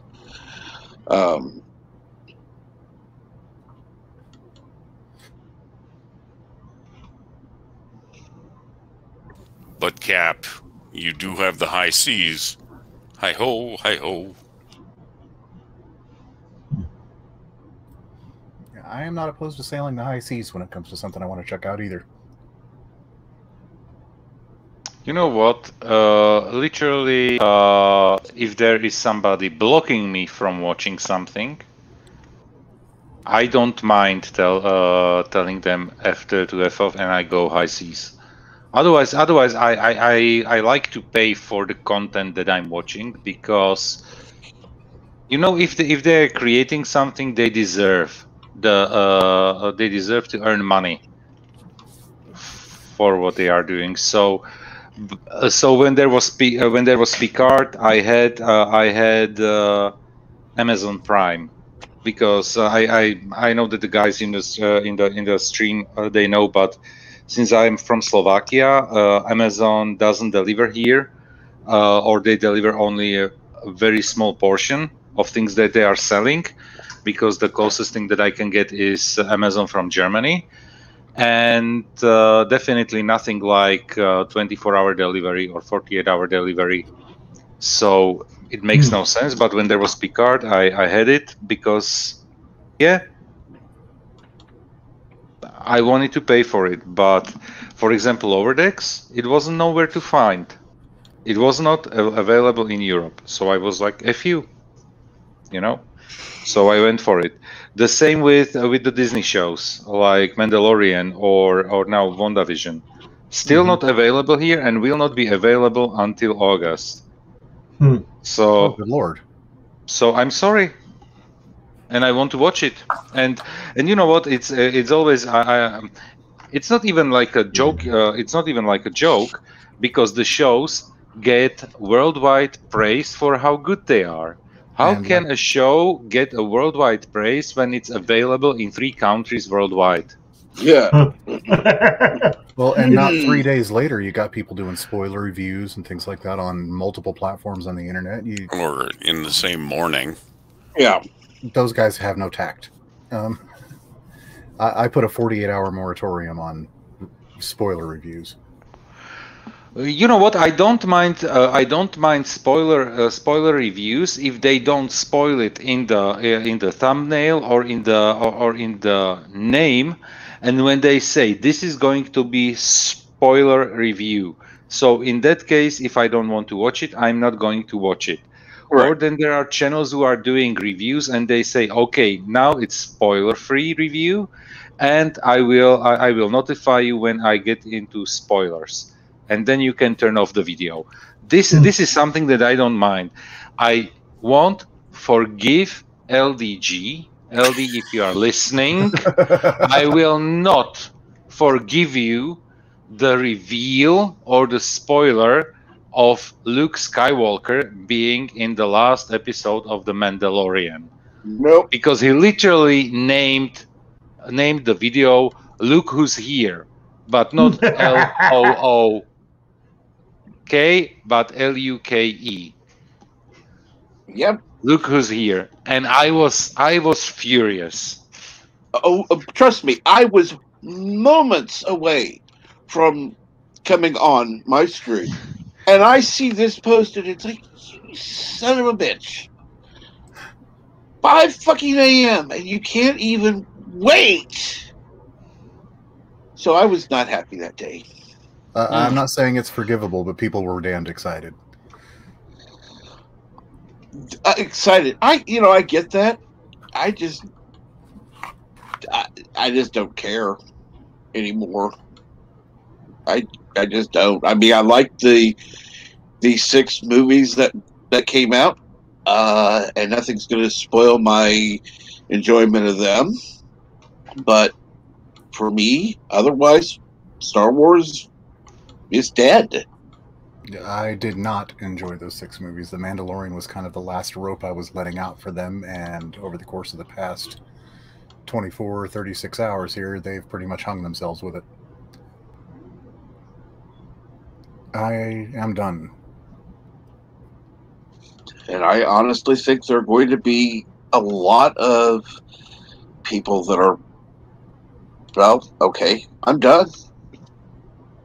There are going to be some that hold out hope for other things that are supposed to be coming up, but who knows now? I was until the company's behavior yesterday. I don't know if that's a subject you guys broached or how you feel about it. I was just being vague. Oh my God! I can tell you, the cow is dry and dead. How we milked that topic. Oh, trust me. And then, of course, in case Andy Trucker's listening, oh Lord, I know we all, or most of us here, know how you feel. So. I picked the wrong day to sniffing glue. There's Kronos. Oh yes, I picked the wrong day to stop sniffing glue. Nothing like an airplane reference. Thank you. Yeah. Kronos, have you ever been to a Turkish prison? Cap Trek, do you like gladiator movies? Have you ever seen a grown man naked, Timmy? I'm sorry. Oh my God, that line right there. It's like, oh shit, that definitely wouldn't make it past today. Ooh. Oh no, hell no. You know, movies like that, those are rare breeds. Oh, those movies of the past. Blazing Saddles, that could never be made today. Oh, never again. Like Mel Brooks himself said, there's no way in hell he'd even try. Huh. You know what? I recently saw a picture of Mel Brooks. That guy is old. Yeah, no shit. He was old back then. He's yes, that's now. the problem. Yeah. He's the guru on top of the mountain in kung fu movies now.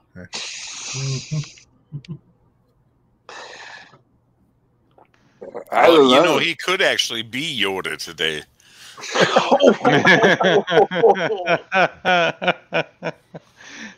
You know what? Pretty much. Kronos kept asking, what's the Slovakia? It's a made-up place that uses made-up numbers for temperatures.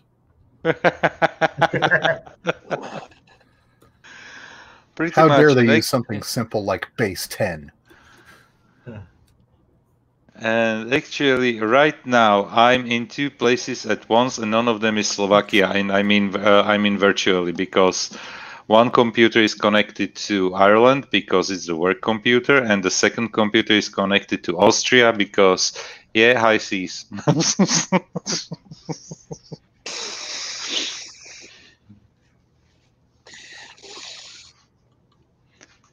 And you know what? Once Disney Plus comes, I will pay them at least for some time, because I'm watching their content. I will do that. If I stay with them, That's another question. Depends if you can, Gets a limit says stop hating on Mel Brooks, Joseph Patrick. Because it is well known fact that I'm not a fan of Mel Brooks movies, but yeah. Yeah, well, same here. I'm not condemning anybody who likes those movies. No. Are you sure? Kind of sounds like it. No, I'm not. Really. I just don't like his style. Honestly, I didn't find Blazing Saddles funny. I didn't find Spaceballs funny. Sorry, but that's okay. You know, with opinions, it's like with a-holes. Everybody has one, and they all stink. Yep. Guess what movie they found to brag about trying to take down now?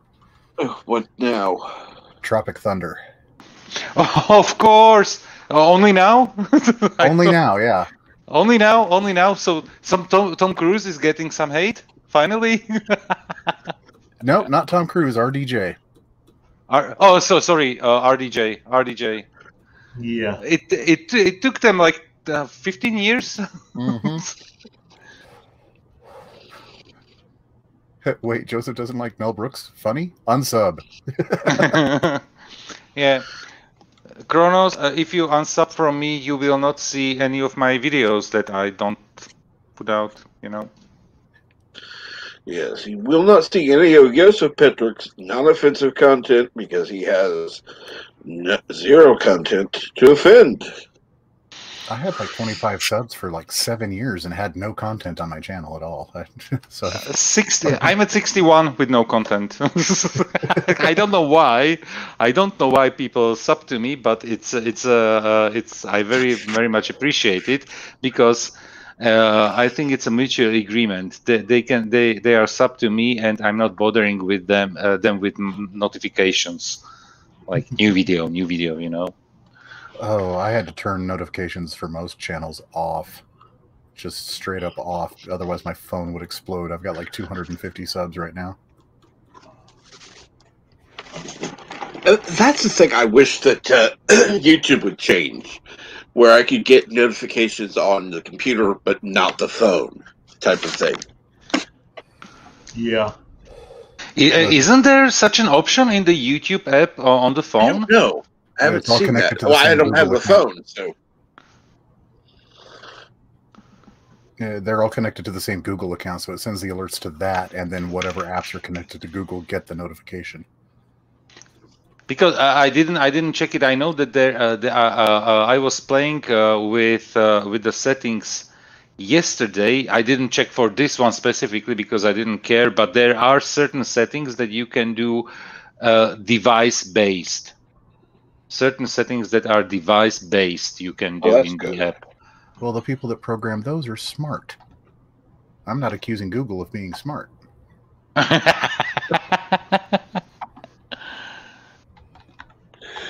That would be a false accusation.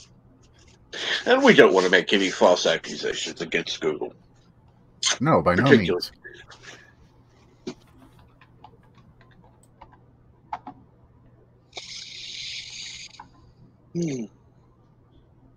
That would just be wrong. Oh, right. So, Joseph, what are you planning for dinner today? For dinner? That's actually a very good question, and the answer is no idea. No idea, literally.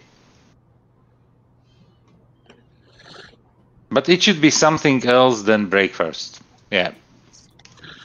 Correct. Well, unless you absolutely want it. That I had for lunch, you know, so... Well, you could have a different kind of breakfast for dinner. Yes. Something like pancakes. Eggs, bacon, and waffles. That sounds amazing. Pancakes, waffles, crepes, you know.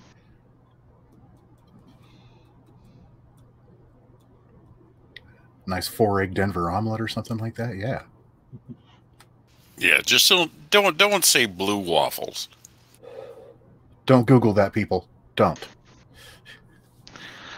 Yeah, that's a bad idea. That will ruin your weekend.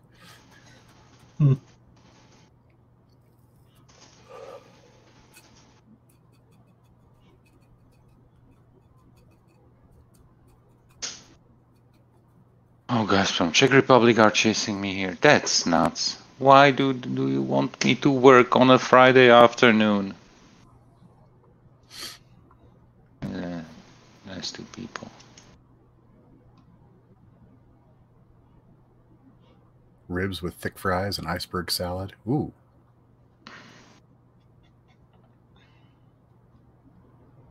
Yeah, Kronos, put that into Google. You just open up a new tab and you take yourself on a journey there. What happened to Captain Trek? Captain Trek has sometimes technical difficulties, so he drops and comes back to the stream. It's political problems. It's no problem. Yeah.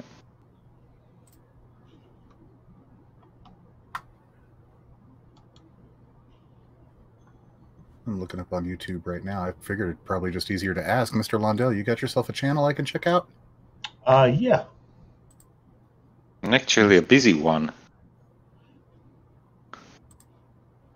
Mr. Londell puts out cheesy movies. As long as it's the cheesy ones. They are some of them are really good. Or should I say, Mr. Londell is evil? All of them are very good. Oh. I'm seeing now. Nice. Excellent. That's some Mystery Science Theater fare right there, sir. Yeah, I mean, those are the movies I grew up on. Okay. You have yourself another subscriber, sir. Hoorah!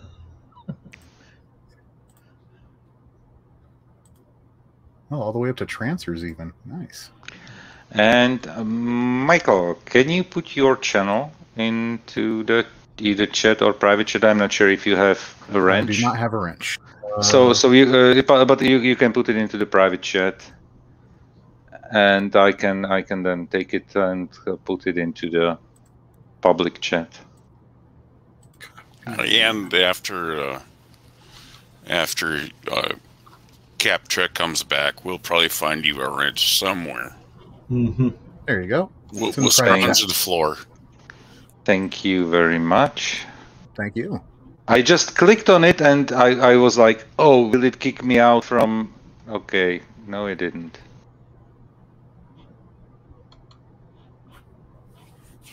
Are we channel whoring, Jitse? Accidentally, I guess. I don't know why, but your subscriber number grew in the last second. And I didn't even subscribe at the moment. Oops. You might have seen me. Oh, okay, and now taking the channel. And what are you doing on your channel? What videos are you posting? What type of videos? Right now, it's primarily I've got the Monday morning. I always change the third M. It's either Malevolence or Mischief or something like that. It's a stream I do. At my time, it's like 1:30 in the morning on Monday. One of the first things in the regular work week you'll see. Oh, okay. I am looking to do some more pre-recorded videos. I just now got a brand new rig to do all this with, so. And I see Yitza pooped. Yitza pooped his channel into the public chat. So yeah, guys, subscribe to Yitza as well. Yitza does graphic design, and the videos are actually mesmerizing. Yeah, 90% of the icons you see are Yitza's designs. Oh, yes. Ooh, he's got Kid in his intro.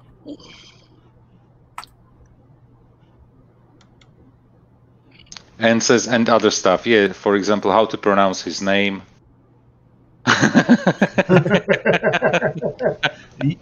I'm just I gonna love guess. that video.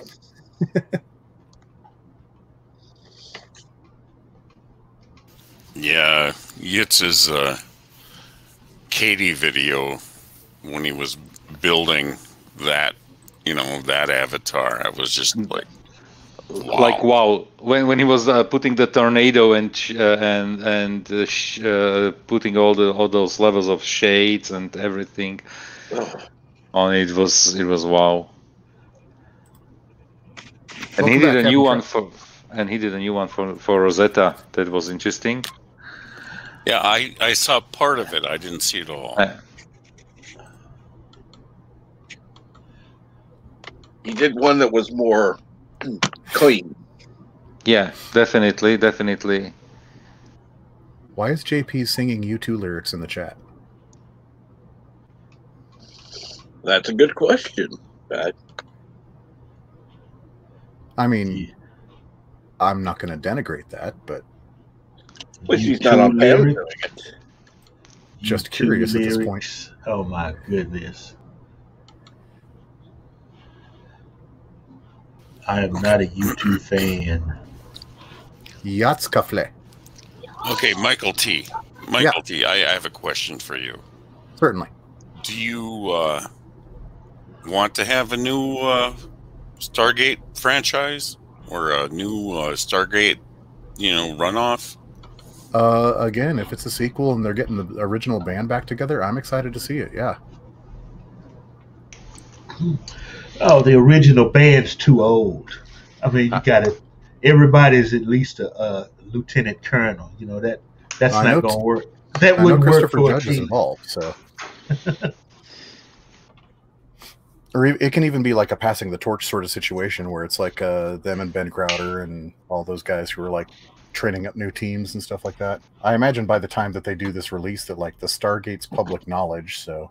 Yeah, that should be the first thing. That should be public knowledge. Yes, do you think? Yeah, because there needs to be like alien threat, and they have to come out. They have to come out with it, because they covered like you want to have like the ramifications of putting it into public plus having alien threat and everything. Yeah. Okay. We've gone through too much crap right now, and people are getting way too suspicious. I mean, just coming clean at that point would, I think that would have a lot of goodwill. Because you got to wonder how they covered up the North Pole. I mean, the Antarctic battle. Mm-hmm. Okay, first off, okay, how the hell did they cover that up? How many times have things come right to our doorstep that we've had to explain away as, oh, it was just lights glinting off the surface of Venus that lit up marsh gas high in the atmosphere, Yeah. Well, he was a pilot, but he was smoking crack at the time, and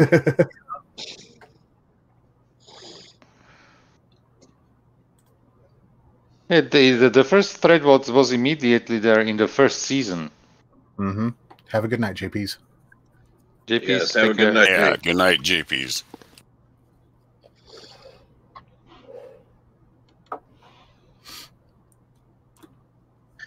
And Kronos, can't we just have a nice, good show? I'd agree. Yeah. First I'm not trying to fight with anybody. No. I just hope it will be an all-female team with sexy-looking soldiers in uniforms. No? Oh, no. Unsub, dislike. Joseph, I'm tired of the woke bullshit, okay? Word. Okay, who's better looking than Amanda Tapping? No one. Vala Meldoran. I said Claudia Black comes close. Yeah. There's some hotties out there now. Come on. Yeah. And bring back SGU. Yes, they left that on a cliffhanger, then canceled the show.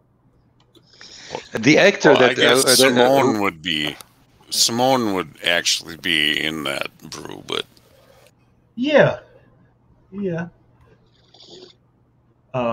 And do we really want to know what happened to Math Boy since he was the only one not in the cryo chamber after God knows how long of being by himself on that ship? I do actually. You know what? You know what? He's walking around butt naked by now. Okay, we know this. His hair's like 4 feet long. The actor lost so much weight. He is actually a thin guy. I watched a recent video on Gate World with him, and he is thin. He lost like ton of weight. That's character development. I watched that too, and it was like I couldn't even recognize him. Right? So he's like, who are you again? He's not the pudgy nerd anymore. And even the actor said that throughout the 2 seasons, he lost 40 pounds, and because it was like a decision between the producers and him, that since they are basically fighting for having enough food all the time, that he should lose weight during the show, and the actor put the weight on. For another role that he was on before Stargate Universe. At least this is what he said in the interview.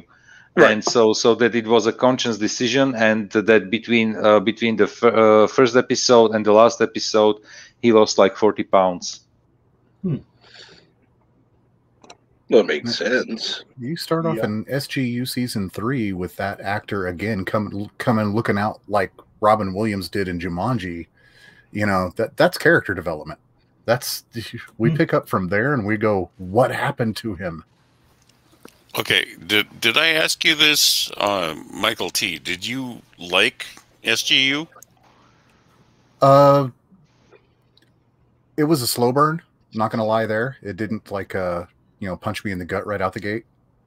But I'm a big tech fan, so trying to figure out how the ship worked along with the cast there was fun for me.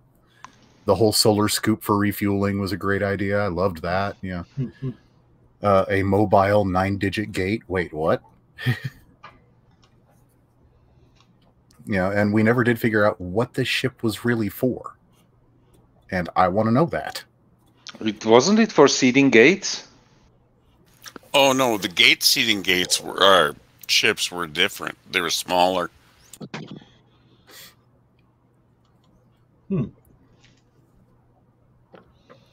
I almost forgot the whole plot of the show. I need to watch it because I watched it the first time when it came out. But exactly, it was like when Atlantis started, I was hooked from the opening scene.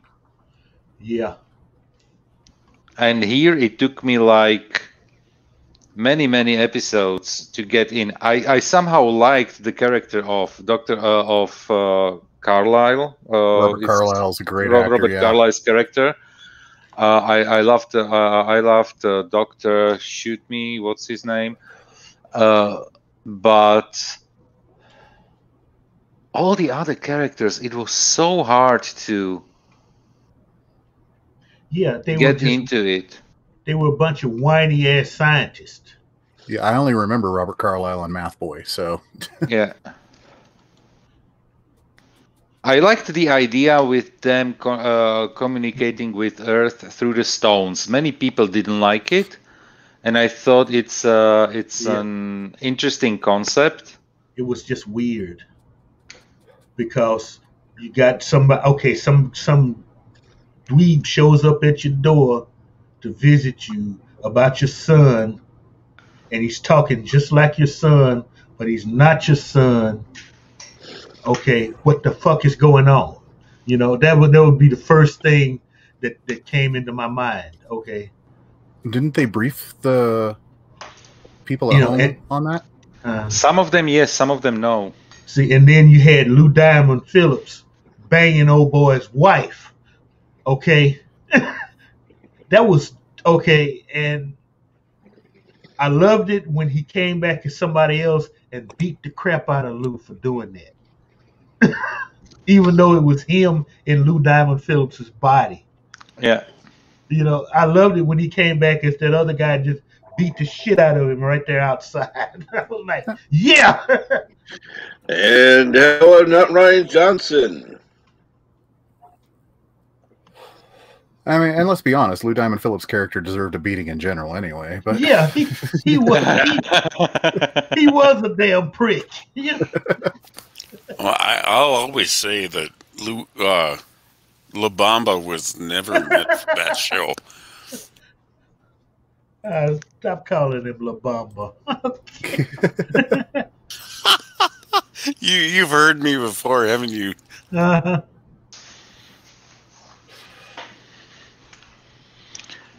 Oh, WandaVision, there you are. Okay. That is so unfair to his breakout role.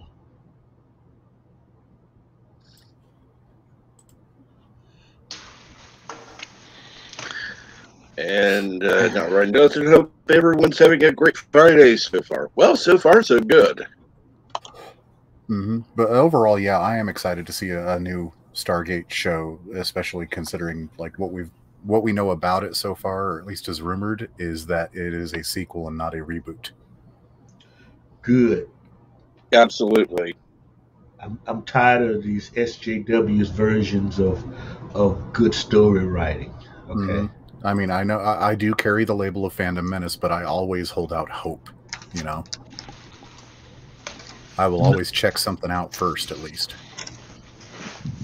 Yeah, I gave STD one season, and then I've stayed away from Trek after that. You know, well, that and Picard, and then and I'm a Trekkie, damn it. Okay, like most of us, you'll find out we are Trekkies.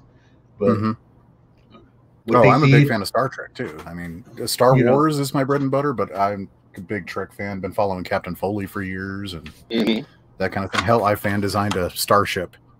Oh yeah, cool. Put that up again, please. Could you put that up again? Put it up. Let me turn off my green screen because that's interfering. There we go. The Lexington-class fleet carrier, post-Voyager tech. Ooh, I like that. Okay. The reason the nacelles are in those like really kind of reinforced struts there is because those struts spin and rotate in when not in warp. So this is a pure fighting vessel, like a Defiant. It's bigger. It's I don't know if you play Star Trek Online, but something like the Odyssey. It's about the same size category as a Sovereign class, but she is built for battle. Yes. Okay. She'll drop in. I did a fan creation of like what would come after runabouts, and called them the Eridanus class because they were named after rivers. And yeah, you get a dozen runabouts around this ship, and you got some stuff going. The cutout around that saucer section there is to add beveling both inside and outside of them. So if you see the red lines there, those are the phaser strips. So you can have 4 different phaser strips on one target. Oh, yeah. And the 2 things up on top of those nacelle or struts are the new version of what would be mega phasers, like the old Miranda class used to have, just updated with like post Voyager tech. Right. Little tiny secondary deflector right here. The main deflector's up under this front part, and then this is a finger. That's a through and through hangar bay for the runabouts down on the bottom here. Carrier. See, that's how you do warfare. You know. Yeah, the Lexington class. I like carrier. that. I really like that. That's how they did in Battlestar Galactica. I've always thought about submitting that to Sam Cockings to see if he can do a 3D render of it. The co-host on Trek Yards. Oh, yeah. They just released a really cool fan film on YouTube right now, and it was filmed in the Czech Republic. You'll have to have subtitles because it's all in Czech, but it's called Squadron. And Sam did the 3D rendering for the external shots for both episodes of that. Oh yeah, I saw that. It look is it in Czech, so I will understand it like no problem. Yeah.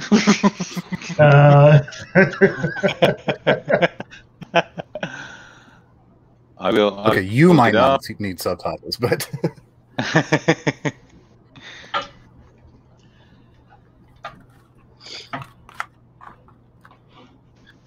that would be interesting to have you on and actually having you read the lines in English. I never even thought about that. Holy crap. Which is funny because, like I said, I'm a big Star Wars fan. I've got and have been for my entire life. So I've got 140 different EU novels over here that I read to my wife because she likes Star Wars too, but her eyes hurt if she reads too much. Mm-hmm. And so I read them to her, and I throw in the voices. Command attack on the Death Star's main reactor. I like that. It's in Czech, and I understand it. Oh man, and I have queued it up. Well, you can report later then whether or not the subtitles are accurate. I can do that. It's not a problem. Because I don't know if they did any localization or anything like that. But yeah, Sam Cockings, Commander Cockings from Trek Yards, he's the one that is responsible for doing all of that, all of the space stuff that you're seeing. That he designed that particular model of the Norway they use.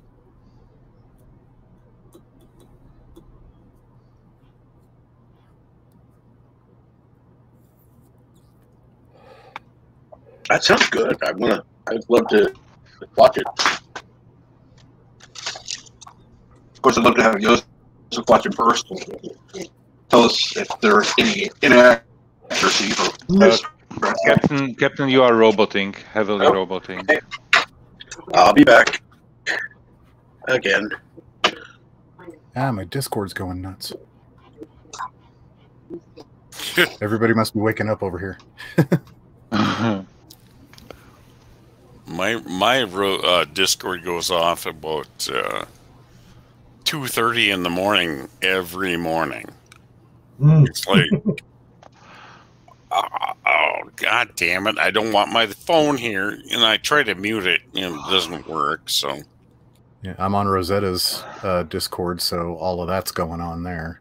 Oh god, I can imagine. Well, to be fair, yes, there are memes, but a lot of it's art share too. So I don't understand why Cupid was chosen to represent Valentine's Day. When you think about romance, the last thing on your mind is a short, chubby toddler coming at you with a weapon.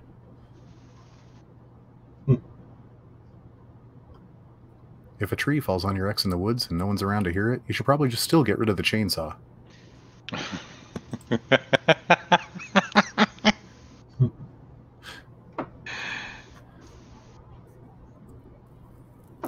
yeah, I've been divorced, so I understand the meaning on that one. Same. My current wife is my second wife, and we've been together 20 years now. Not in the market anymore. Oh. But my first wife, I won't say she can die in a fire because that's just way mean, but I probably wouldn't piss on her to put her out.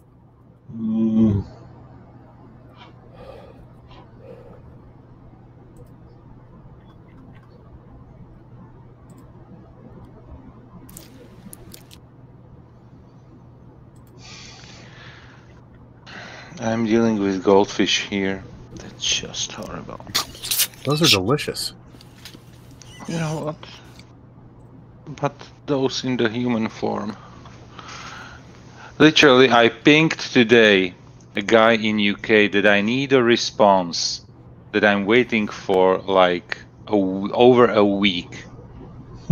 And he says, okay, I'm going to look into it. It was first time it was yesterday in the late afternoon. Second time today in the morning, then around lunchtime. Now I ping him.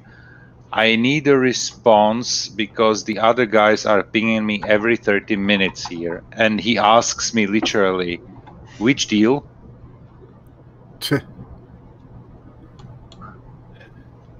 Just scroll up in the conversation, man. No, literally, and it's literally 3 lines up in the whole conversation, which deal I'm talking about. And I was talking about 3 hours ago. Oh my god. Oh, man. Is it any better now? Yes. Good. For the moment, yes. Is that something you think LD should look at for you?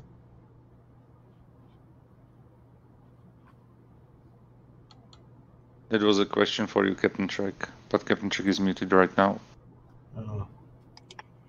Quite honestly, I don't think so. I think it's just this laptop is seen its better day. Oh, okay.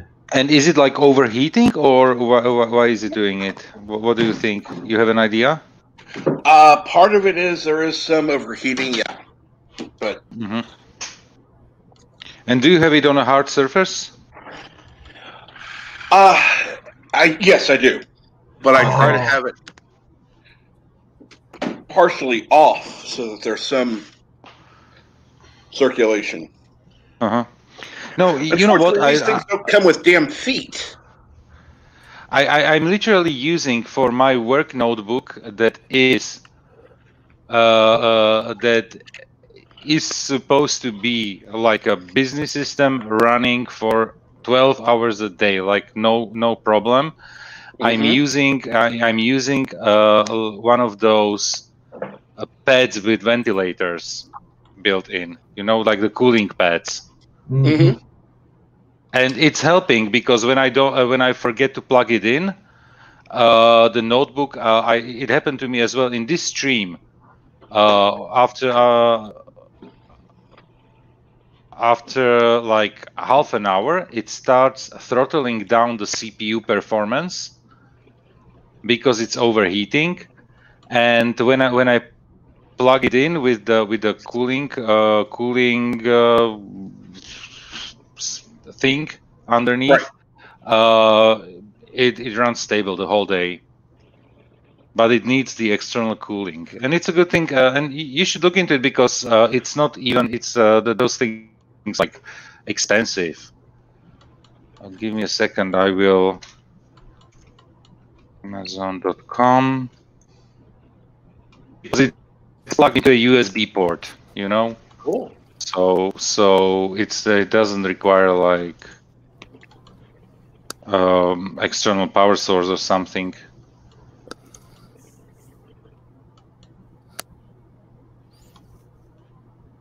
Oh, Michael T, just throw whatever you want to talk about in here. Come on now. Oh yeah. Mondell, tells us what he wants, and Yosef tells us everything he wants. So. And I'm saying things I shouldn't be saying at all. Captain Trek private chat. And there is a link to Amazon so that you know what I mean.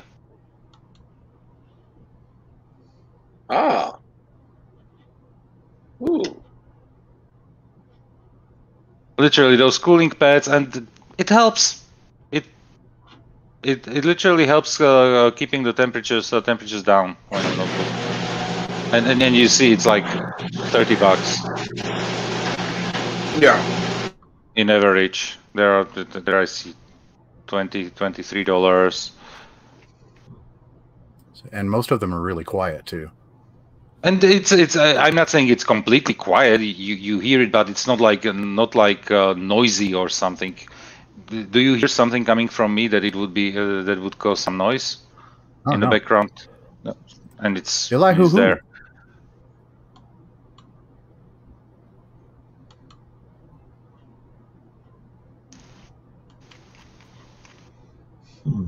Yeah, don't say that 3 times or we'll have him in here. Who? Yeah, who? Of course.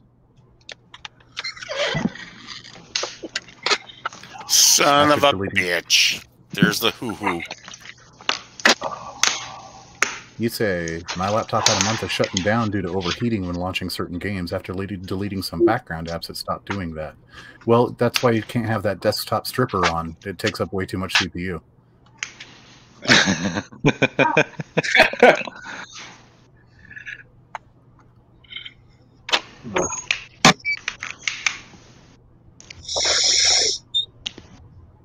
Yeah, I used to get rubber banding just playing Minecraft on my old one.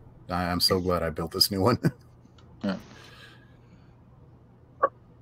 I do like having my laptop, don't get me wrong, but it has its disadvantages. I've missed my old one because you could actually update it. The ones they make now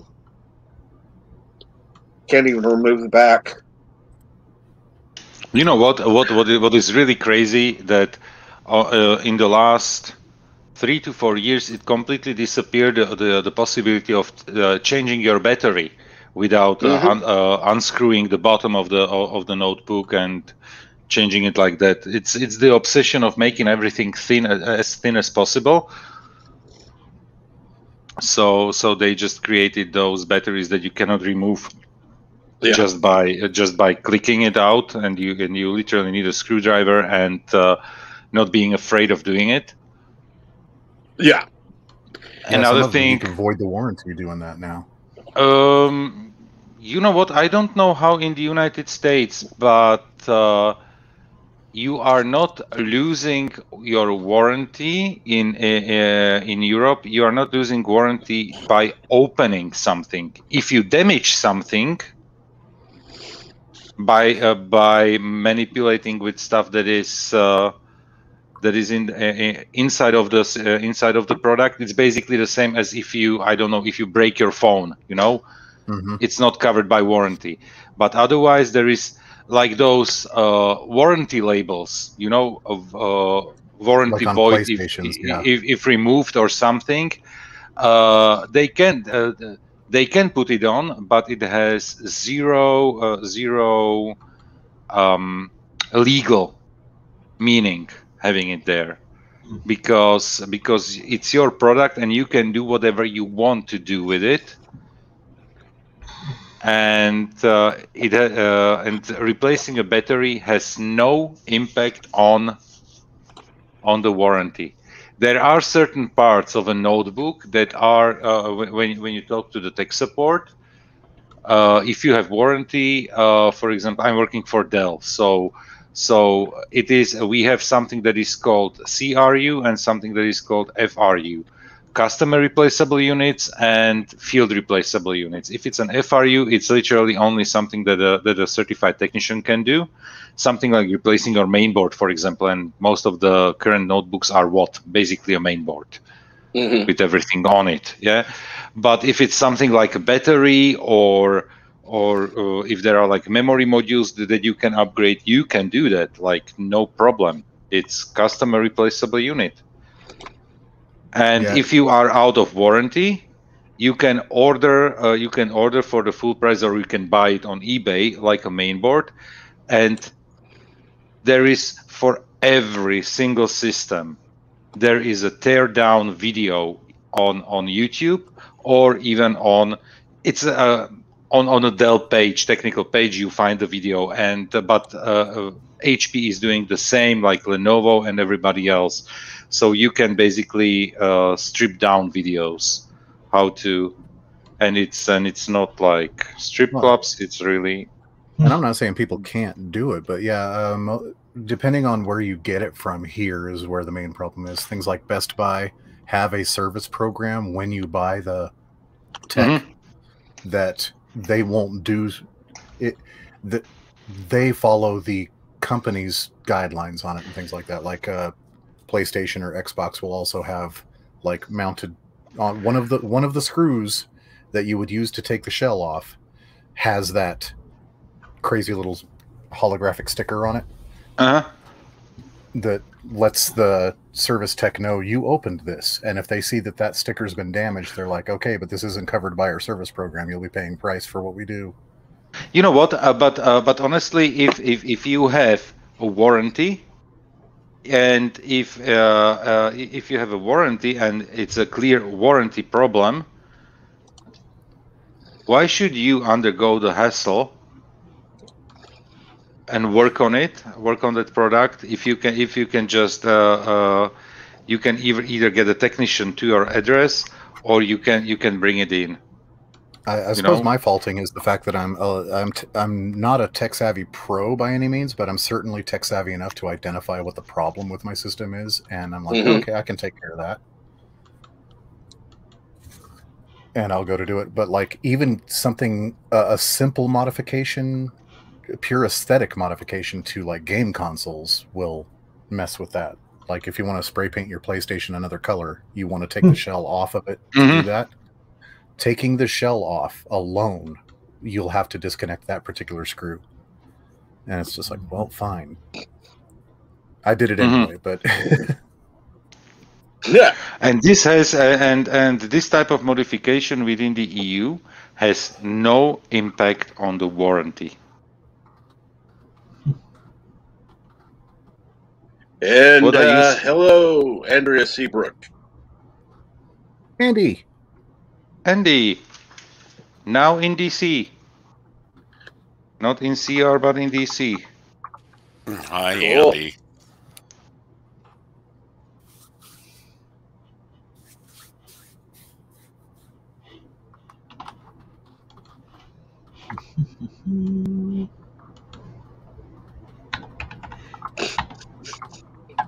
Be nice, Kronos. Be nice.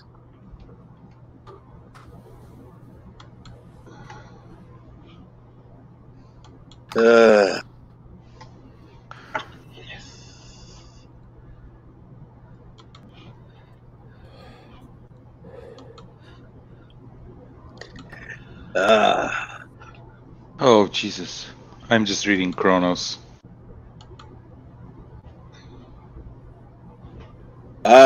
Oh wait, is this a fun show? Actually, compared to yesterday, yeah. It's been a lot more fun today. Now, if you could come on, it would make it even better. Andy. I can give her the link in on Twitter. Or do you want to scrolls up? Or do you put it into the chat, Captain? Or I can do it.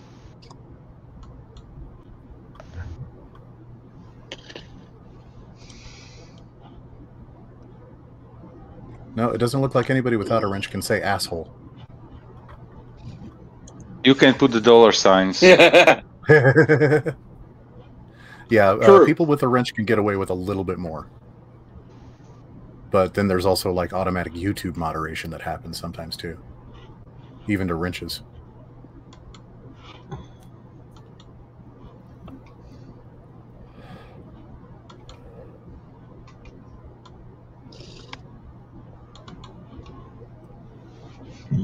No, but Pfluger don't worry, Michael T. Soon you will be wrenched. No, I'm not griping or anything by any means. I'm just pointing out the facts on that one. Pfluger mentioned earlier while my microphone was muted and I responded to him and nobody heard me because I'm an idiot. You can talk about anything you want. It's like what I want is to go back to watching my favorite sci-fi shows without having to put on the eye of a critic. Mm-hmm. I just want to sit back and just enjoy again. Yeah, that's what I do all the time. So I don't know if like this is an age thing where like my viewing experience has changed where I'm always looking for this stuff, or if this is a more just current culture development, but it's exhausting. It really is mentally exhausting to go in there. It's like, instead of like, oh hey, the new episode of this is out. It's all right. Let's see what we got here. Yeah. I miss those days. I miss being a fan of something and being excited to see the next part of it. Yeah. I'm the kid in the room, ain't I? At 43, I think I'm the kid in the room.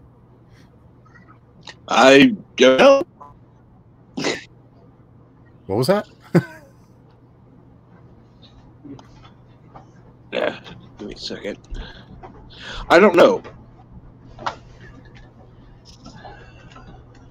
don't know everybody's age here, so yeah, it's you might well be. I was gonna say I heard one of you at 51 and one of you at 52. I think I'm the kid in the room at 43. Yes, you are. Okay, 44, soon 45. 58. Okay. I would have said 45 to 50 tops, man.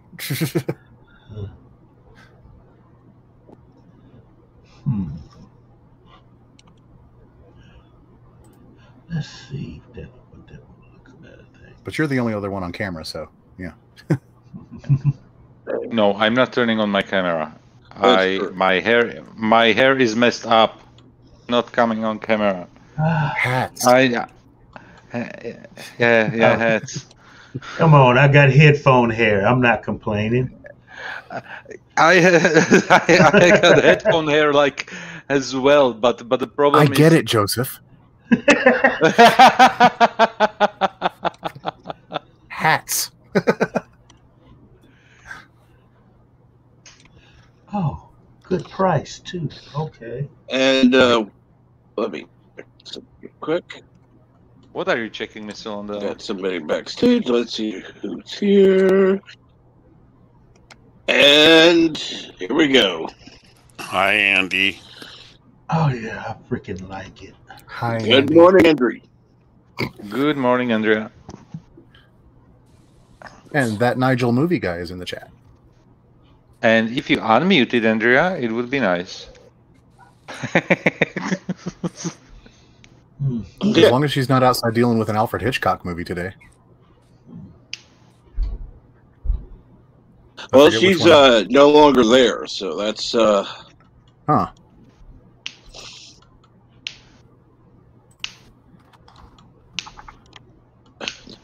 Kronos says, I don't have hair.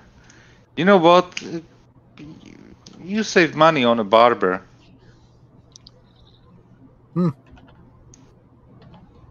And thank you, Nigel Movie Guy. Always good to see you on stream. I hope you'll be playing something later. And Kronos says, oh no, Andrea is here. No, Andrea is not here. It was just a mirage.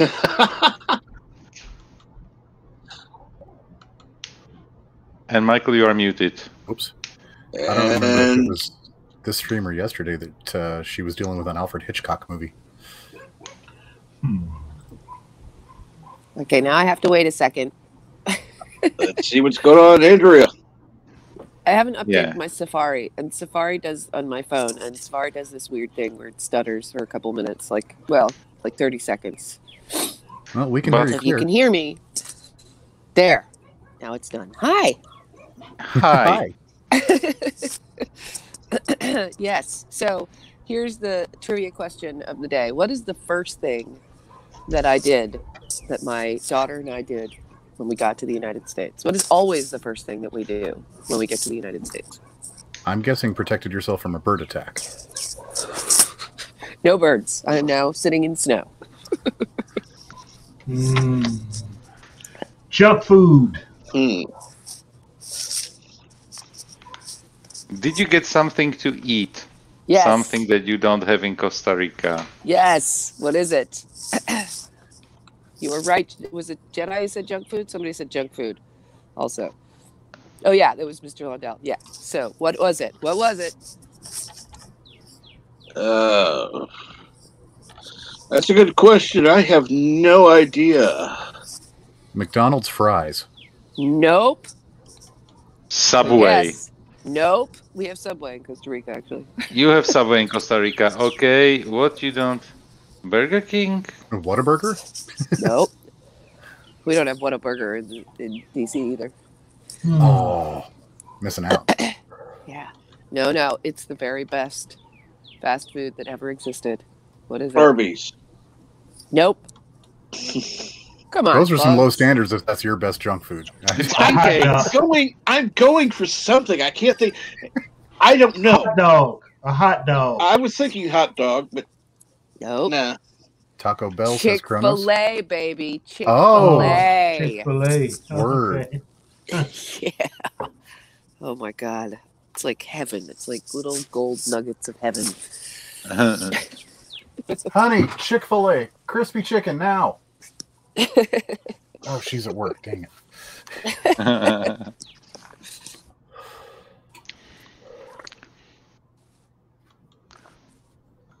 Yeah, if I yelled something like this downstairs, the answer would be, "Great, I want some too." Yeah. Go for it, hun. She'd bring some to me, then she'd hit me. But so it's a Okay, fair at balance, least you I would think. get something. I would be only hit. So yeah. Kronos mentions, I hear a bird. I do too. Are you okay, Andy?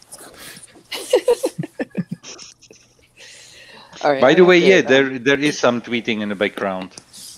Oh, there was. Well, I went outside to have a cigarette. I haven't even. My opened voice Twitter is today. so. I'm I sound like a cross dresser or something. Right? I just woke up. You guys are the first people I'm talking to. But anyway, I only have a quick minute because we got here like after midnight last night. So I'm just waking up. I haven't really seen my parents yet. Oh, you're at your parents' place? Yeah. Mm-hmm.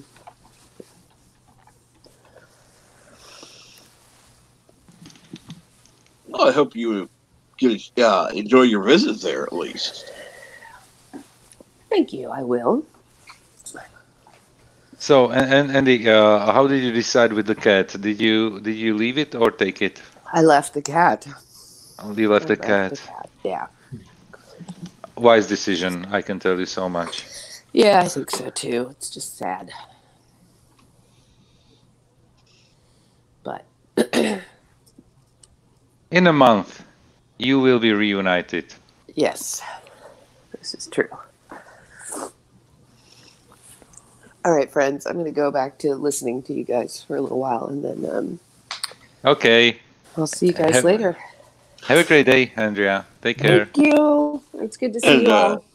Morning to you, Andy. Good to see you as well. Yeah, thanks, Trek. See you guys later. And I'm hoping we get to hear more from Bird later. I know. Yeah, exactly. Yeah. How is the bad situation? If it's bad or bad? Yeah, a bed update would be nice there, yeah. Yeah. Not to put that on him, I'm just hoping it gets done. Well, yeah. Yeah, of course. That's the whole thing, because obviously it depends on that bed. And you know what?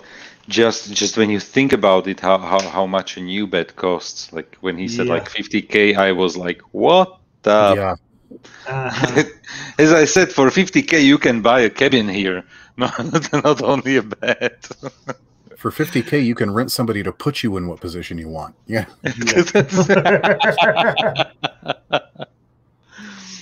Oh man.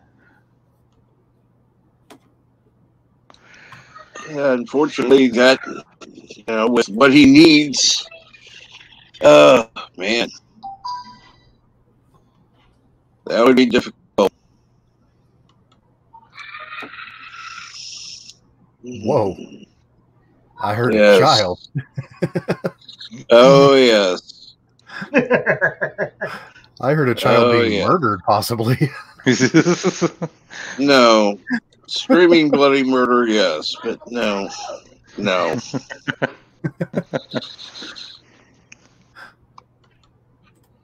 Yeah, absolutely.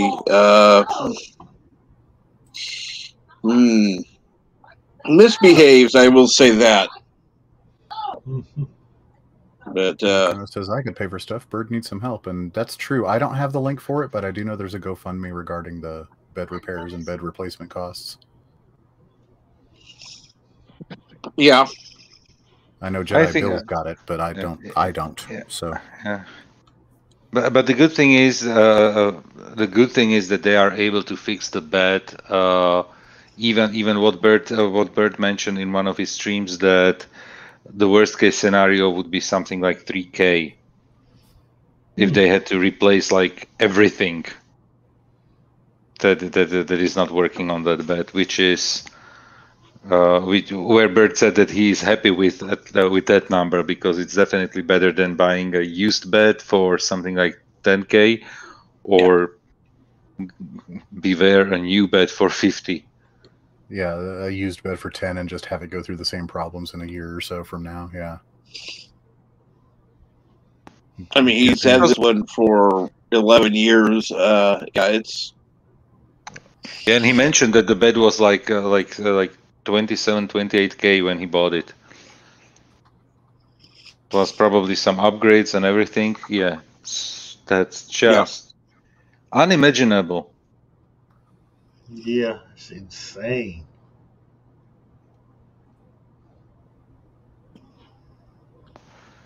Let me see if I can. Might not have been specifically a GoFundMe. It might have been a different donation service, but it was. I think it was a GoFundMe. Yeah, it was. It's relatively easy, because what we can do is build stream and copy paste it from over there, right? Which I can do right now. I just need to open. There it is. Oh, Bill is on right now. Holy crap.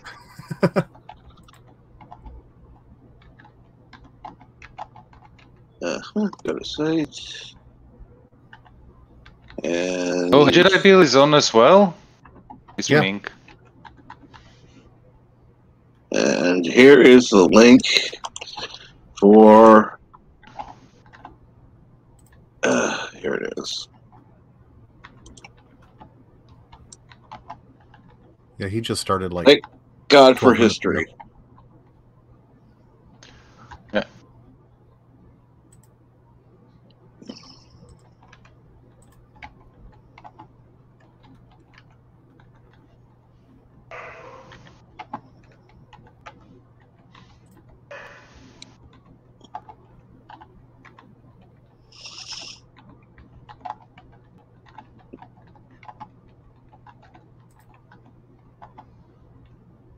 Flogger, are you still with us?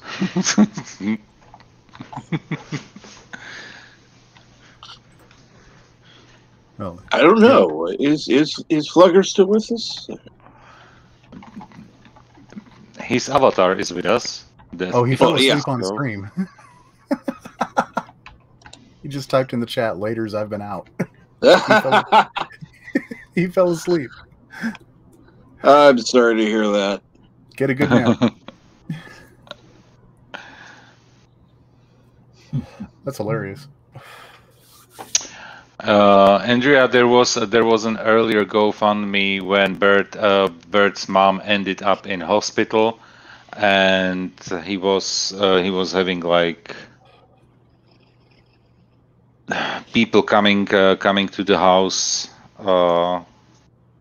taking care of him. So like professional services that are like crazy expensive. So there was a GoFundMe, and that GoFundMe is still alive. And hopefully, can raise some money to help alleviate the cost of the bed repair, because every little bit helps. Oh yeah. Or you can go directly to his page, and there is as well the what is it called? like Streamlabs donations or PayPal account. I did it like that 2 days ago.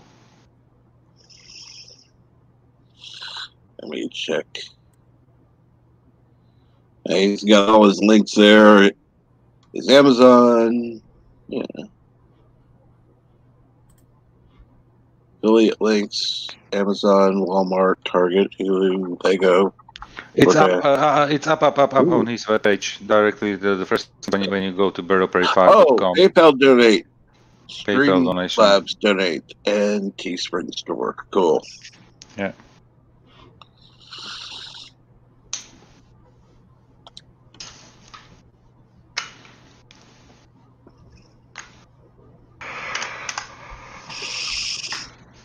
Yeah.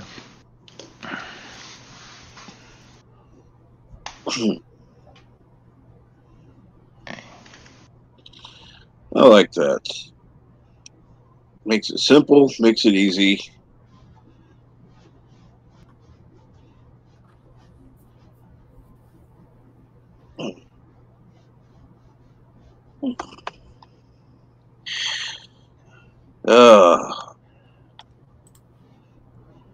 Well, let's see here. Sorry, just checking out Stargate news on Gate World real quick. Of course. Anything interesting?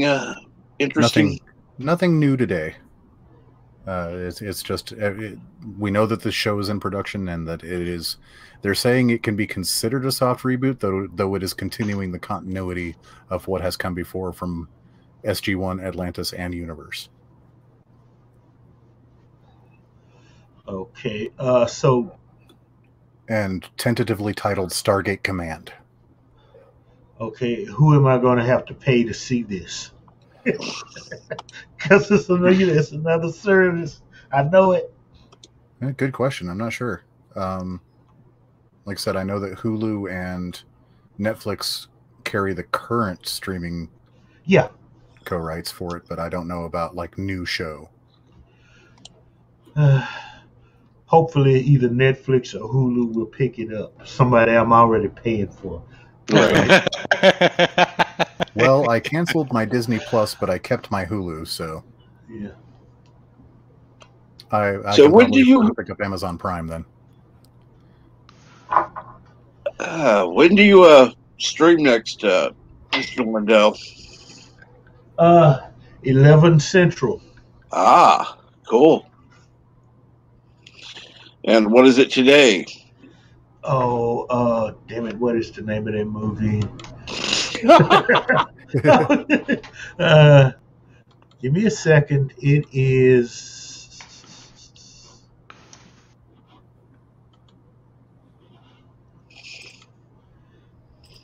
Oh, Hyper Sapien, People from Another Star. Really bad 80s sci-fi. Low budget, terrible dialogue. Great actors where they cut their teeth. $13 million budget. What?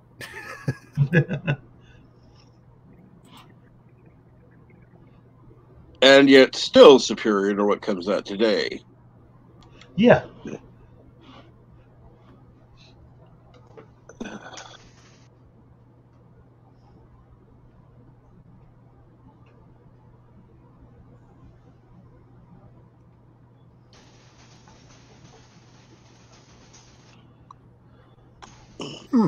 Just checking out the wiki on it.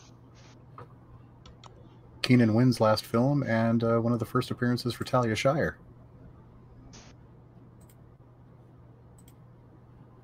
Might have to check that out later while I'm working.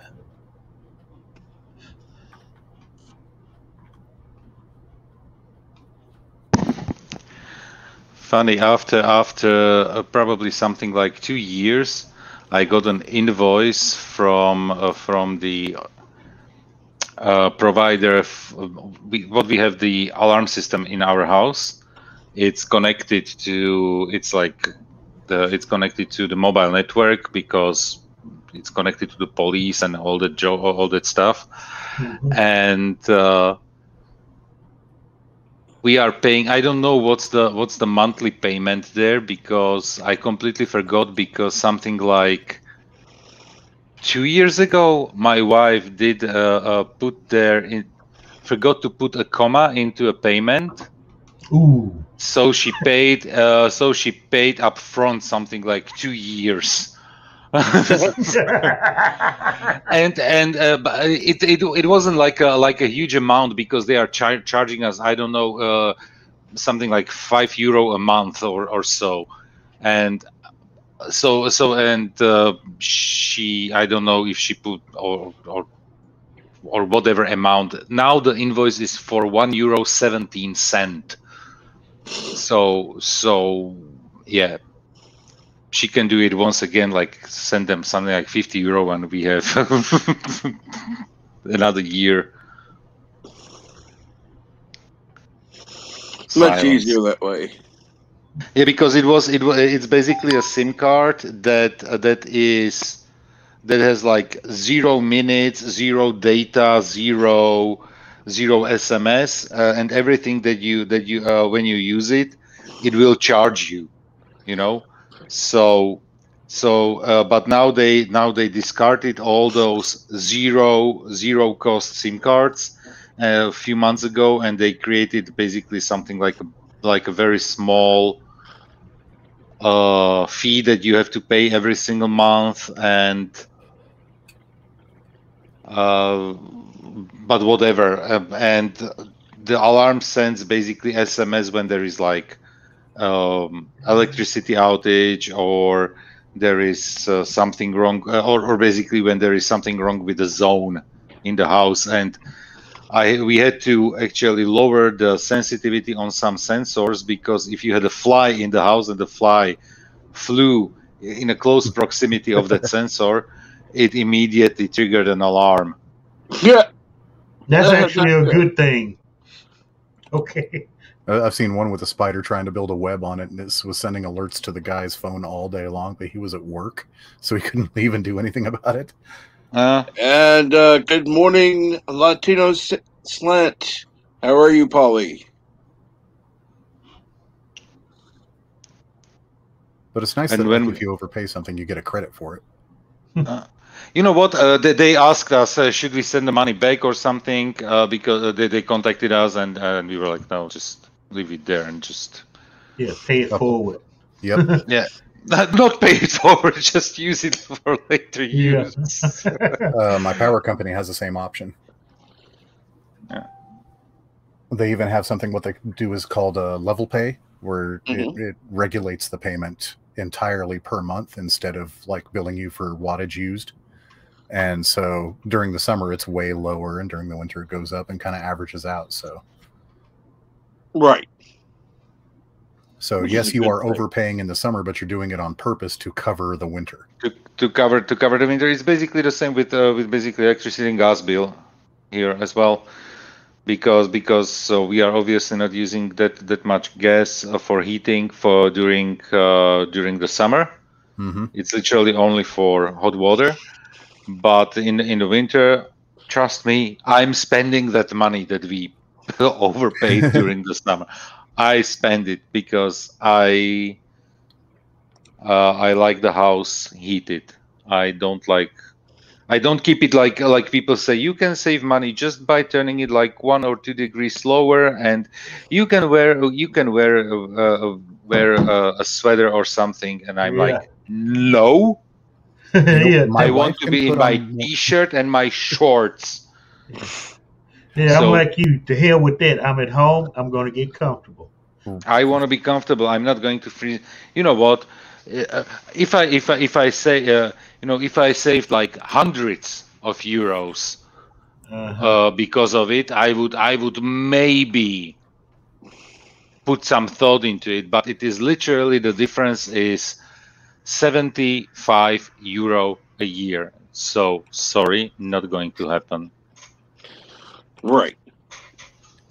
Yeah, see, my wife can put on more sweaters in the winter. I can't take off more skin in the summer. So and I run hot-blooded. Like no, I'm basically No, I'm basically I'm basically uncomfortable when it is really not. I can tell you, my father-in-law, he is sweating like crazy, and I'm still in my long sleeves. Yeah, that's my wife and me. If the temperature's like 68 degrees, she still has a sweater on, and I'm like down to like tank top and like bike shorts. Yes. No.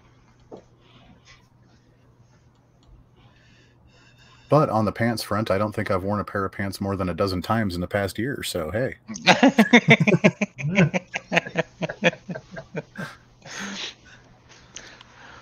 Pretty much, I put jeans on when I go for to the store, and I'm not saying the stores in the village. I don't care about it, but when I go like outside the village, I dress up, you know, like I put jeans and shirt with no holes. That's dressing up, is the clothes aren't damaged. Yeah, exactly. But this is the situation of the last year, and it is coming up to be a year, right? In March or so. Yesterday, the U.S. celebrated 1 year of only wearing masks for 2 weeks to flatten the curve. Oh. It was the 1 year anniversary yesterday. You know what? If they said immediately, okay, it's a pandemic, and every pandemic was here for at least 2 years, it would be a proper setup of expectations. But when you start with like it's going to be 2 weeks, and then they said another 2 weeks, and then they said another 2 weeks, people stopped believing to the authorities and to everybody, and of course that's why every single country, and it's not only the US, it's us, it's basically every single country went downhill, and every single country is right now a shithole. It's like, I'm not necessarily a conspiracy theorist. I do enjoy reading some of them, but you know, the whole idea of like once people have power, they rarely like to give it up. Is a very prevalent proverb. Agreed. You know what? This is one of those things where I understand the sentiment, but the thing is, every ruler basically that was ended with every single how to say it. Every single oppression ended with a revolution. So in long run, it's not a good idea, you know. No. If you want to get rich, do it in the background somewhere, hide it from the world, you know, because what for is a power that you gain and lose within 1 year? What do you gain from it? No, I'm wondering if like all these mandates and things like that aren't testing grounds to see how far they can get away with something at this point. And again, I'm not a conspiracy theorist, but you know, I'm just taking a look at evidence being presented at this point. You know what? Turn it into tune it down a little bit, just a little bit, and I can tell you that it is literally just imagine that here in Slovakia, the government changed the laws so that they can have a state of emergency. It was before they changed the law somewhere in December, it was like you can have state of emergency for 90 days. And then you have to have at least 180 days without an emergency state before you can put in place a new state of emergency. What they did, they changed the law that a state of emergency cannot be longer than 45 days. But you can prolong it right after the one ends. So they are doing it right now, basically. Yeah. They are not putting it out like it has to be. It has to go through the parliament and everything. But the government has the majority in the parliament. So what they are doing is basically every 30 days they are just prolonging it right now, and people are actually saying, okay, how long? Because what it means, state of emergency,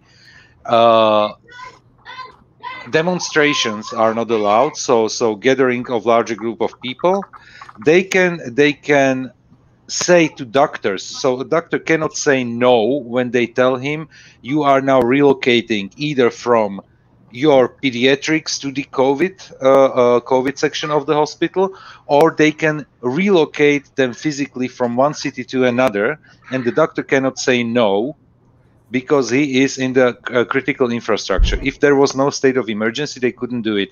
And and I could give you like another 5 to 10 examples what the state emergency allows the government to do. I'm not saying they are doing it, right, but they have the power to do that. It sounds very similar to the Patriot Act being passed here. That was like really the first time I noticed that kind of behavior. And nowadays we don't even think twice about like the things that has enacted, that the restrictions that have been placed upon the public because of it. Nowadays it's just nature. It is what it is. And I think that's what people in power hope, that we just get so used to doing this kind of random bull crap that it's just everyday stuff, and the next generation that's raised in this have no questions. Yeah. It's basically like cooking the frog, you know. Yeah. And this is just to kind of bring it up. This is the problem I have with an individual like Anti-Tracker. You know, yes, it is. Okay. He's seen, to me, he's a Quisling with this kind of stuff. He knows what's going on, but he would rather be an apologist for it than to speak out against it. I mean, yeah, and then they run tests with this new TSA and like other airport security bureaus around the world and stuff like that. They did test runs using their law enforcement agencies and sent something like 48 bombs through 48 different fake bombs through 48 different airports successfully. TSA didn't stop a damn one of them. That was a scandal here. What our government did, they wanted to just imagine, they wanted to test our local version of the TSA, that we have here, and they put an explosive, an actual explosive without the trigger, so it wouldn't go off, you know. Okay. But just imagine that you have a brick of TNT in your luggage. And they put it into the luggage. Our TSA didn't catch it, but the UK one did find it. And immediately, the poor guy who had no idea that he had explosives in his suitcase. Wow. And they did, and the problem is they notified somebody in the UK, but they didn't notify the right people. So before the information got to the TSA that there was a mishap on our side, because they were testing, because they wanted to test like the dogs and everything, you know, the guy ended up in jail and was charged with terrorism. International at that point. International terrorism. That's Interpol. Interpol and everything. It happened, I don't know, like 5-6 years ago. It was a huge scandal here. Huge scandal. If I was him, I'd still be raising hell. Yeah.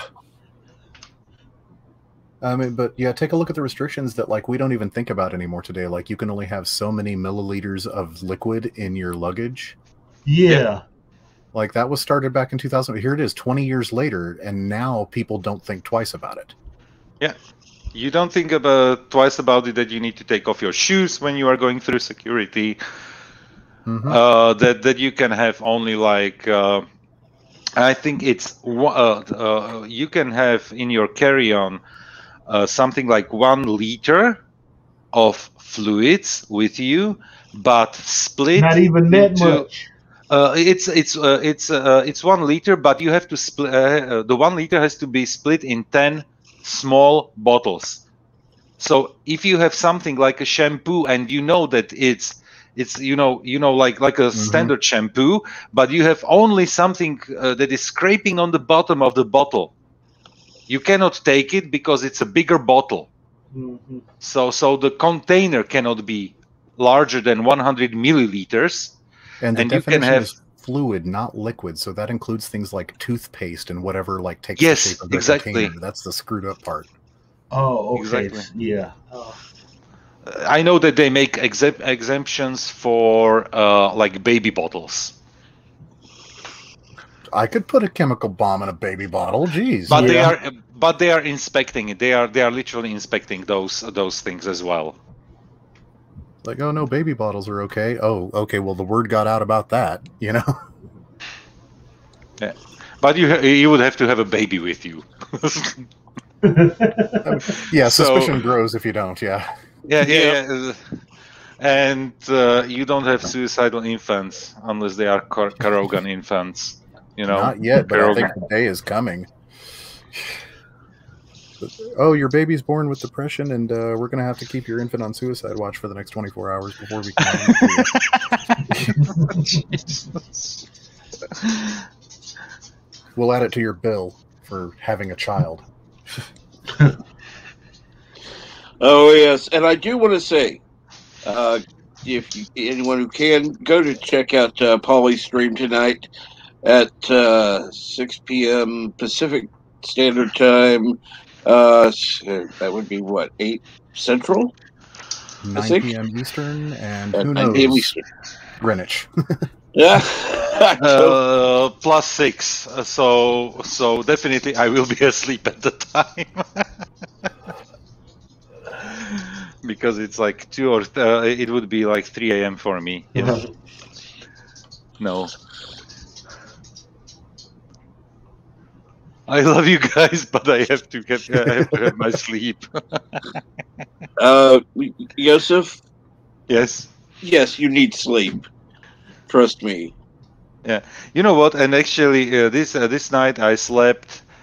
Literally, the bird stream ended, so I checked the anti-tracker video. I checked Doomcock's video, and then I lost consciousness probably. So and I slept for something like 4.5, 5 hours. Yeah, something like that. Mm-hmm. Oh, Yitse's comment right there is in direct response to Andrea's above it. And it's the same type of mentality going on, in my opinion, at this point. Agreed. Sorry, I'm not following the chat right now. Andrea states, the purpose of TSA is to create the illusion of security so that average Joes keep flying. Yeah. And then Yitse responds, the purpose of masks is to create the illusion of safety so average Joes keep in line. And yeah, I firmly agree with that right now. You know what? Yesterday, because Andrea and Captain Trek, there was a discussion about the whole COVID situation and everything. And Captain Trek said that he is for opening everything. And I posted yesterday in chat that yes, open everything. You know what? Keep the safety precautions and open it, because what I see, I don't know how in the United States, but I can tell you what is happening here. If barbers are closed, bars are closed, restaurants are closed, like those, but they are closed on paper. I can tell you that I know about pubs where the front door is closed, but you hear voices coming from the inside. And nobody is checking it, you know? So if there was like, okay, have it open, have their your distance, have the staff wearing face masks, but open businesses, because the businesses are suffering like crazy. Same here. And It's the same here. what's the word, Bird? Man, Hello, world. It's Birdo Prey 5. Kapla. Kapla. I'm back in bed. Back in bed. And it, knock wood, it is working. Excellent. There's All one right. piece that they had. There's one piece he didn't have in stock. It's a part of the mattress, the airflow for the head. That'll come in next week. But the most important thing about the bed going up and going down, it's working. Oh, thank God. So, you know what? I don't have a luxury of having my head ventilated. excuse me. You know, you do have the luxury of head ventilated because you just stand up and like, oh shit, my head is ventilated. My head doesn't get good ventilation either. I understand, Joseph. Sometimes the CPU overheats a bit. Yeah, I know, Bird, what you mean. I completely understand what you mean. But still, at least everything else is working. The up and down. Mm-hmm. The up and down, the trend. Was it electronic?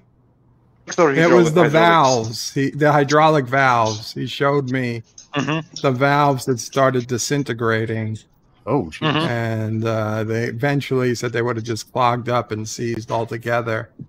And he says, unfortunately, this bed is 12 valves. He had 3 of them, which he had on him. He was able to replace the 3 that were the most important.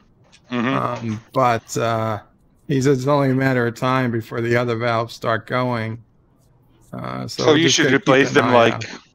I would have been like, well, let's just replace them all. But he seemed to be like that I don't know if that would be too big a job or what.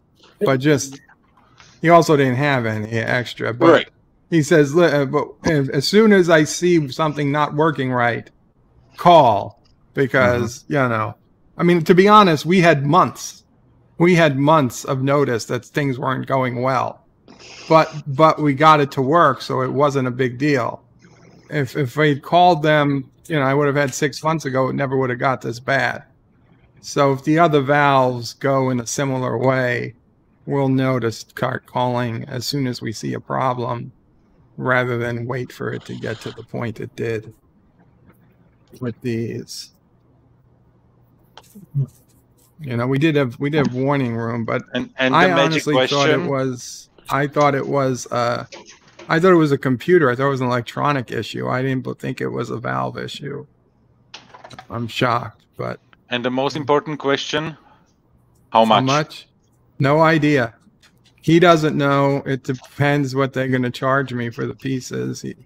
He just signs off, and now I have to wait. Like I said, the worst case was $2,800. So we'll see what they actually end up charging. But on top of that, we did order a new mattress cover because this mattress cover is just so old. It's really showing badly. Mama Frey really wanted one. Now the mattress cover alone is almost $1,700. Damn. Damn. It's a P500 mattress cover, and it's got silver or something as part of silver nanotechnology, which with climate control, whatever junk, probably marketing. But Mama Prey really wanted the silver, and so. But that's back ordered till March. Consider yourself happy that mom isn't. Doesn't go for gold, because gold is far more valuable.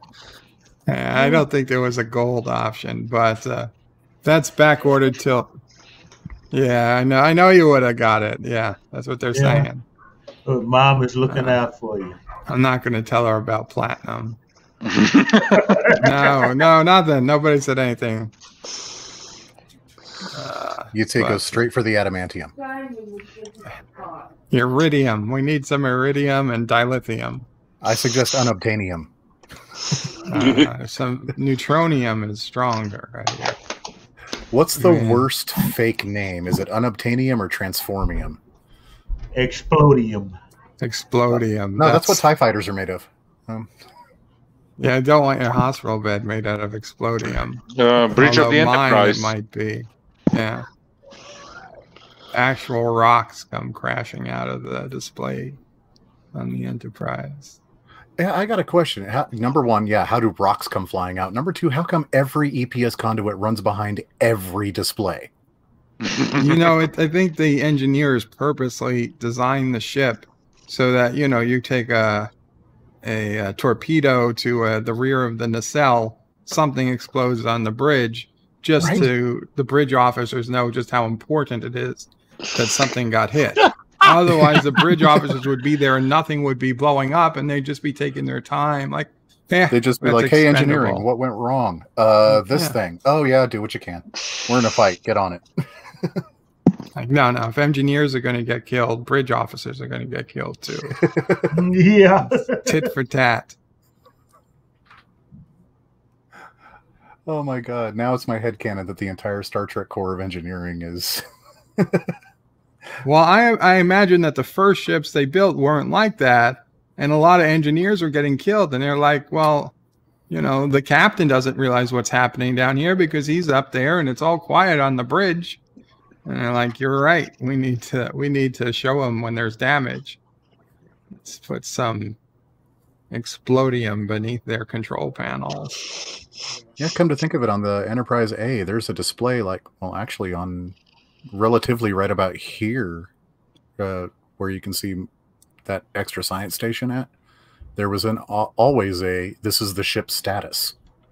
Shields up, shields down, damage on this deck kind of thing. The D doesn't have that. I'm sure you can call one up, but no, they just got to look around and see what's going on the bridge. Riker's is on the there floor any with a head smoke wound. or fire? No smoke. It's status green. Well, no, that was part of Worf's job, wasn't it? At his station, he could do all of that.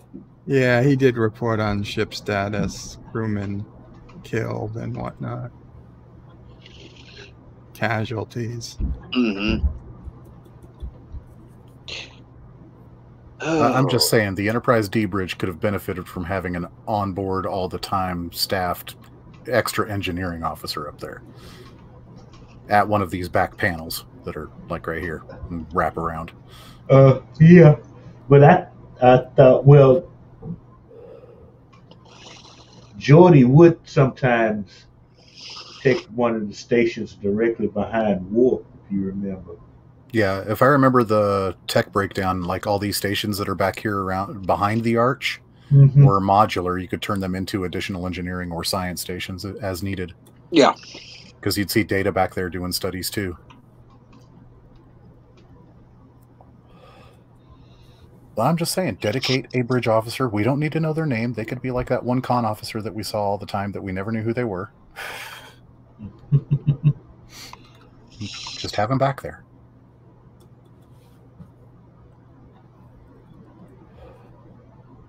Instead, Riker has a head wound. Something must be wrong with the ship.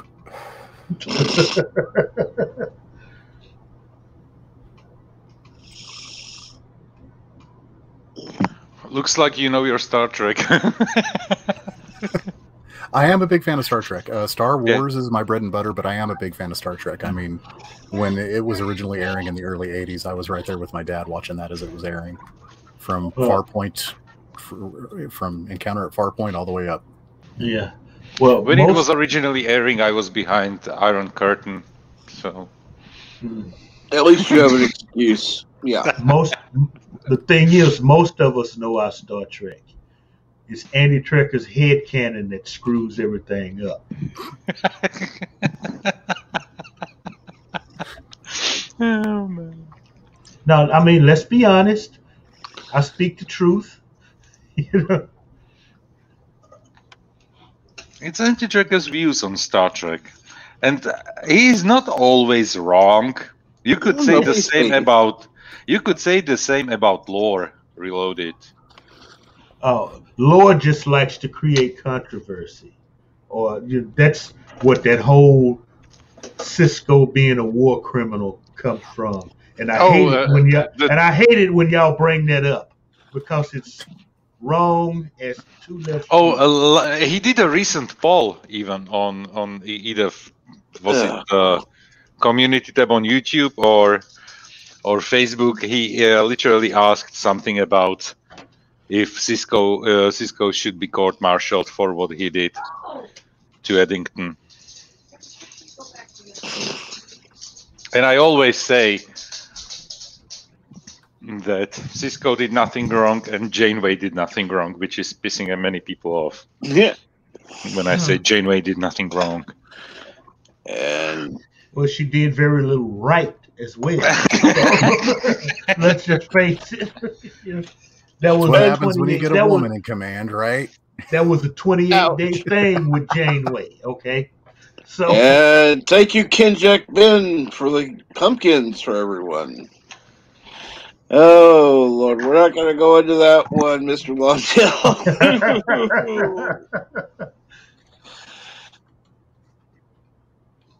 Oh, my. No, I'm sorry. How about, what would be... You know, what I have never understood are the people who are either Star Trek or Star Wars like it was a competition of some kind. Oh, you mean like fighting each other or being? Yeah. It's like, oh no, that's what? dumb. And you know what? I don't think it's actually a real thing. At least not right now. There are a few. No, there've been a few who were because I think both fandoms are suffering from what's being put on screen in the last years. Yeah. Agreed. Either the big screen or small screen. Where currently many people would say that Star Wars is the better off right now with having Mandalorian. By the way, I know that many of you didn't like Lower Decks, but I did enjoy Lower Decks. You know, I kind of have to have breakfast, which is now like almost lunch because I didn't really eat while the guy was here. So I'm going to drop off again. Certainly. If you guys are still around, I'll come back. Yeah. Bon appetit, Bert. Take care. Take care, Bert. And I'm glad you're in bed. Yeah, I'm glad he got at least a patchwork fix going on. Yeah. I would, just me personally, I would go ahead and, call and say, okay, go ahead and, order these other valves and replace them.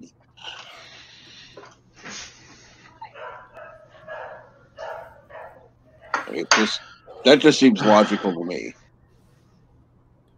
Jellicoe was a better captain than Janeway. Just saying, it's facts. Oh, hell yeah. You would have to say Kirk, Cisco, and Jellicoe as, outstanding Trek captains. Mm-hmm. How dare you not to put in first place Michael Burnham? Oh, my God. Kick. Kick Yosef. Yeah. Yosef. You're going to make me say something nasty. And then I'm going to have to kick Mr. Lundell. So nice. It's going to make him forget his good Christian nature here in a minute.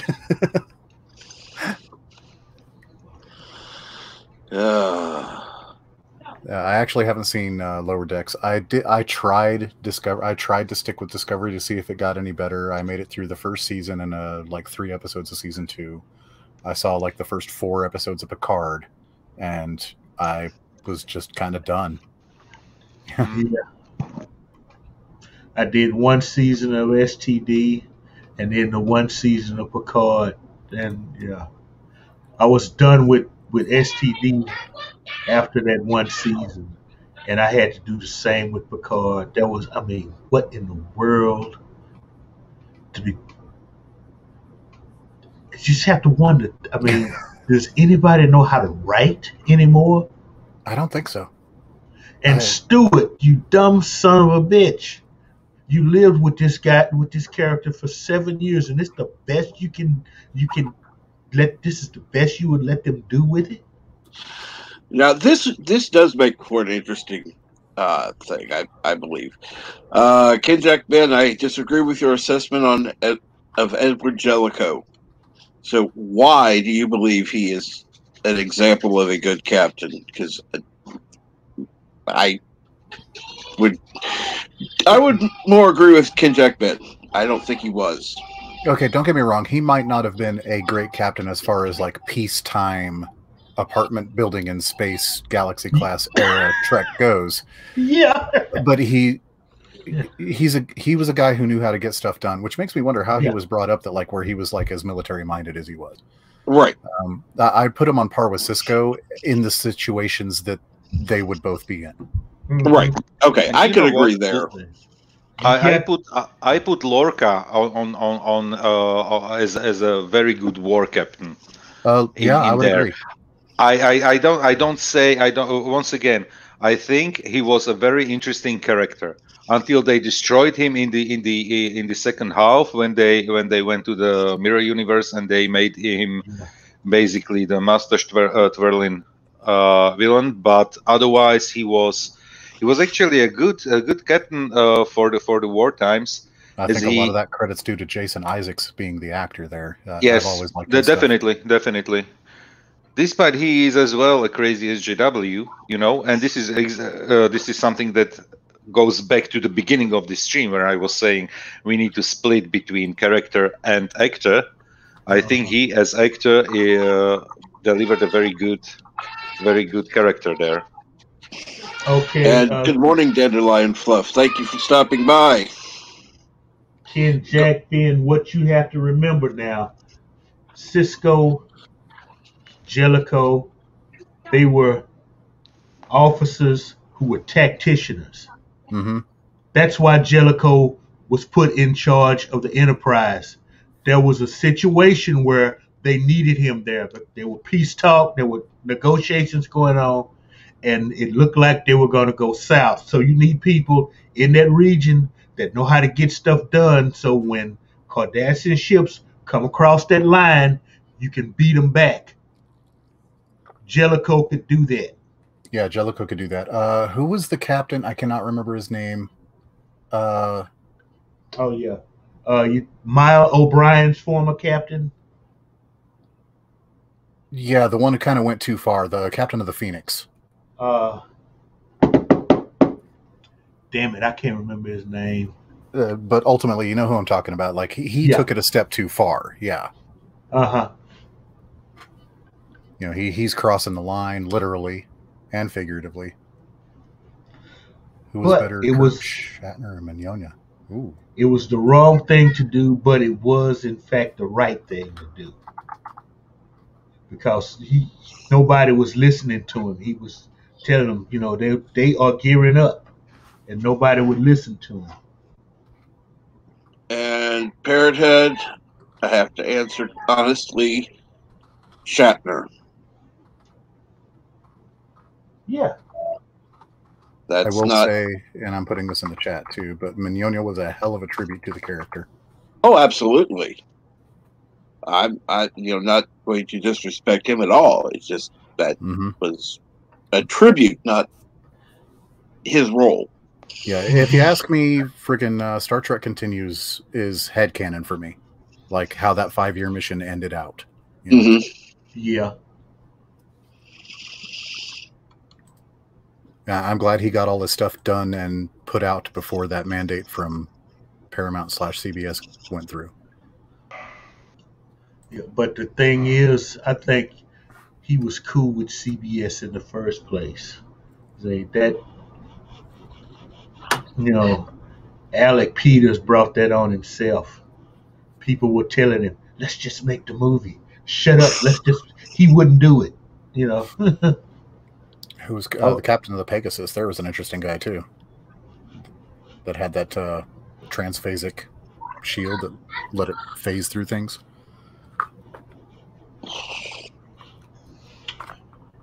Not the metaphasic shield, but the transphasic shield.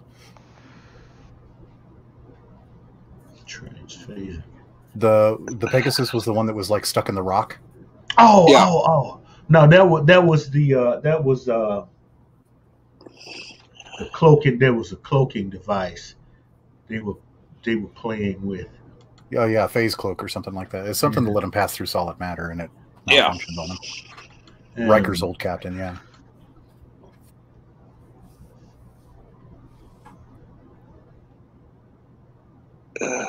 So now I'm gonna have to go open up like freaking Memory Alpha and. Yeah.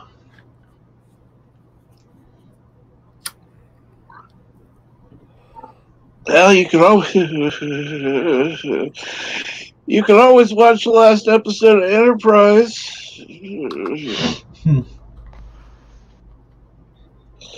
The only reason I say that is it has it in there, so yeah, it's easily found.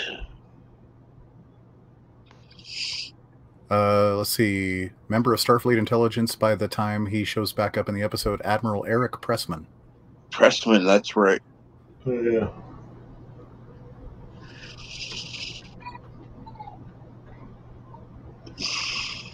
That was one of the times I was truly ticked off at not only Picard but Riker.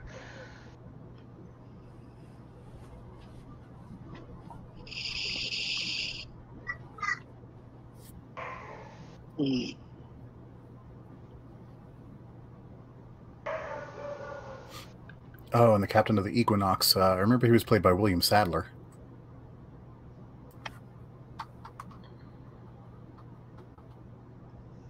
Yeah, there have been some very interesting ship captains. Rudy Ransom, that was his name. Yeah, Captain Ransom. Oh, the Equinox, yeah. Sorry, I was focusing here on something else. I mean, it's pretty clear that, like, you know, if anybody plays STO, where you got your three branches of, you know, what part of the service you want to go into, be it, and it's tactical, scientific, or engineering, you can pretty much see those tropes across the different captains and admirals when you go back and watch the show again. Like, Sisko's definitely tactical, as is Jellicoe.